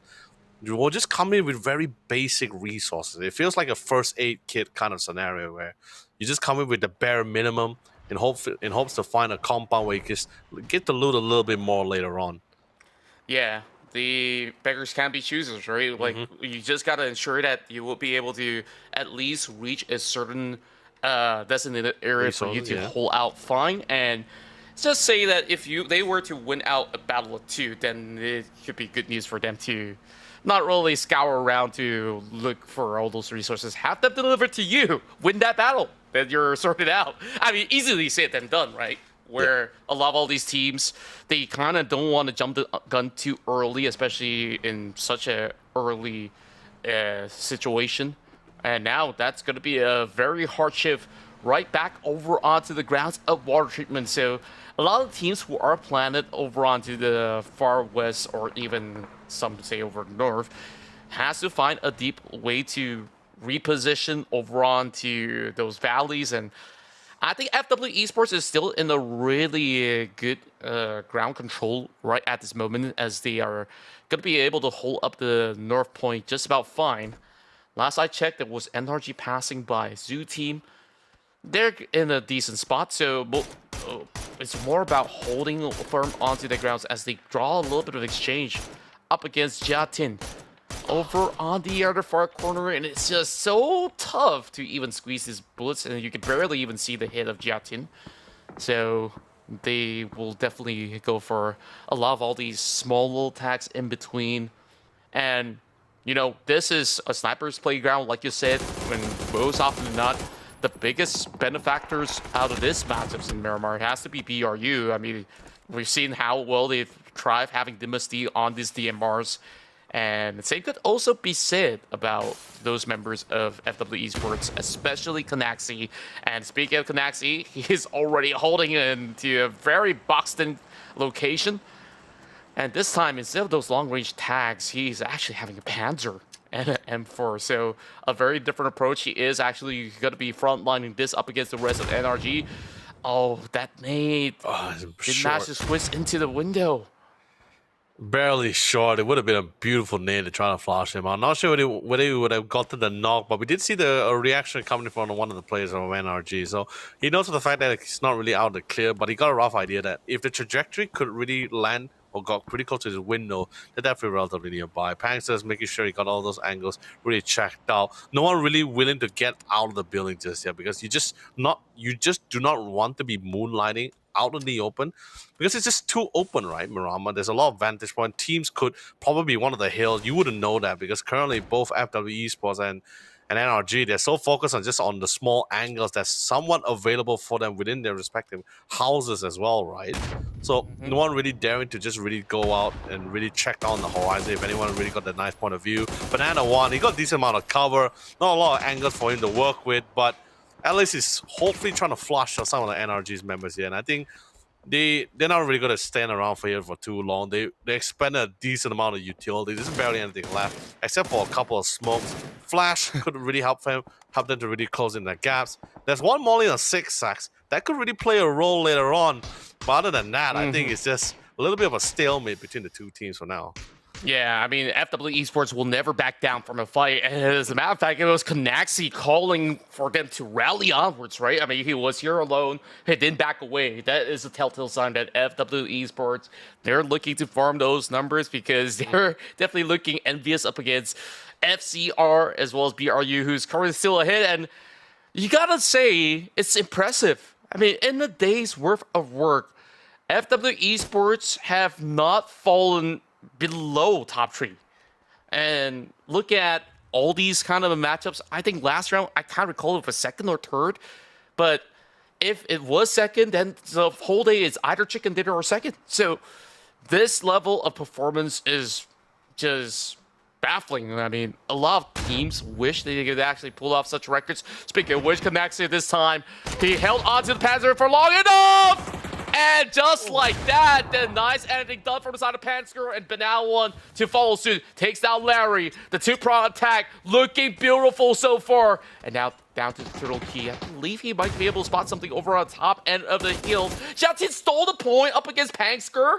So FW Esports did not of that 1 point. Couldn't get much done. Connexia came down at the same time. And just like that, Razy secures it. Long wait, patient enough, and it pays off. And they're just so mad that Milu has been stealing the point away.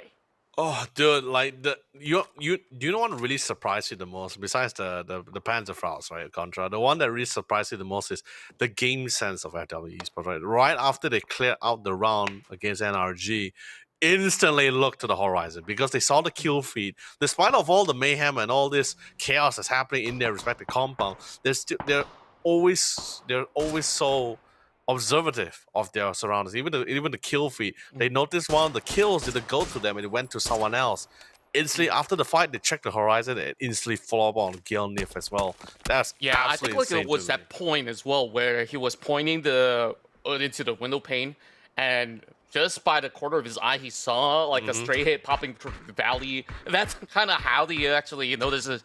Oh, so you're the guy, Chatin. So you want to play with us? I mean, go ahead. We've been taking on teams after teams. Meanwhile, Logi's doing a whole lot as well. Ooh. Pinning down Dusky with a headshot, beautiful work. But Logi is not going to be able to get those good angles as there's just a little bit more of a dip over onto that back end of the hill for the rest of LFT to hide out. So it's going to be a long ride for the likes of many, but Zoo team, and from that position, I think that they could just hang on tightly with a lot of all these teams struggling to make ends meet by the quarters of the zone, but now under the rest of FW, they full send. This is a very, very bold call and runs right into the rest of Justice. Oh no! They just crashed them over, trampling their own teammates, and this isn't looking all too good. Dusky coming with an exchange, looking rather distant, and just like that, FW Esports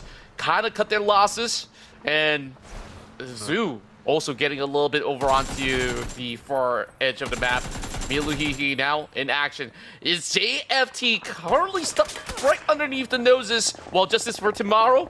They're now driving towards the direction of Zoo team, but that's not the right direction because they gotta go propel right into the mix of wall treatment. At that Grand Valley, there's a lot of all these empty areas of play that is inaccessible. Team Flash, they were exterminated. Same goes to BRU, just doing a massive job to really dent any form of hopes for them to even get more points from here on. It's really fantastic because, like, especially we're seeing teams that's it's not your average qualifier, right? This is the one that's to see who's going to be representing APAC as well. And this is not a team that's like surviving from digging out or hunkering down for their respective territory. No, these guys know how to play with the off angles. They know how to play with the off positioning as well. Buriram managed to win out the fight, but here on the other hand, DBH crashed into the compound. Too many openings, too many angles to cover here. Seems that everyone's in a full flash chaos and they're just trying to find a way to recover from this. Good defensive smokes here, unfortunately for Mao Rush, but Xiao Fang definitely seems like a player that they can actually try to salvage for the revives here. Unless MGG decides to push in aggressively for this here, but Stan being that anchor head point there is being a little bit of a nuisance here since it's literally facing at the open containers of the warehouses. Speaking of these grounds for cover, it's Armor Gaming at it again. UNQ looking for more, but couldn't really get it done. There's just too much angle coverage, but the rest of TSK box right through. But even despite them hustling it to the compound, it's Bless taking down two. And there is hope for the Old Bloods to still stay afloat. Jeff crawling into that tight space. They are licking their wounds right now while Milu having Jatin to run right across, escaping the wrath of that grenade. But Nano1 dishing out more of that damage together alongside with 6-Sacks. I was checking the feed and 6-Sacks so far has been popping some of all these bodies over onto the field. So unfortunately, they could not really convert all too much. A lot of all these players scrambling into the wild treatment areas of FCR right now. Toe-to-toe up against Buram United Dynasty.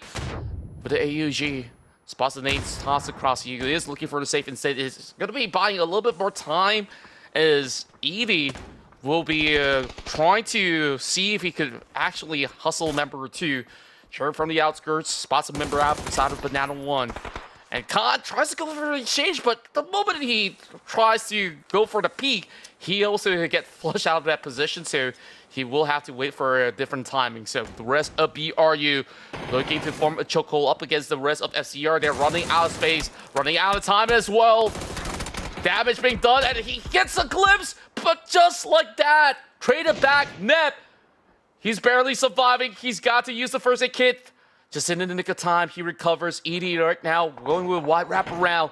Nep, can he find the trigger onto these members of BRU who's looking absolutely monstrous on these corners? It's a fight that it's a must-needed win as well. They cannot just leave 4 Crazy Rabbit to their own devices to try to pick them up from the back line here. But it looks like they managed to find him in the end. They cleared them out here. That's another contester removed from the playing field. But they're pretty in a good spot. But Buriram, they definitely intend to be one of the first teams to hit the 120-point marker for themselves here.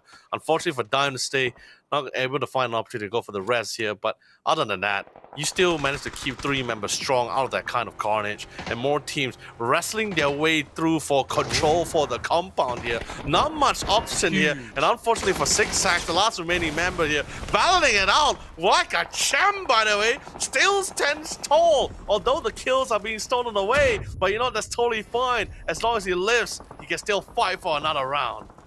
He's still stuck in the shack. I mean, this truck covering the grounds, and I guess that he couldn't even really find the angles to toss out this flash perfectly up against Jiao Tin. Oh, no! And he flashbang himself. Now here comes BRU crashing right through. All Bloods set out just like that, and that is true. The efforts coming in from the side of Shanks.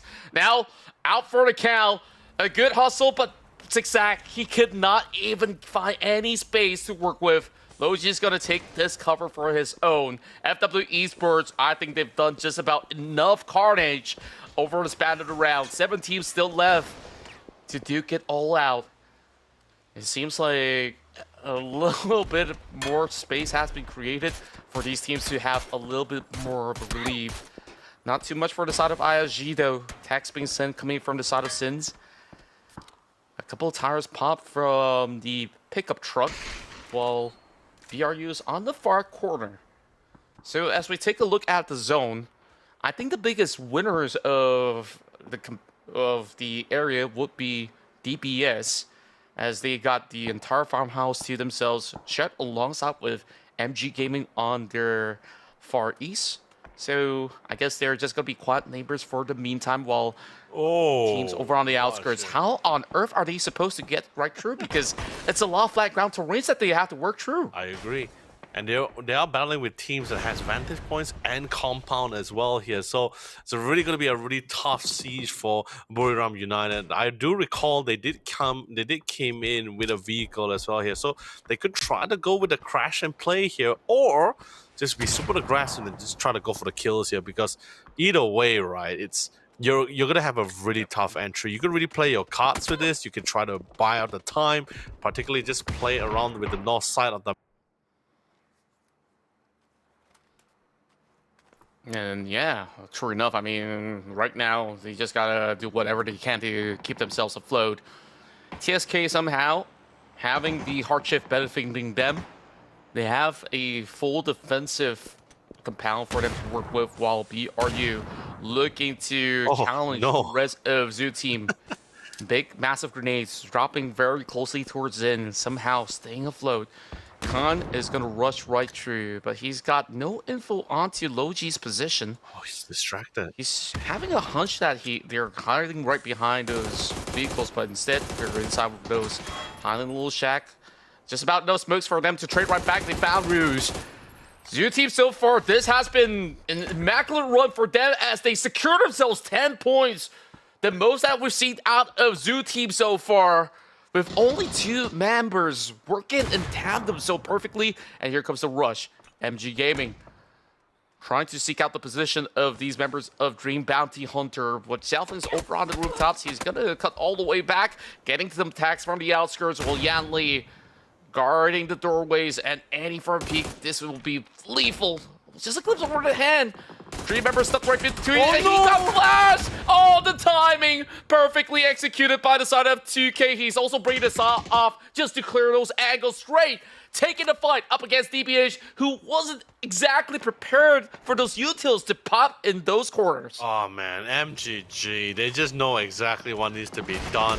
Don't really need to take it head on, just need to try to flush them out with util. It's really well played and well thought out from MGG. A little bit unfortunate with the flash grenade as well. He thought he panned out the map perfectly, the room as well. If he ever get flashed, all he had to do was just retreat back the route that he had in his head. But sadly, he got clipped at the edge of the door, so he got stuck there, and that was a pretty nice pickup for him. But it looks like Pick up right there. It looks like Buriram. But Buriram was able to go for the swing by taking the advantage of the conflict that they had on the southern side. They were able to find an entry in, but Zoo Team on the other hand, I don't think they're not going to be as lucky as Buriram. So they will fall there, eliminated away. And now Buriram safely in a circle at a better spot this time. Now it seems like they have a better fighting chance, but MGG, they won and earned this territory, and they're definitely not going to give it out without a fight. Definitely so. And it was just so rough. I mean, the tire was being popped, nowhere to really traverse to. But I would say a respectable run for some of these guys out there on the fields. LFT in the same predicament, quickly being tagged up by Feven. While the rest of ISG making another deep run into... But it just strays further and further away. TSK really banking on such a perfect location right now for them to secure a potential top 4 finish. And I say potential, I mean, they could make it deeper of a run. Top 3 also very, very possible for them. All they really have to do, hide in the gas station for the longest of time while these teams out there onto the fields. I mean, take a look at this. Other than ISG's position, the other section where DBH as well as BRU is currently holding is kind of rough, I tell you that. More members on the side of MG Gaming, they can fend off BRU as well as DBH, so... Edie, slowly getting flushed out. 20 HP. He's got the first 8. Someone's right above him. I think he knows. He is curious enough to try to discover who exactly could it be. I mean, Chao, oh, that almost flushed out his position. He's replying with a flashback. He's like, no, don't come anywhere close by. I mean, I dare you to climb. I'm absolutely ready.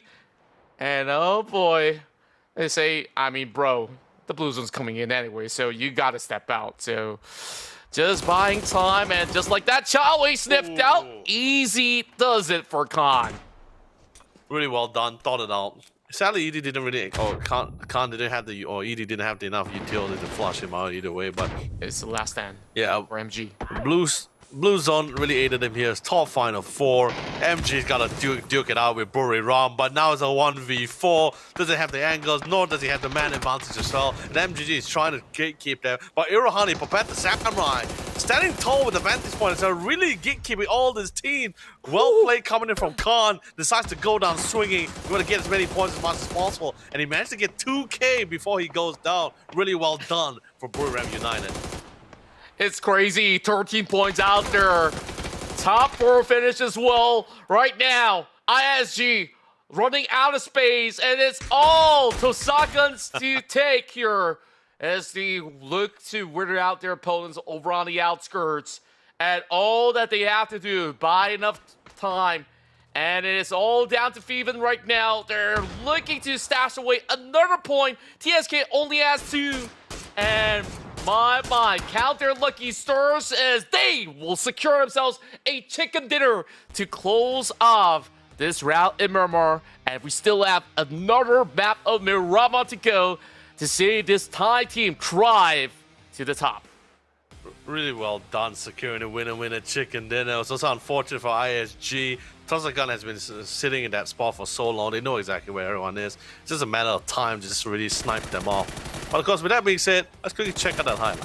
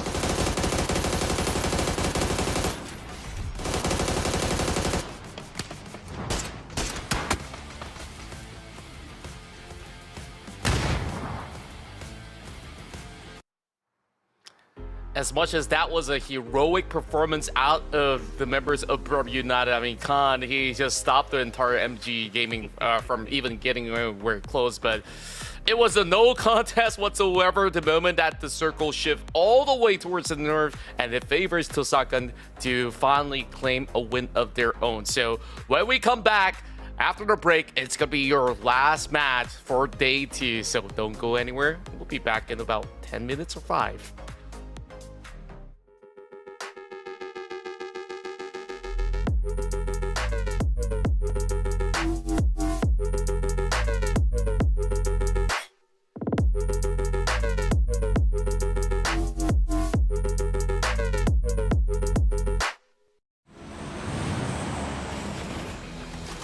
Every survivor lives for that electrifying moment. One heart-pounding match. One unforgettable thrill. But survival isn't just about one match. It's about how far you'll go, how high you'll climb. Now is the time to discover something bigger about yourself. To turn fleeting moments into a lasting mark. No longer just a moment. It's your legacy. Updates to ranked mode, some gunplay adjustments, the return of the black market, and a little boom boom while you zoom zoom. All this and more as we dive into the update 36.1 patch report. First up, ranked mode is getting some major changes for Season 36. Ranks now feature 2 new tiers, Crystal between Platinum and Diamond, and Survivor tier for those who can manage to push themselves beyond Master. Ranked Duo mode is being added, while tiers and RP have been unified across party types and perspectives. Because of this, everyone's RP will be reset this season back down to 1500. And ranked playpoint rewards have been improved. So drop in, rank up, and collect your new rewards. In addition, we're also unifying your Battlegrounds experience between ranked and normal matches. This means you'll see the recall system, red zone, BRDM, and items like the zipline gun and C4 in ranked. These are big changes to how ranked works, so be sure to let us know your feedback. Next up, we've got a couple of weapon adjustments coming your way. We've cut down the AUG's aim punch by roughly 50% and slightly reduced its damage, while the VSS and muzzle brake have been buffed.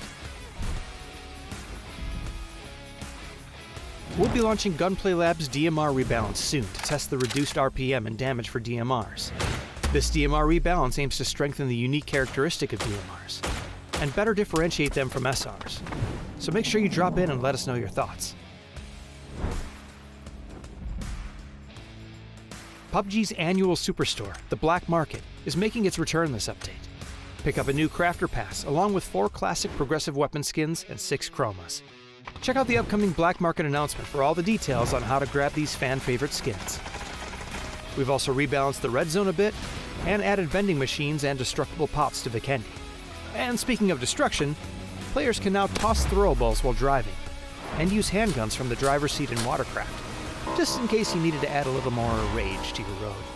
There's a lot to dive into, so be sure to check out the patch notes for full details on everything. Update 36.1 is here. So stop by the Black Market, brush up on your ranked skills, and toss more out your window than dirty looks. We'll see you on the battlegrounds.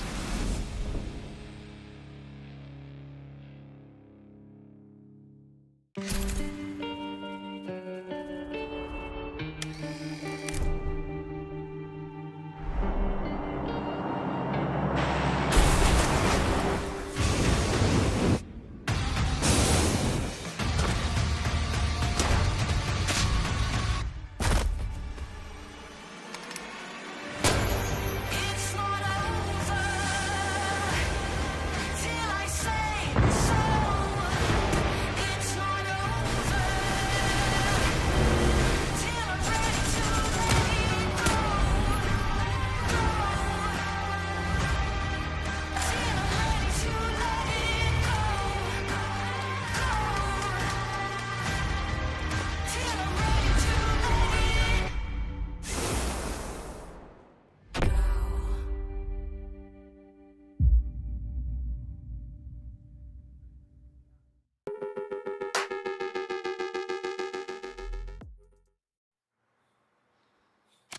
And here we are at the finish line for Group A players who are going to be playing their final matchup in order to qualify to the finals for next weekend. And of course, this is the last game of the night as we're settling the scores in Miramar. Tomorrow, there's still more action to behold with the rest of Group B to take on Group C. And let's quickly have a glimpse of the current standings for today's leaderboards. FW Esports so far absolutely lethal with those 74 points, and to match up to that tempo, BRU so far making every moment count, especially that last fight where they were having a last stand to take out whoever's in their passage in order to still have a significant impact. It's really fantastic, right? Like, I mean, it's to be expected from their day one performances. Not only that, they actually did it even better, because you were to calculate the amount of points that Bruno actually obtained from day one, which is 58. They completely got even more than that to get that 120 spot, which is currently what you can see from the total leaderboard here. For Crazy Rabbit was also doing the same thing in suit, as they were trying to solidify their spot towards that potential top 8. But the biggest impact so far will still be FW Esports. This is their day one, 74 points. The only team from all three groups to have such a significant lead on their first day of performances. And by the way, it's not like there are rounds where it didn't really do that well. I mean, probably the last match. But other than that, majority of the rounds has been so consistent with the positioning and the amount of kills as well. But Attack Client, another team that's been showing great growth in day number 2, completely overshadowing what happened to them in day number 1 here. I'm really happy for them as well. And if Attacking Clan can get even more points in this last match, they might even stand a fighting chance to get to that top 8 for now with the efforts that they have. But of course, that is all to be decided after seeing their performance in this last match. I can't say the same for the other bottom half of the leaderboard here, but other than that, those that are still in it, particularly for Group C, they still got a lot of room to work with here, especially before we go towards our last day tomorrow. Final flight for the night. I mean, you've already broken down all these possibilities out there. I think that the top teams are looking pretty good in what they've been able to accomplish throughout either 1 or 2 days of action. But when it comes down to certain teams who have played, whether for the first day or so, they are definitely seeing signs of struggle. I mean, who can blame them? Yep. When you got monsters in the field like the rest of these FW members who's really causing quite a ruckus moving into today's matchup, and for them to surge so far up ahead to really challenge even the likes of BRU, it makes things harder because they have been taking almost, a quarter of the lobby every other day, every other round. So it is just super tough for them to even try to salvage some of all these points out there. To me, I mean, AG, far cry from what their glory days are. This is a team that has represented Thailand for a lot of all these international circuits, and for them to miss out on EWC would be absolutely painful. Especially look at 2025. I think like they had some signs of struggle. They definitely have made certain changes to their roster, but I don't think that they're gonna be fully out for the count just yet. Something just tells me that AG, when they turn on their serious mode tomorrow, then we will perhaps see that miracle run bear fruit. Just as for tomorrow, playing around the cable cars to get their way across as they're looting over on the south side, close to the prison grounds, I do believe, where they're currently situated. So plenty of room as well as areas for them to cover right now. I mean, still very early into this matchup, and they are not too far off from the zone because this is somewhere around the central, and it does cover a little bit more of the edges coming in through the south side of resort. So if they're going to loot off to Portona to get their way through, it should be absolutely fine. Yep. I mean, it's especially since the two circuits we've been receiving from both Marama so far, at least the starting circle, at least it's been pretty kind so far to a lot of these teams, right? They didn't really give them they didn't really give them any implication. They really forced them into the idea where, okay, we have to move into the circle right now because there's just not a lot of land, there's not a lot of place for us to play with. But with the circle that's pretty centralized and not near to any waterways, by the way, so It's a teams lot can more comfortable, right? yeah, so teams can take their time to get into this circle, right? Just at least get the information. They don't really have to feel too rushed about this. Probably not as hectic as the last round, but I think this one is going to be a pretty comfortable one for at least a lot of these teams. At least for the first few phases. That I dare say. You saw how it turned out last round in water treatment. It is absolutely nasty of what some of these zones can actually Oh yeah, change the fates of certain teams. So that's it though. Dream Bounty Hunter, I've been pretty impressed with what they've been able to do throughout today. I mean, considering that this is their first day, 21 points, decent, as they've been able to at least walk away with a couple of all these kill points somewhere in between. I think the only struggle for DBH right now is to try to find a top 6, top 5 kind of cut in order to really focus on to, stashing away with those grand runs. And this roster, we've talked about their potential. I mean, they are some of Taipei's finest, I would say, for many, many years right now. We've seen different iterations when they also had, a couple of all these runs in, either the old days of the PGCs, and hopefully they'll be able to, put themselves on the map once more. Whereas for Crazy Rabbits, these are the names that half of them are, new prodigies coming to the table. Of course, led with Lambao with a lot of his experiences coming from the rest of the squad. So far, looking impressive on their work rate of aggression, flushing out teams. And now, speaking of aggression, Hangsker is up to no good, lurking around. Chow Wei kind of stuck in the corner. The tires being popped as well. I mean, where exactly could he even work it out? Hangsker, timely lurk, but he quickly gets sniffed out. The rest of DBH looking to trade back. Crazy Dog over onto the corners of the walls as these members of Dream Bounty Hunter, they kind of have that perfect vantage point to really look over onto the other compound where NRG is hiding out. So you expect NRG to go in for a grand reset, but Turtle Key, he's trying to stop the approach of these members of DBH because they're already looking to beeline with all these nades sent out. And they didn't spot his angle. Turtle absolutely put him to the ground. Yeah, and that's pretty much why we see a lot of this defensive, but it's also offensive at the same time because they really want to get this finishing flush, right? They get all these knocks as well. 2 knocks. They're keeping track on the kill feed as well, yeah. So they really want to move in, but Turtle is playing a really key player here in trying to disrupt them from pushing forward aggressively as well. And by the way, I'm not sure whether you noticed too as well, Contra, but this is a little bit of the sibling rivalry, right? This is Pangster fighting against his ex-teammates as well. And I guess you say new bloods into the team line as well. Who's going to be able to come on the top? So it's a pretty interesting interaction as these two siblings goes head to head with each other. Yeah, I kind of forgot about that. I mean, it's kind of like Konaxi versus the entire squad of BRU, right? Like, Come on! It's like, who's got a bigger guns, Like, bring it to him.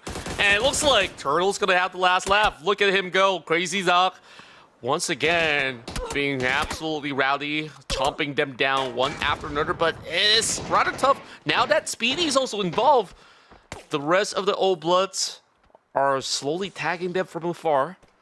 Yan Lee, thank goodness he's got a first aid. That's the only first aid he's got. A couple of bandages to keep him under wraps. And Nep, he finally converts something over onto the far corner of our screen, which we're not focusing on right now. So we'll get to that later. Well, here comes Speedy. They say, you guys took your time. I think that your time is running out. And Speedy looking to claim a few lives right now. But it came down to this standstill. These two teams slowly running out of resources, but at least there's a grenade in the hands. Tossed towards Yanley! Good. Oh, perfect lob. Just like that, settles the scores. And Old Bloods, this time they say, okay, no. You guys had your say, and this time it's our turn. But instead, upon arrival, Washington got punished. Yeah, the timing of the crash was a little too late. A little bit earlier, they might be able to have a staging ground here, but unfortunately, they're just gonna end up feeding to NRG here. And Old Blood's feeding, the last man standing here, trying to see if he can get a couple of kills, but trying to keep the team alive. But unfortunately, not NRG. They have other plans here. They're not planning to end the night this early anymore here. They want to go with as much points as possible. Well done. 2 squads wiped out, courtesy of NRG. I love the performances that's been coming from them as well, especially since they didn't really make it through like rest of APAC. So they were in like last few placings. So seeing them really popped off in this tournament on this last match is really fantastic to me. Yeah, but of course, with that being said, I'd like to say goodnight to both Old Blood and DBH. Thank you so much for giving us such a phenomenal performances here. We'll still get to see more of DBH, but of course, Old Bloods will have another shot somewhere down the stretch. But for now, of course, we definitely appreciate their the excitement that they bring to the table throughout the past 2 days. Of course, better luck next time, lads. While we continue on with the journey for Crazy Rabbits is the next one to challenge NRG. It feels like everybody's picking on them for some goddamn reason. I mean, I'm sorry. Almost cuss right there. I mean, it just feels like somebody's got a beef with the rest of the boys of NRG. Where they think that there's going to be easy pushovers. Not so much. I mean, look at those 8 points quickly stashed away. And I believe with this level of performance, they might be able to hold firm onto their spot. It depends on tomorrow's run for whoever's playing in B as well as C. So the last hurdle for NRG so far, if they could close in for another 3 points or maybe squeeze some placement points, that would be mega out of NRG. It really is. And by the way, yes, to answer your question on why everyone's contesting for this vantage point, right, is mainly because it was someone quite centralized to that circle here. But now it's next phase. It's phase 2 now. They're still within this. I mean, they're still within the comfort of the circle as well. It's still a decent mountain with decent vantage points for them to really work with. So, but unfortunately for Crazy Rabbits, they're not going to really contest for it too much. They just saw the onslaught that's happening. They don't really have any massive intel or good position to really siege their opponent as well. So they let it slide. Whereas for the rest of the teams that's currently moving in, we see Zoo team slowly trailing by. MGG is just rather casual with his current motel office building that's currently, and the same goes for Milohi as well. This team came from Group C. Like I said, this is like one of the. I don't know. This is somewhat of an advice, right, for some of the teams, especially for a Group C stage, right.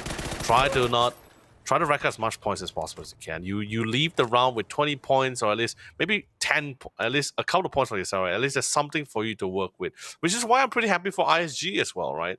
This is a team that's been pretty silent. It's been pretty passive with their playstyle so far in previous tournaments, but at least this time now, a little bit of proactiveness. I kind of lost you right there halfway through. Hello? Sorry if I accidentally cut you or anything. You lost me for a second. I'm sorry, buddy. No, but I was just I'm glad you're back. Yeah. But also will be a solo bolo podcast for Contra himself. So that's it's been pretty impressive. Look at ISG's run. I think like those early matches in Wrangle kind of benefited them for them to secure those placements. And in the past round itself, they've been able to lock in a second or third position. I believe it was second place because Tosaka has been able to secure that grand area where nobody could have actually contested them. So if ISG could actually pull another round like that, it's going to be a good safe margin for them to close out above 35 points if they could. Then there is a very strong chance for ISG to slowly propel up ahead into the top 8. So it's still a steep hill to climb. So we'll definitely want to see what will they actually do with the current 7 rounds. Just this for tomorrow. Definitely had a couple of all these early game struggles, but this time playing inside Miramar, you could see how many teams are actually banking on hopes that this will close over onto the urban settings of Los Leones. I think chances are it's highly likely, but I don't think it's going to be fully covered in a sense, which is why you're looking at a lot of all the other teams who are still situated over onto the North Point. And if it's going to be fully covered over on North, then this is going to be a tough time for all these teams inside of Los Leones, unfortunately. Hopefully not. Yeah, but the thing is this, right? I feel like it's a PUBG special because we rarely get that Los Leones fight, right? Although the circle looks pretty great, but Los Leones still feels pretty it's stationed pretty to the south side of that circle, right? I think later we'll get a nice view of it as well. So I feel there's a high chance it might just go to the north side. It feels, especially this is Marama, right? It doesn't feel like a Marama gameplay or a Marama special. Without terrains. Yeah, without terrains. Yeah, if it's not flatlands or terrains, no compound, then any Marama. You see, there it goes. It's a PUBG special. It goes out to the open once more. Oh, I can't believe this. Yep, and I don't know how these guys are going to get out of that city, but by hook or by crook, they have to do it, right? Look at that. Everyone's in their vehicles just speeding out now. They're like, yeah, we got to get there. We got to go. Yeah, speaking of which, Tosaka getting tagged. This is going to be a very far stretch coming in from the far western plains. FCR ready for this ambush. You can see that they're from across the hillside. There's Net 1 Lumbao opening things up.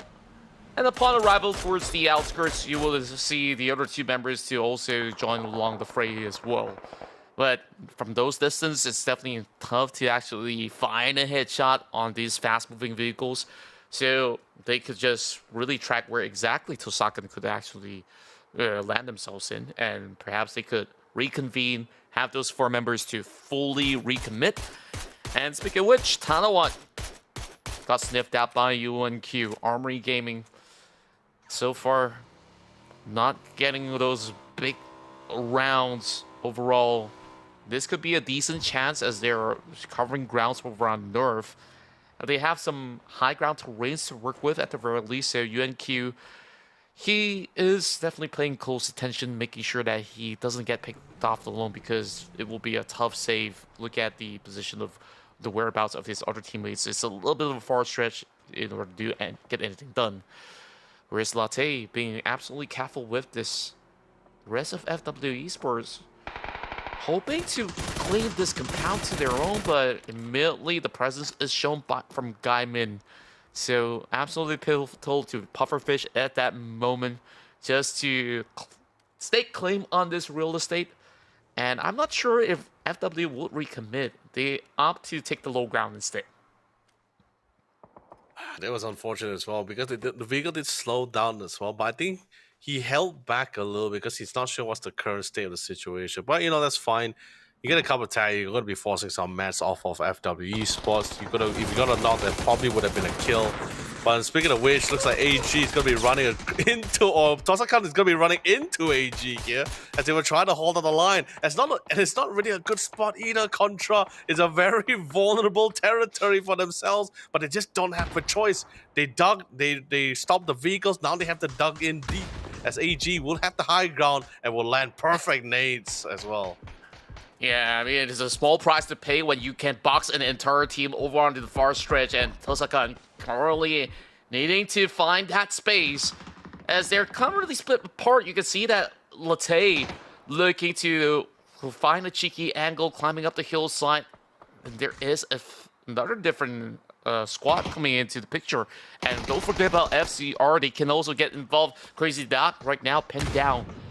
Great spot for the rest of these members to going for the trade. It's Knaxi once more. Raise! Finding the shot. Secures that point for the rest of FW. Armory Gaming got the rest of TSK pinched. So it's really down to Sam Mass as well as Latte on the outskirts to really see if they can get a couple of knocks to neutralize their targets right now. Or else they won't be getting out live. Tough time as well. The circle also shifted away. Circle also somewhat shifted away from them as well. So they once again still need to make their way in. But still getting gatekept by AG. Their vehicle still takes some time. Not enough torque to really build up to scale those cliffs without being gunned down so easily. They need to clear out AG. That's going to be the way for them to really get out of this situation safely as well. But this gunfire is drawing quite the amount of attention. I believe the team nearby is showing a little bit of a great interest as well. And that's going to be 4 Crazy Rabbits. But on the other hand, looks like Tosakan trying to go a little bit of a swing for a back better angle to try to force out AG. They got a little bit comfortable from one specific angle here, and they tried to flank from the south side. But Cao Kong was able to find it really quick and really was able to get a good read of their intention. Was able to get the knock, and now put them back in their previous spot as well. Taiwan currently in the predicament. Tries to hold out a line. He does get the trade upon Opponent, and Cao Kong did manage to secure it very swiftly. So down to Sam Mass, empty Fortnite with erratic sprays, not really hitting the mark. And now only down to Latte. I guess it's been unrelenting, and now he's hoping to swerve past some of all these players. Cao Kong knows exactly where he's at, but not good enough for trade. Tosakan triumphs as the rest of Armor Gaming fumble once more. It's been going from bad to worse for AG. They should have got this fight covered from the get-go. And now a lifeline run for the Seoul unit. Ridiculous. Miko. I mean, it's so many incredible moments right now in South Miramar. I'm just baffled what I'm actually looking at. Like that grand clutch coming in from Latte into Miko's big highs, and now Zoo team's also out for the count. And now, just like that, 10 teams in the span of 19 minutes of play. This Miramar round has been absolutely rowdy. It's all because of the circle, right? Because that phase 2 circle, or phase 3, I believe, phase 2 or phase 3, I'm not sure which one, but all because of that one phase that shifted so far out of Los Leones into the mountainous area, into the open fields. A lot of teams understood. They played this map for a long time as well. They saw the terrain. They saw how unforgivable it is as well. They just had to make quick headways. And once again, it got further south into the mountain area once more. Team Flash, they're very happy. They're very satisfied with this. But for the rest of the teams who was able to dig deep in their respective territory, banking in on the idea that the circle might play in their favors. The goddess of victory smile upon them. Sadly, she's frowning, as all the team has no choice but to make headway into the circle once more and have to scale up the hill. And not just that, look at how the circle is currently positioned as well, Contra. Everyone is currently at the edge of that circle right now. Man, it's just FW playing by the tipping point right now. Mortars being sent towards the direction from 4 crazy rabbits. And they're taking 2 fights out to go. Or you're looking at whichever angles they could clear off. FW did not want to waste any more time. Hong Kong, they're paving their way through. But now one looks for the top end of the hill, and this is where they try to breach towards the estate where Team Flash is holding on. We might have actually said that Team Flash is having a great angle to work with, especially being into the direct coverage of the zone with those compounds. But even better for BRU, this is isolated terrain that they're getting themselves, and it's definitely hard to flush them over with. ISG managing to at least get a little bit of a saving grace, having those 4 walls to cover them for now. But FCR, desperate attempt over onto the haystacks, and this is just a quick tap coming in, but now one finds it with the clutch man down. Team Flash Miko is currently on his knees, and MG also overwhelming Team Flash. These guys are getting tag team from all directions. There's just too many teams. I'm like counting around like 9 teams that's still standing in this phase 5 circle, and there's not a lot of cover. It's flatlands. There's a lot of compounds for them to play with. Teams are just utilizing their vehicles for the cover just to try to survive. But you know, those vehicles are not going to save you for too much from any angles at all here. So teams are just being really desperate to find some kind of opening here. And Buriram, let's be honest, with the compound that they're currently in, it's great. There is a solution to flush them out. It's mainly utilities, but with so many teams still standing in the round, you can't really openly walk towards their area to flush them out. You can't, not without being moonlighted by the rest of the squad and spawning out right in the open fields, or at least the flatland roadways as well here. So it's a really tough round. But Tosakan can't believe they were able to survive the initial onslaught against AG's gatekeeping here. Latte being the last man standing as well. But MG looks like he's going to be spotted out by ePod here. Will succumb to a free kill point for themselves. Where the circle's gonna go? Who will it favor? Of course it does favor Buriram. They're smiling with glee, absolutely satisfied with this. But I think teams with vehicles, actually, do we have a lot of teams with vehicles left that still has their tires at this point. We have a few. Quite a number for some of them, but some of the other squads kind of have their vehicles busted at the same time. Right. Zigzags now chasing over onto the member of Team Flash. It's going to be Binek holding down the line. He has to go in for the reload. A toss of a nade, clipping very closely.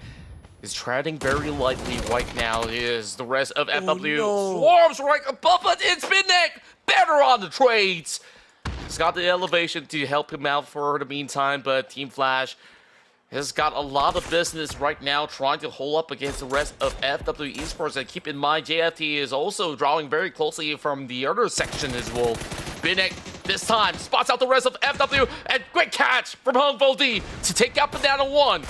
There's nowhere to go for these guys. FW Esports managed to pick up 4, but if they could just blast their way right through against Binek, then maybe they could find a little bit more of that leeway from that small Wow. valley, but Binek's not going to let that happen at all. He has been pivotal into gaining 9 points for Team Flash. Right now, we go back into the drawing board, over onto the center ground, over onto the creases of the fields. It's ISG getting bombarded. FCR tries to attack along over onto these quarters as attacker clan, excuse me, goes in for the long range exchange, and I believe that last member of FW Esports have already crashed out with Latte. He definitely managed a whole lot over onto those corners, while Tosaka is the next one on the chopping block. Great headshot coming from Cherry. But you see what I mean, right? Like, even for ISG currently in their respective compound, the way they really do this is just utility. You can't really rush in. It can be quite a risk as well, but they will attempt for it. They find the lines of sight, find great success. Now looks like 4 Crazy Rabbits. They managed to find a foothold for themselves, but they're not really out of the clear. Hams, on the other hand, he's been trying to attempt to flush out Buriram for the longest of time, but every time he pops out his head, he gets spotted out by JFT from the mountain side here. But he knows for the fact that 4 Crazy Rabbit has really taken refuge in this compound that's currently next to him as well. Mark 1 is trying to be the anchor head as well. He can't leave his post, because the minute he does, that just means 4 Crazy Rabbit is going to be able to get a nice backstabbing view for a lot of the members who's currently finding refuge in this some kind of an incline of a hill here. It's not really the best here, but now they got close enough, and Hams just has no choice but to forego their thoughts of sieging Buriram, but have to focus on flushing out 4 Crazy Rabbits, who's currently being a little bit more of a dangerous threat compared to BRU. And even more dangerous for the rest of Team Flash. This time, the what a circle does not circle. favor them. They just move all the way up north, once again benefiting BRU. They can just basically sit back and relax while the rest of these teams duke it all out. Whereas for Team Flash, are they going to full send it up against BRU? It's going to be a big, massive call coming up of these 3 members of Team Flash that's been doing so much. Humvodish sees the target, and it's a big flip that cost him Pivy! Did them dirty! In the blink of an eye, you'll miss it as Team Flash goes crashing out the gates. And that will be the end of the run for them for Miramar, but it's a super impressive one with those 9 points accrued. Meanwhile, for the attacker clan, they're still holding firm over onto these creases for the moment. So far, playing very defensively. For Crazy Rapids, also respecting their territory. They don't really seem to have a need to take off their position just yet, until it's going to be a very tight space in between the two of it. So, right now, when exactly does BRU wants to get involved? Because this time around, it's going to be a tough altercation, but right now, with Justice for Tomorrow approaching, Edie quickly tags him with the links. Man, this man is so well equipped. Not only did they get the zone, they got the best weaponries for it too.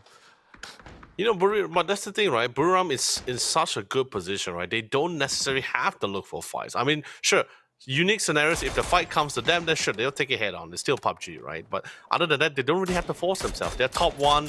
They have a lot of points to work with here, so they're totally fine with this. For Crazy Rabbit, on the other hand, they just need to clear out they need to really clear out attacking clan. And attacking clan also have the same thoughts in mind. JFT, they're slowly making their way from the southern side here, eventually running into Buriram here, but they're too tempted for the free picking, the potential picking from this open field from the two teams that's currently going head-to-head with each other as well. But the nades are great. They got the knock. They finish up with the nade to follow up with this as well. Lambo has no choice but to forego his anchor positioning to play a little bit more closer now, since they did lose out more of their members as well. It's a 2v3 for the southern side. We do see JFT slowly migrate. Sorry, not JFT, LFT migrating down to the western side here to see if they can get a little bit more better angle. But they are coming down from an incline hill, so no vantage positioning or eagle eye view compared to like what JFT is currently having for themselves. Yeah, they're a little far off from the zone that you have to descend eventually. Lambeau doing the damage! 2 members down and halves! Suppresses them on the approach. FCR still laughed their way to the bag though. 6 points. As they've been able to shred apart so many of all these ongoing ambushes being set up there by the rest of Attacker Clan. And now licking their wounds, they still have Rodman, Mark, so low. I mean, they're already down and out. So, other than BRU, I mean, these other teams are currently struggling. At least right now, FCR, they create the space up north. They can still hug by, whereas, I can't say the same about JFT. They now have to go up against the rest of a very stacked Burup United. This is tough. Like I said, that's why I was asking you the question initially earlier as well. Was there a lot of teams left with vehicle that's still intact? Of course, LFT, they've been creeping their way in, so they still have that vehicle for themselves. But JFT and the rest of the squad, I don't think that's going to be the same case. The Molly landing from Khan, absolutely on point, scorching him out of commission as well. Beautiful spray down, and now comes out to the final 2 teams here, 2v4. Buriram has the positioning, they have the man, and don't even get me started on utilities. 4 Crazy Rabbits, they're out dry. They've been using it constantly against Attacker Clan the entire time, whereas Buriram, they've been sitting it down pretty comfortably here for themselves here. Yeah, I mean, they could just reply to some DMs while they're at it, and now finally, it's go time for the rest of BRU. Sending a couple of all these emergency covers as the rest of FCR hoping to cling on to whatever grounds possible. Khan very quickly naps him off. I didn't even see that Another shot. beautiful tap coming in from that links, and now a grand hustle. But Lambeau! Ridiculous on the AUG. Now the floodgates running right through him, and this is not gonna cut it. BRU with another grand slam of a chicken dinner, as they prove themselves to be the best amongst the rest with the most amounts of WWCVs accrued. Very strong finishing as well for the final match of the night as well. They really doubled down. They knew they had more points. No harm in farming more points. Really solidifying itself potentially as one of our top 8. No, I dare say that guarantee our top 8 right now. But of course, ladies and gentlemen, let's really go to the highlights for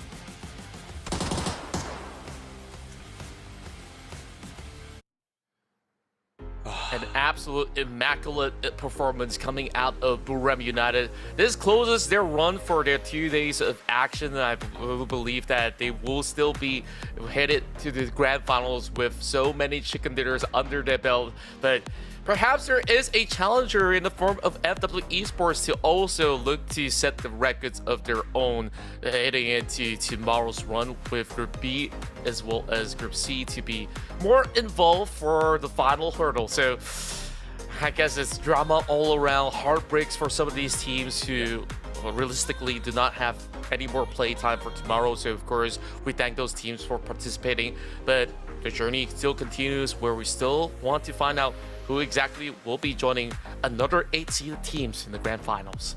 Yeah, currently, like, especially since this is the last night for Group A teams as well, so they're going to be able to get a nice, good rest. They gave their heart out, they gave their best as well. So, like Contra said, we would love to give a heartfelt thanks to the teams that really gave their all here. Those that was not able to get as much points for themselves. You know what? You guys are still amazing. I'm still going to be able to see you guys in for more future events as well. But for now, at least looking at Buriram, they're pretty comfortable with where they're at. Attacking Clan, really phenomenal job. Not really out of the woods. From 15 points to 60 plus points in total for themselves. Really barely got them through the safety net here. But that all comes down to how it goes for tomorrow's match, when it goes between Group B versus Group C. But then again, when we talk about Group C, no one shouts, no one screams louder in that group than FW Esports here. 70, I believe, like 74, 78 points in total for themselves here on day one. Not even Buriram or any team had that kind of point for themselves here. So this is what I was talking about, where when you start off strong, you at least have more room to allow small mistakes here. Like you said, you could give 2 chicken rounds, you could give 2 rounds away, you still be pretty much in the clear. It's that kind of luxury that you have when you work really hard for day number 1 here. But other than that, we won't know how day 2 goes, especially since it's going to be a different group. The dynamic could be changed. We will never know, really. Yeah. To your point, right? Now that FW Esports kind of almost guaranteed their spot, because it's kind of impossible for them to Fumble, into those right? 6 rounds with 0 points throughout the entire day, right? Yeah. They just have to do bare minimum and just let the rest of all these hungry dogs to really claw at it, right? So right now, I think like it's more about the teams over on the mid-table on how well could they actually, of course, maintain themselves under high-pressure situations. When we take a look at some of all the names, of course, you mentioned about Attacker Clan to be able to really come in swinging hard to really close out their run. They're hoping that they've done just about enough. I mean, I'm also hoping so, because they're an exciting team to watch, where they definitely pulled in some major surprises. I mean, these are not renowned names that we've always seen in, the PGC circuits. Yeah. They're trying to make a name for themselves, and that's the beauty of this EWC, where we're seeing so many young, fresh prodigies trying to really topple some of all these old kings on the block. So I'm definitely looking forward to see if we're gonna have a grand story. So I guess we're waiting for a little bit of an update onto how the leaderboard's currently looking like before we, of course, we close out the run. I mean, massive thanks to all of you guys out here, hanging out with us, and make sure you guys hit that sub as well as follow button wherever you guys are tuning in from, because we got so much more coming in for tomorrow's schedule as well as next week. You guys absolutely don't want to miss the grand finals to see who will be sent to represent APAC for the road to EWC. So that being said, we gotta consider the magnitude of this event. It's life-changing money for these guys, whoever gets a claim on that throne. So look at APAC's chances traditionally, even looking at the past year of the PGC circuit. I mean, I think that most of these teams that are hailing from APAC definitely holds a very solid chance to gun for that title. And let's quickly take a look as we finally got our total leaderboards up on our screen. We're only showing you the top 16, so whoever's not listed here, they got a lot more work to do. Right now, in the top 8, BRU, of course, undeniable at the top with a total of 144 points. 4 Crazy Rabbits with 93. I think it is pretty much guaranteed for them as well if they want to have some bad runs tomorrow. Tosakan, Attacker, Savage Men, however, will have a little bit of a scare. At least for Savage Men, they will still have a decent run. All they have to do, put in a little bit more work, and they should be able to go up against Tosaka as well as Attacker Clan, who have played for 2 days in a row. MG Gaming also very decent with those 52 points. So what exactly is the benchmark? What we're looking at, I think to be safe, you need above 70 points. Yeah. I mean, 70 points, you could try to work with 60 points as well, because if you notice right now in the 7 and 8 placing, right, for MG Gaming and NRG, right, they're both like 50 points respectively. If I'm not mistaken, this is for MG Gaming, they are from Group A, so this is pretty much the end for the run. Same goes for NRG. So I guess having both of those two teams being the benchmark where like, hey, if you're 50 points, this is most likely where you're going to be here. So if you could get more than like you mentioned as well, Kotra, more than 70 points, more than 60 points, that someone guarantees you to that top 8. Although we did see the top 16, but that's also combining with Group B as well here. So Group B hasn't really performed this day, so tomorrow will be the one where we facilitate, accumulate all the remaining points as it will be the final 6 match for those 2 groups. That's right, and of course, there goes all the action for day 2. And once again, we'd like to thank all of you guys for spending your time here with us. So make sure you don't miss out tomorrow's schedule, as we will wrap out our group stage with B versus C. So, of course, it's Yoli as well as Contra bidding you good night, and we'll catch you real soon.